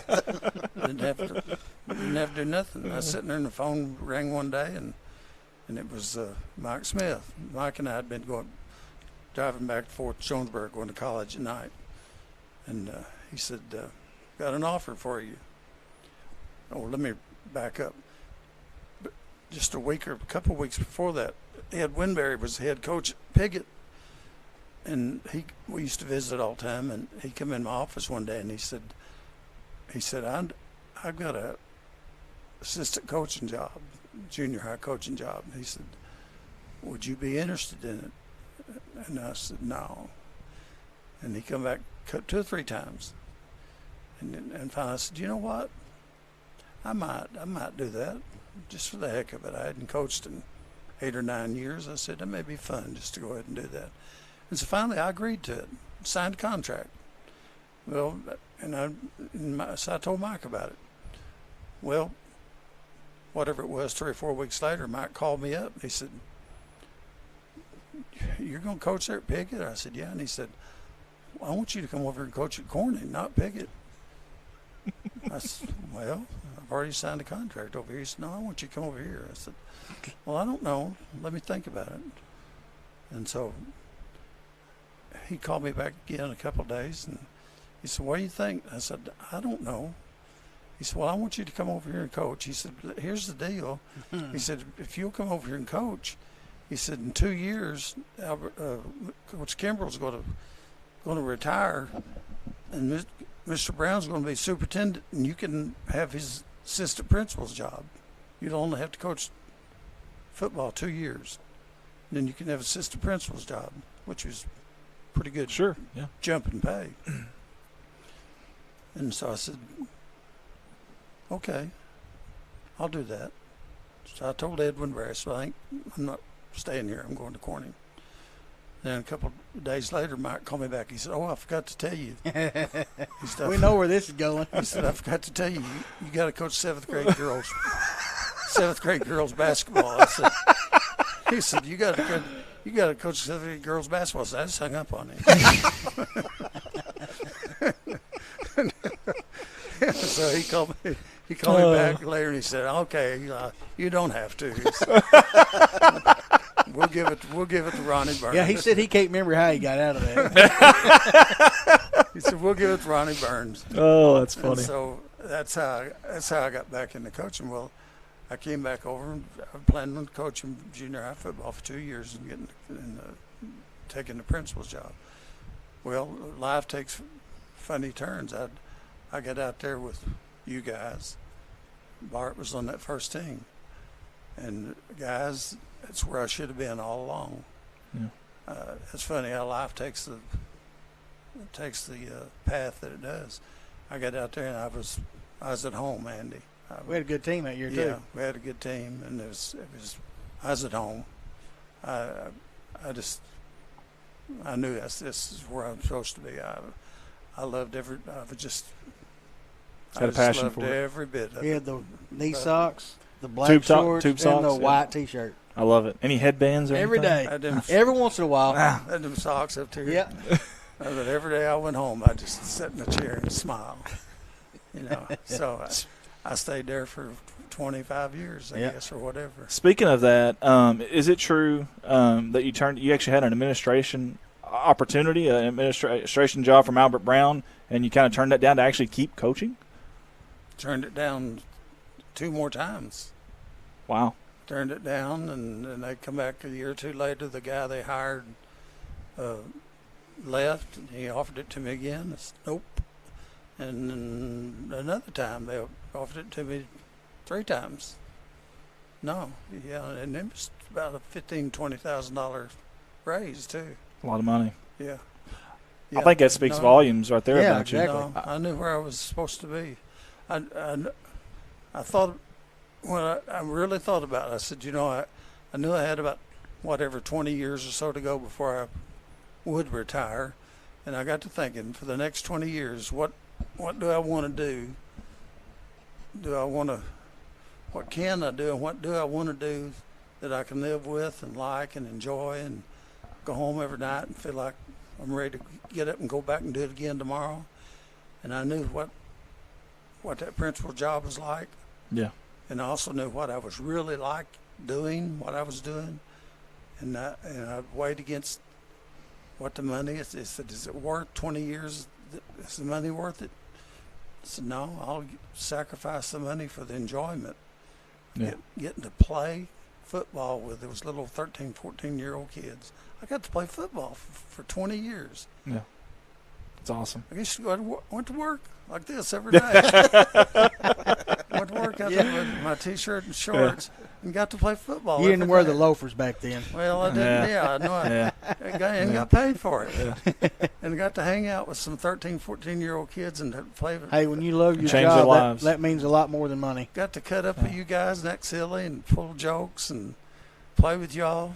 No, I was run us to death. Yeah. Work us to death. Yeah, I love that. I used to just giggle when I see y'all puke. Oh yeah. He was that's enjoying when we it. thought we were done. 10 more boys. No, yeah. Like, oh my I God. love that. Yeah, that's sadistic. Hey, I tell you what though, we were in shape. No Did doubt y'all about it. ever have to do duck walks? Oh, yeah. Yeah. Oh, Lord. Bear crawls. Yeah. Yeah. Remember those two? Yeah. Matter of fact, my thighs are hurting right now just hearing you say that. My thighs are hurt from sitting on this wooden stool for 16 hours. What about you, Mark? I can't feel mine. I can't either. I can't feel my legs. You know, another philosophy I had about pushing you guys that hard. I knew y'all were playing against guys your own age, okay? You were playing against 13-year-olds and 14-year-olds. And my philosophy was, well, if your 13-year-olds and 14-year-olds are playing against each other, that's equal, okay? Right. Now, if I can get 14-year-olds to be more like 15-year-olds, that'll be an advantage. Sure. A 15-year-old, that's, playing against a 14-year-old. So I really did think if I can get these guys to be more like 15-year-olds body-wise, and not only physically but mentally, and I did push you all to the point where you were really more like 15-year-old than 14-year-old. 18-year-olds. That's Yeah, what we were really. like. It's just like, I'll give you an example. When my grandson Casey and Jake Kegley and Zach Brown and all that bunch were playing, we went over to Batesville and played their Southside team. Mm-hmm. And that bunch over there, of course, Casey and them they were sort of advanced anyway. That was a real good bunch of kids. They played against that bunch. And Casey and them come over to the field and I said, Coach, those kids out there on the field are crying. Our bunch had beat up on them so bad that they literally were crying. Well, point I'm making is our bunch were so much advanced, and you all were too. I believe you probably would tell me you played in games when the people across from you could tell they were beat they were beat mentally and physically, and they were beat in submission. They'd given up. Yep. You felt so much physically superior to them that they were beat in submission, and that's because you had done so many push-ups, so many bear walks, and that you were physically superior to them, and that wasn't by accident. And to that, every bit of that. And to that point, I felt like, I don't know about y'all's team back then, but I felt like our team got better as the game went on. Oh yes. I think the fourth quarter was like, that was our time. That was our moment. I know you probably remember we had a game, I think it was at EPC, and we ran the same play the entire fourth quarter. We're coming. And they never stopped it. I mean, literally, you didn't call anything different. It was, and we milked the entire fourth quarter away. But it's that off season. You made a man of us, and we were ready. They were wore down. They were beat into submission. We're coming at you, and there's not anything you can do about it because you were beat into a pulp. Yep. And that was earned by pushing that concrete. Every bit of it. We beat Greene County Tech that year 8-6, and they had Farrell Mitchell, which went on to play for Arkansas Razorbacks. Yeah, that's big time. That was one of the three you mentioned earlier, and you were talking to, I think, to Coach Mark on some particular play that he could recall. Yeah. I can recall three that really stand out in my memory, and one of them was the Greene County Tech play when they were undefeated. They had Farrell Mitchell, who played for the Razorbacks. Brandon Roach was their quarterback. Yes, he was. Outstanding player. Good quarterback. And Michael Haggard, Chad Watson, he was falling backwards, and he lobbed past to Michael Haggard. Michael Haggard went all the way for a touchdown. Yep. We beat him 8-6. Is that right, Bart? 8-6. And the other play awesome. that I remember, later on when James Peterson and Mikey Crowdlow and all that bunch were playing Newport, and they were on the move down the field to score to beat us. And they had a big old tall tight end, about 6'4", and they had been throwing to him. But instead of throwing to him, they threw it back over to the other side. And James Peterson intercepted it on about the 2-yard line, went about 98 yards for a touchdown, and won the ball game. That's awesome. And the other game, which probably one of you all can remember this, we were playing Hoxie in overtime. Oh, good Lord, yeah. We were playing Hoxie in overtime. Double overtime. And we threw a pass out to this kid, It was out in the flat on about the 2-yard line maybe. And the pass was completed. The kid made the catch, and the defender made a beautiful, beautiful tackle. I mean, nose up, squared up. One of those that it would went up, but you couldn't hardly make any yardage with it because it was squared up. And I remember looking, I said, oh no, he didn't make it. This kid's a 9th grader. Never would have thought this kid's a 9th grader. I could not believe it. Reached out with the ball and held it across the goal line. I thought, how did he know to do that? I didn't even know that you could reach across with the ball. And that kid was Andy Earls who did that. And the referee went, touchdown. See, he was an All-American. No, I definitely wasn't. 2 coaches. But I do remember that game so well, and what I loved, Coach, about I remember every detail about that game. Then we had a triple overtime game at Pocahontas that year that we lost. That was a heartbreaker. So we've been on both. You remember the good and the bad, but what I loved about you is we didn't think that you were going to let us. We loved to pass. And we didn't think you were going to let us do that because obviously up at senior high it was just 3 yards and cloud of dust. Man, you let us air it out. Yeah. You did. You let us. I remember Zach Prater. We went to Gosling or somewhere, and Prater I think had 15 completions, 20, whatever it was, and boy, that was a fun night. Now at Gosnell, I can't remember. It may have been. You always rain used at Gosnell. I'm glad it didn't rain. Hey, it was almost going to rain the other night. You may know, Andy. I think you probably have the all-time catch record. How many passes did you catch that night? It was a fun 12 that night. That was a lot of fun that night.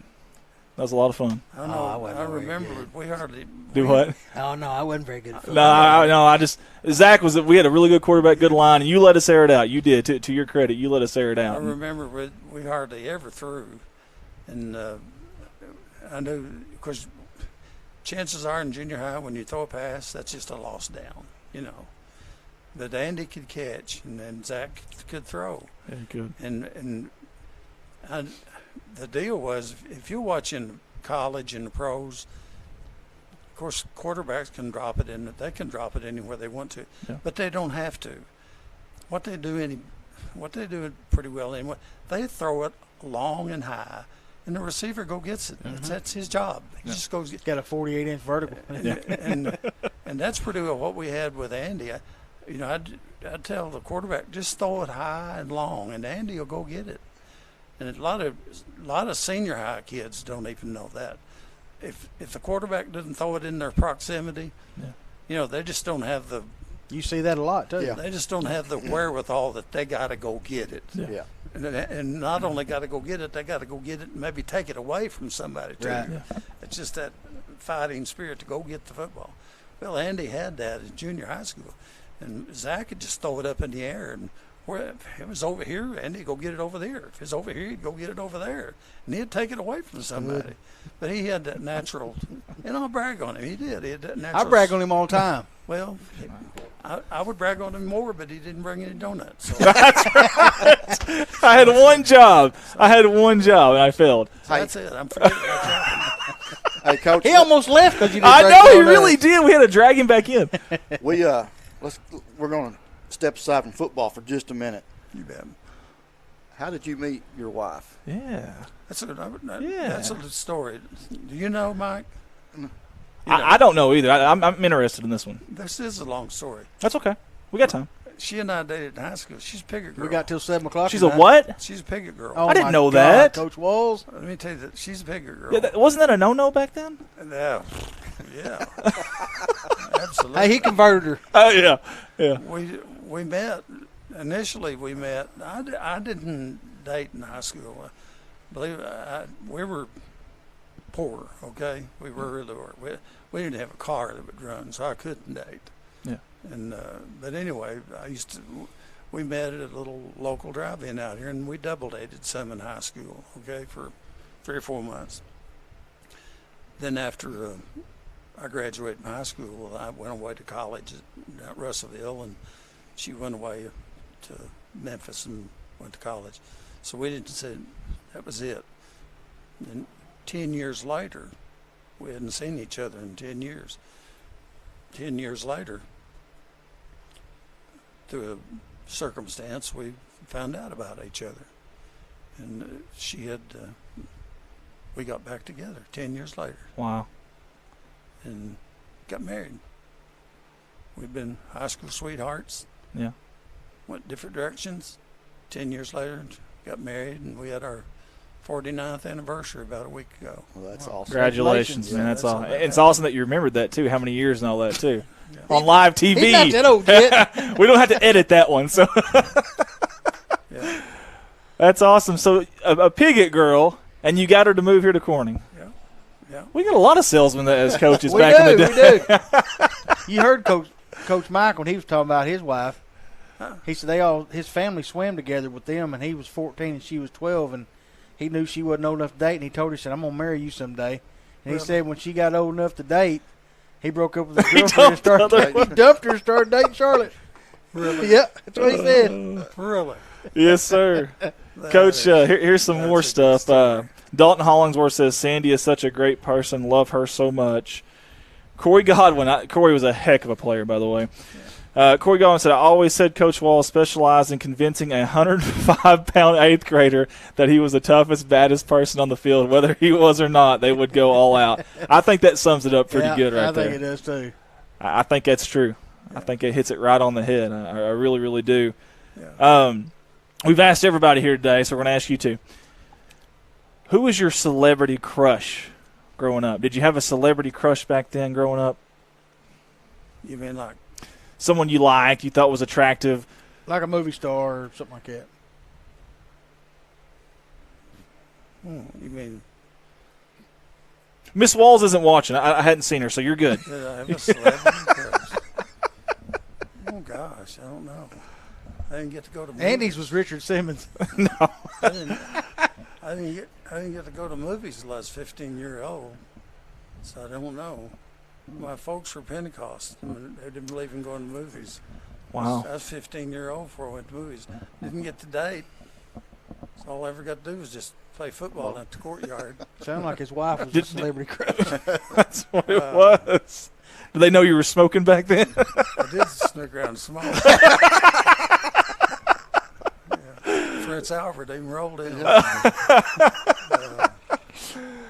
Oh, gosh, I don't know. Probably Marilyn Monroe. There you go. There you go. You can't go wrong with that. No. Hey, you've got a lot of knowledge up there, a lot of memory, a lot of history of Corning Bobcat football. You told us three games that you remembered, but is there any other memories out there that really just jump out to you?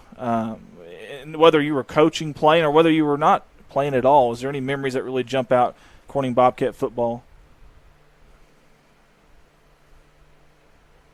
About Corning Bobcat football. That really stand out? Yeah, any of the games that you can recall that, whether it was back when you played or watching, coaching?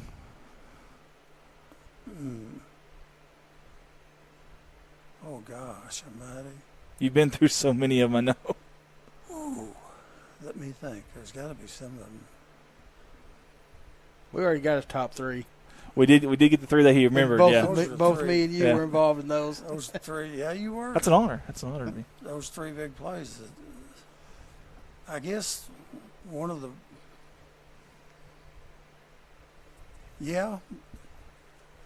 probably one of the most unbelievable games that I can recall involved my younger brother. Yeah. My younger brother, David, when he was a senior, my brother was a center. Mm-hmm. We were playing Batesville, and Batesville was ranked. First of all, Batesville was a class higher than Corning, and they were ranked in the state. Yeah. And we went to Batesville to play them, and my brother David was a center. Well, I can't recall the reason why for sure. Coach Stovall, for that game, moved him to quarterback. and David had never played quarterback in his life. Wow, a center to quarterback. Wow. The first thing you have to remember about David was pretty multi-talented. He could do a lot of stuff. But anyway, he moved to quarterback. And we went to Batesville. In that game, David threw 2 touchdown passes, ran a touchdown. Let me get this right. Threw two touchdown passes, ran a touchdown, blocked a punt. Wow. Did it all. Bugs Bunny. Made like 22 tackles. Oh, holy crap. Yeah. Big write-up in the Arkansas Gazette. Yeah, one of the most outstanding games. But let me tell you something about David. David averaged, it's hard to believe, playing as a linebacker in high school. I think he averaged, like, his tackles average was in the 20s. That's wild. He'd average making 24, 25 tackles a game. That's wild, man. To this day, David holds the record at Arkansas State University for the most interceptions in one game. He intercepted three interceptions in one game. Wow. As a linebacker. Didn't know that. Wasn't a defensive back. Yeah, a linebacker. Wow. Yeah. Huh. And he made them all over the field. He's versatile then. Made them here and here and here. That game probably was one of the most outstanding games that I can ever remember as one individual. I was going to say that may be one of the top individual performances we've ever had. I didn't even know that. I'm glad you recollected that, because that holy smokes, to score on 3 times 2 different ways, and then to have that against obviously a top-notch team like that. Yeah, sure did. Yeah. That's wild. Yeah. My goodness.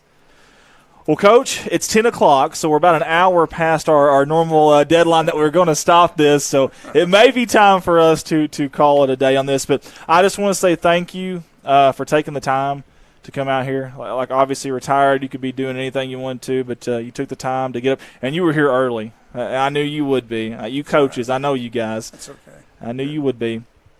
Me personally, I love you. I always have. You know that. Love you guys. Same here. We respect you. Same here. I speak for the entire community when I say that we all have always looked up to you, and you've touched countless lives in this community.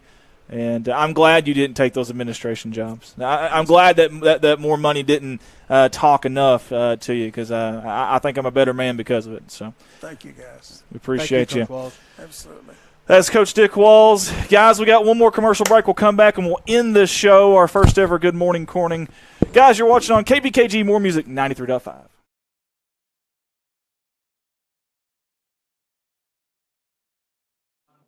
Red Taylor Ford, your family-owned and operated hometown dealer right here in Corning for over 45 years now. Any of your automotive needs, go by and see them, whether it's sales, maybe new or used, or parts or service. They've got you taken care of. You can see them Monday through Friday, 7 a.m. to 5 p.m., or Saturday, 7 to noon. A lot of friendly faces there, like David and Brent Taylor, Jim Clifton. Or you can call those fine folks at 870-857-3516. Find them on Facebook. Find them online, www.redtaylorford.com. Proud sponsors of KBKG More Music 93.5 FM and of the Corning Bobcats.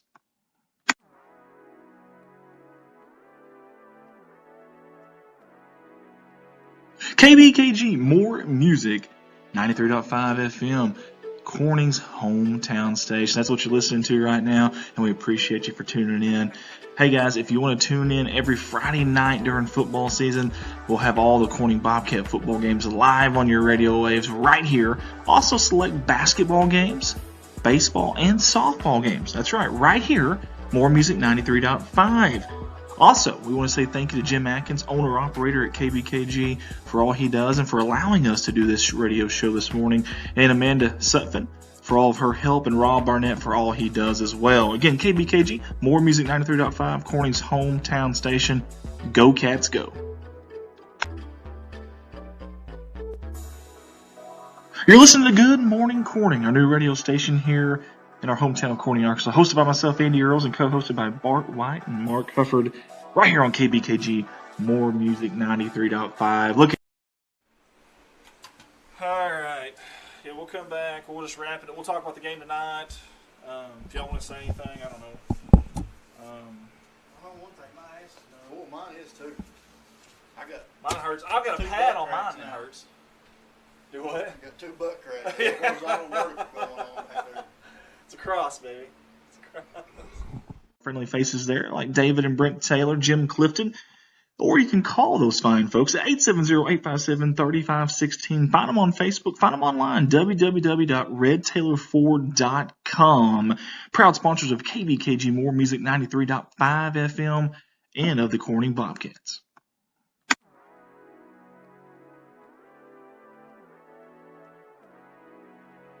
KBKG More Music 93.5 FM.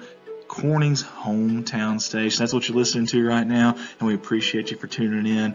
Hey guys, if you want to tune in every Friday night during football season, we'll have all the Corning Bobcat football games live on your radio waves right here. Also select basketball games, baseball.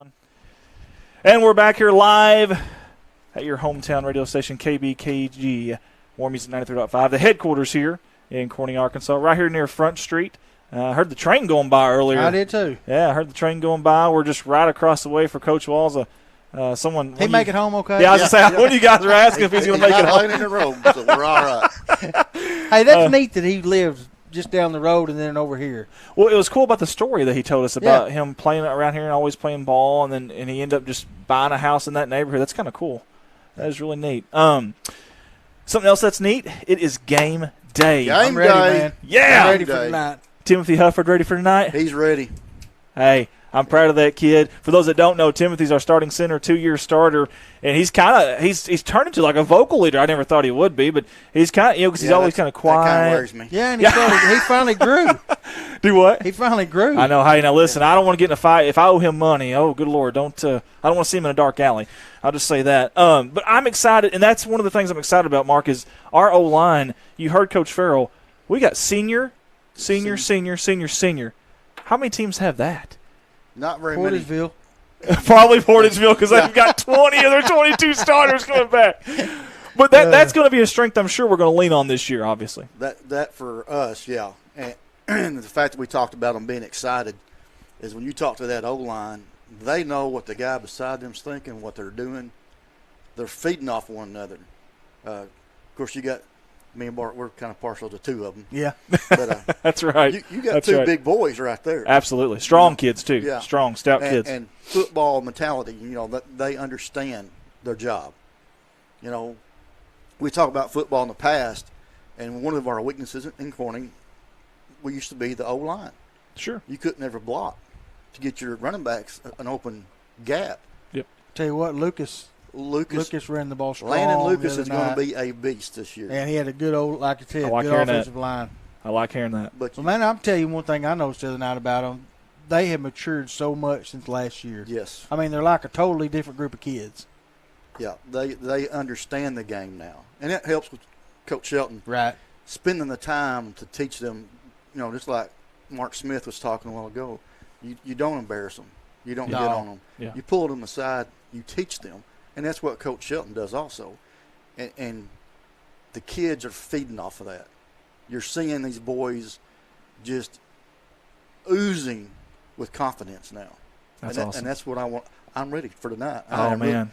I'm going to be the fan. Well, you are commentating. Yeah.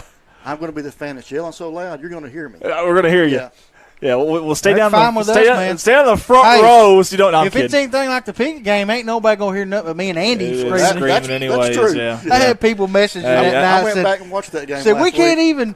even hear what y'all understand what y'all are saying. We have no so clue. loud. Yeah, we have no clue. No, we didn't. It's like we won a Super Bowl. Hey, I want to say something though. And I love hearing all that. You guys have obviously watched. I haven't. I'll be honest. I missed the scrimmage and everything, and I hadn't seen any of the offseason stuff. But I know you guys know a little bit more than I do. But what I do know about is this Portageville team. I'm going to tell you something now. They're good. I know you can't predict what a season's going to be like, but if you took Portageville, I'm just for hypothetical, you take Portageville out of Missouri and you put them in Northeast Arkansas in our conference as that 8th team, I'm telling you, that's a top 3 team in this. I think this is a really good litmus test tonight for Corning. And don't, if we lose, don't say the sky's falling. If we win, don't say, oh, my God, we're world beaters, because it's week 1. Right. Well, it's week 0 technically. Them boys are some old country kids. Yes, strong. Yes, they They're are. going to be strong. Yeah, strong. Well, they've got a couple of guys to look out for tonight. You will see number 24 is a guy who was an all-conference player for them last year. He's going to be the running back. They're going to feed him a lot. And then the quarterback, number 6, Adams and Smith. Those are the 2 you're going to hear about. Watching tape on those guys, they're as athletic as anybody that's going to be in Conference 3. That may not be – if you put them on a track and they ran a 100-yard dash, they're probably not going to be, but – those kids can play now. Those kids can. We've got our hands full tonight, but I believe in our guys. If we had a little press box picks here, I'm going with Corning. I can't go against them anyways. I got to go with them, man. If you give Coach Shelton another offseason with this team, you get this offensive line like you said. Man, they're believing like you said. I feel good, man. And we're at home. I wish our seniors were juniors. I do too. I do too. I really man. do, man. Tonight, Conference 3A3 games, we've got Newport at Osceola. That should be a dandy. That should be an absolute dandy of a game. Piggott plays at Gosnell. Carlisle will play at Palestine Wheatley. Highland will play at Walnut Ridge. I'm interested in Walnut Ridge because I don't know what to expect from them. Yeah, they're kind of the odd duck. Yeah. You kind of pick everybody that's lost from last year. Sure. Walnut Ridge, you're not real sure about. Bingo. So I couldn't agree more. That's the wild card. Well, look at that team at. a couple years ago. They had so good, and we had them blowed out the first. Yeah, half. that's true. And you never know who comes to play that night. But you're right. You're right, Mark, because that team, some really big-time players coming back, and their junior high was the junior high was exceptional. Very good, year, too. So keep that in mind. And speaking of junior high, Palestine Wheatley, too. Palestine Wheatley, sorry, had a couple pretty really good players on there that'll probably be playing up this year. Of course, they'll be young, but I still think they're probably in that lower half. But something to think about. Rivercrest at Manila. Manila's an interesting thing too. They lost a lot of good players now. Coach Kane Watt's a great coach. They've got the excitement back there again at Manila. I'm just not buying into it yet. I'm sorry to any Manila fans. I'm just not buying into it yet. I just think they lost so much. I think it's so hard. Now, unless there's been some move-ins that I'm not aware of, maybe some basketball kids that they were able to fish out, and maybe. But I think it's going to be a different year for them. I could be wrong. Yeah. That's the thing about Manila is their basketball and football, they kind of separate. Oh, yeah. It does seem that way. And I don't know. I'm not inside their program, so I don't know how that works. There's a lot of good athletes when you yes, do sir. that. Yes, sir, you do. And again, don't know what the deal there is, and maybe it's just it is what it is. And that's like you asked the question about how you get kids that not playing football out. There's probably some kids out there that ain't playing that's a good athlete as anybody we got that aren't on the football field. You're right. And I know Coach Shelton was very positive at how we talked earlier, but if you rewound 2 months ago, I think he was probably a little bit more excited. We had Jace Couch on board. He was healthy. We had another kid, I think, that had moved off to maybe Greene County Tech or something, or Paragould. And, of that course. was Pettis' kid, wasn't it? Well, and then we lost Pettis. I forgot about Pettis. We lost Pettis too. So so you've got a couple of guys that have left, and you're like, ugh, man, we can never catch a break in these numbers. That's the thing that worries me. Yeah. That's the only thing that worries me about this team is the numbers. You have 1 or 2 injuries in the right spot, and that's huge. It's going to hurt big time. That's huge. So hopefully, let's knock on – I don't know if it's wood, but let's knock on some wood here that we stay healthy this year. Here, you had my stool there. I know. I could have just hit that. I didn't want to knock you out, though. Didn't want to knock you over there. Hey, here's some cool statistics before we get off. Did you know we have played Missouri teams quite a bit in this century? When I say this century, the 21st century, from 2000 to 2000, now 22, we have not lost to one team from Missouri in this century. Really? Have not. In fact, we are 1, 2, 3, 4, 5, 6, 7, 8, 9, 10, 11-0. I remember these Prairie games. 11-0. So does the coach for Portageville. He played for him during that. Really? Ian Penrod, he sure did. He told me all about that game, and he said, man, you guys had a bunch of just country guys, and y'all whipped our butts.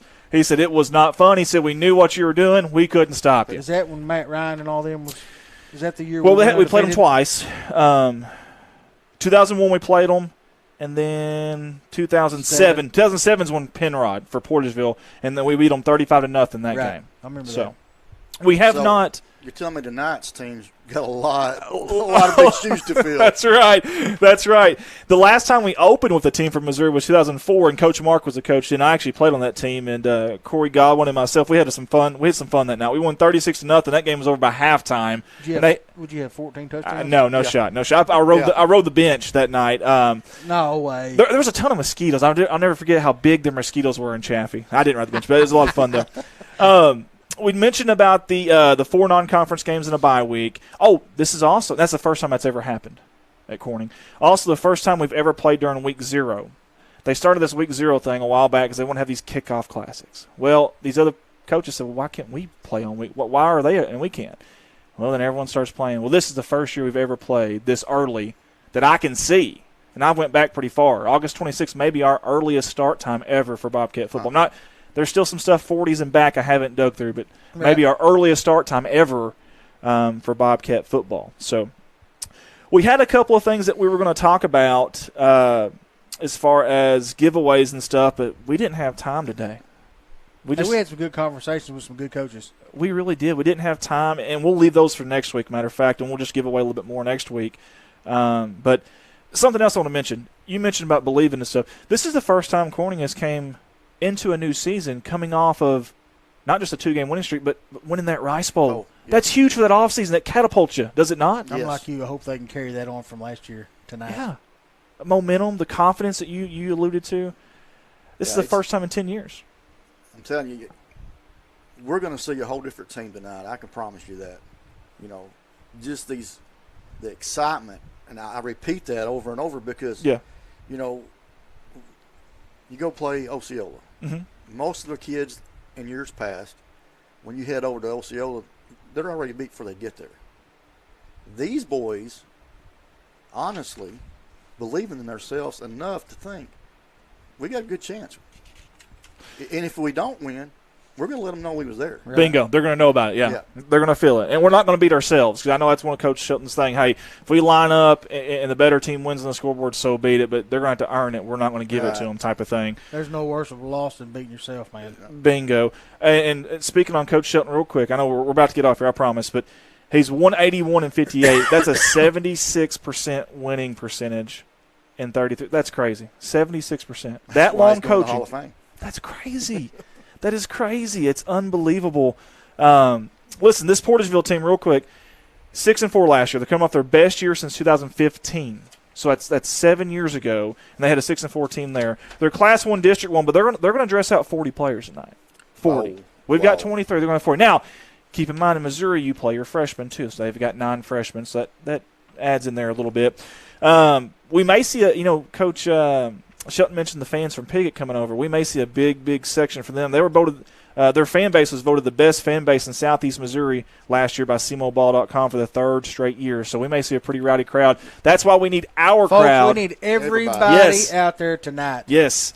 And this team. You ain't got nothing better to do, I promise you. In Corning, Arkansas on a Friday night, there's nothing better to do during football season than to go support the Corning Bobcats. Also, they only had one game last year where they lost to a team with a losing record. So they pretty much won the games they were supposed to.